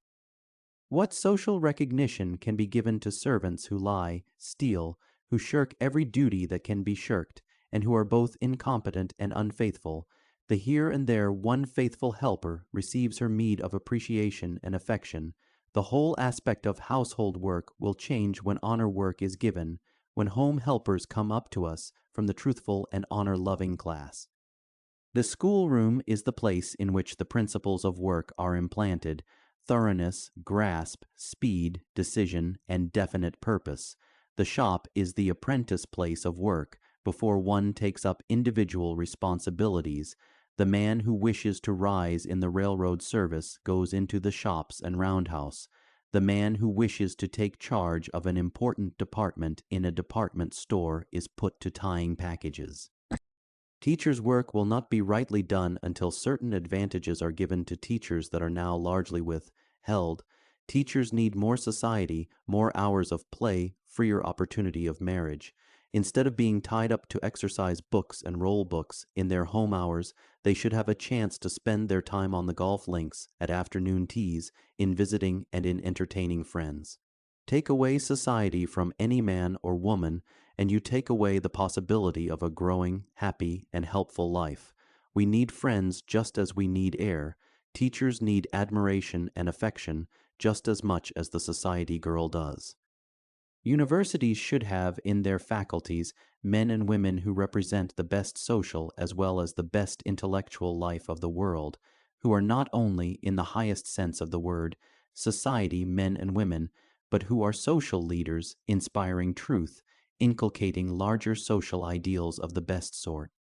The problem between capitalist and laborer, however, only affects a portion of the world, that of domestic service a still smaller proportion, that of teachers affects only a class. There is another problem which affects nearly all married women and therefore a large section of the human race. It is the problem of mother work. Here is where the economist should next turn his attention. First, what is mother work?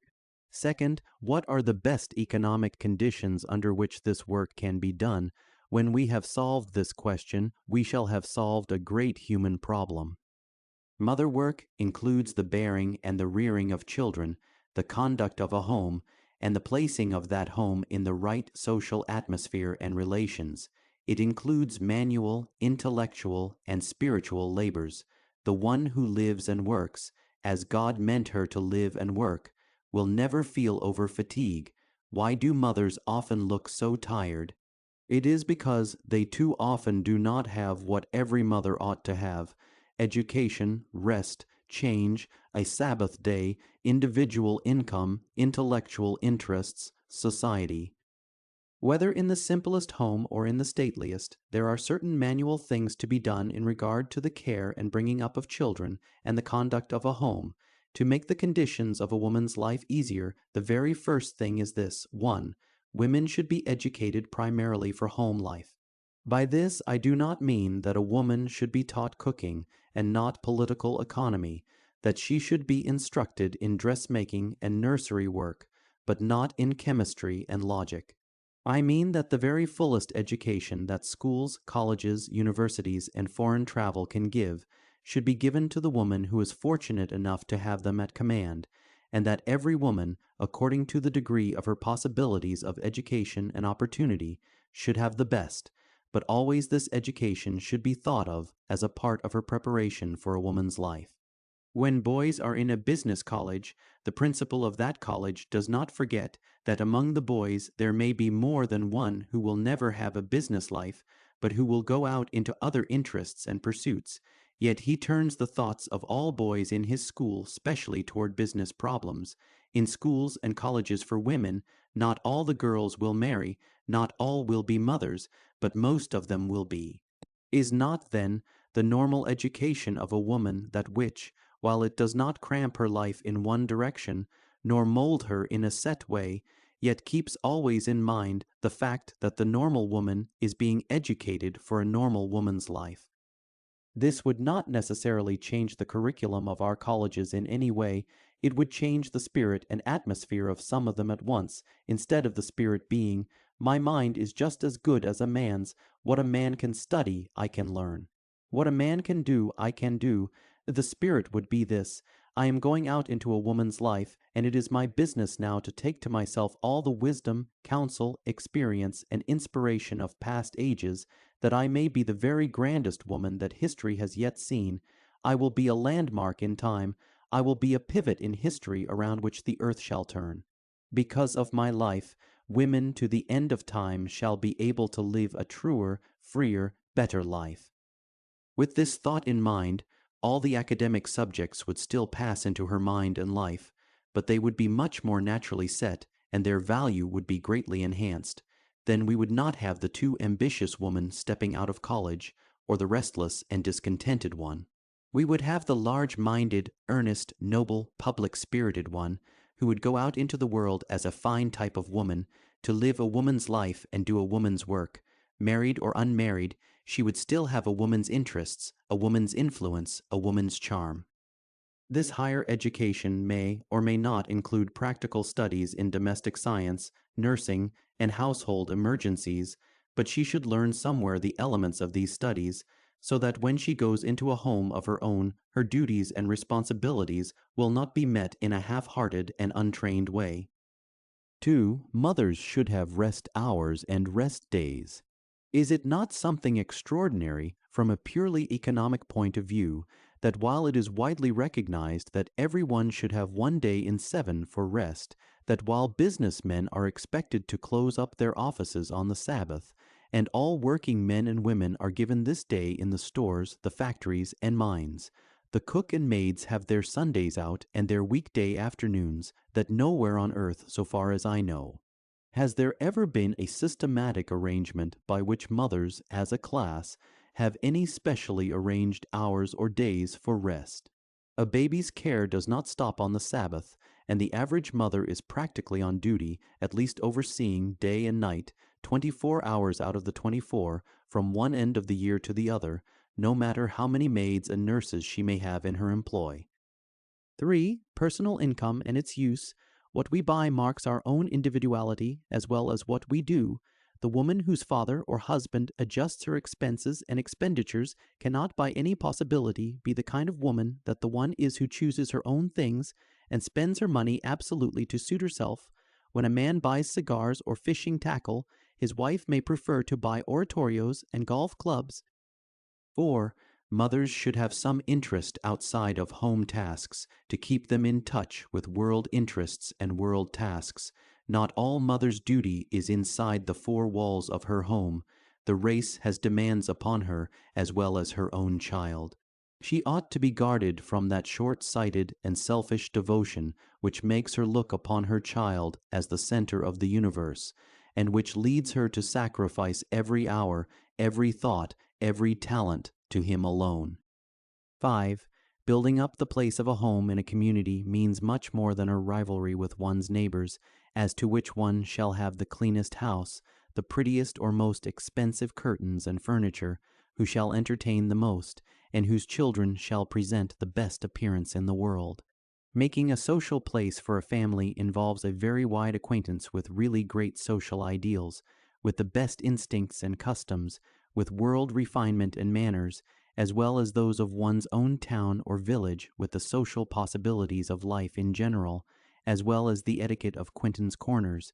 To give the right stamp upon her home, a mother must have a social life, as well as domestic one. She must have time to enter somewhat into the activities of her own neighborhood, and must have society after marriage, as well as before. It is a different sort of society that she then needs. It is not a boy and girl society with its crude ways and its adolescent ideas of life. It is the society of earnest, cultured, and public-spirited men and women, each of whom is adding something to the general store of interest and ideals, each of whom is doing some phase of social work, according to his own talent and opportunity.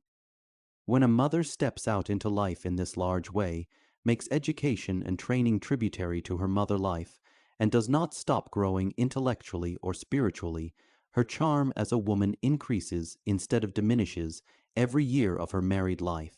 Her looks mark her everywhere as a supremely happy woman, and she goes out into the world marked with that strange, deep, grand impress of motherhood and womanhood, which has always made the true woman not only a working mother, but a love-crowned queen. These and many other thoughts flit over one's mind in looking at any phase of work, or any piece of work. In the right choice of work lies the fullest use of one's capacities. In the right conditions of work lies the freest play of one's energies. In the right spirit of work lies the way of one's lasting happiness and the foretaste of eternal joys. Thus the world is seen to consist of great cycles of workers rising in tiers one above another. Those who do not work are quickly cut out from all participation in race progress and in race delights. Those who work earnestly but blindly have their small reward, but those who work with spiritual energy and enthusiasm are weaving their handiwork into the very fiber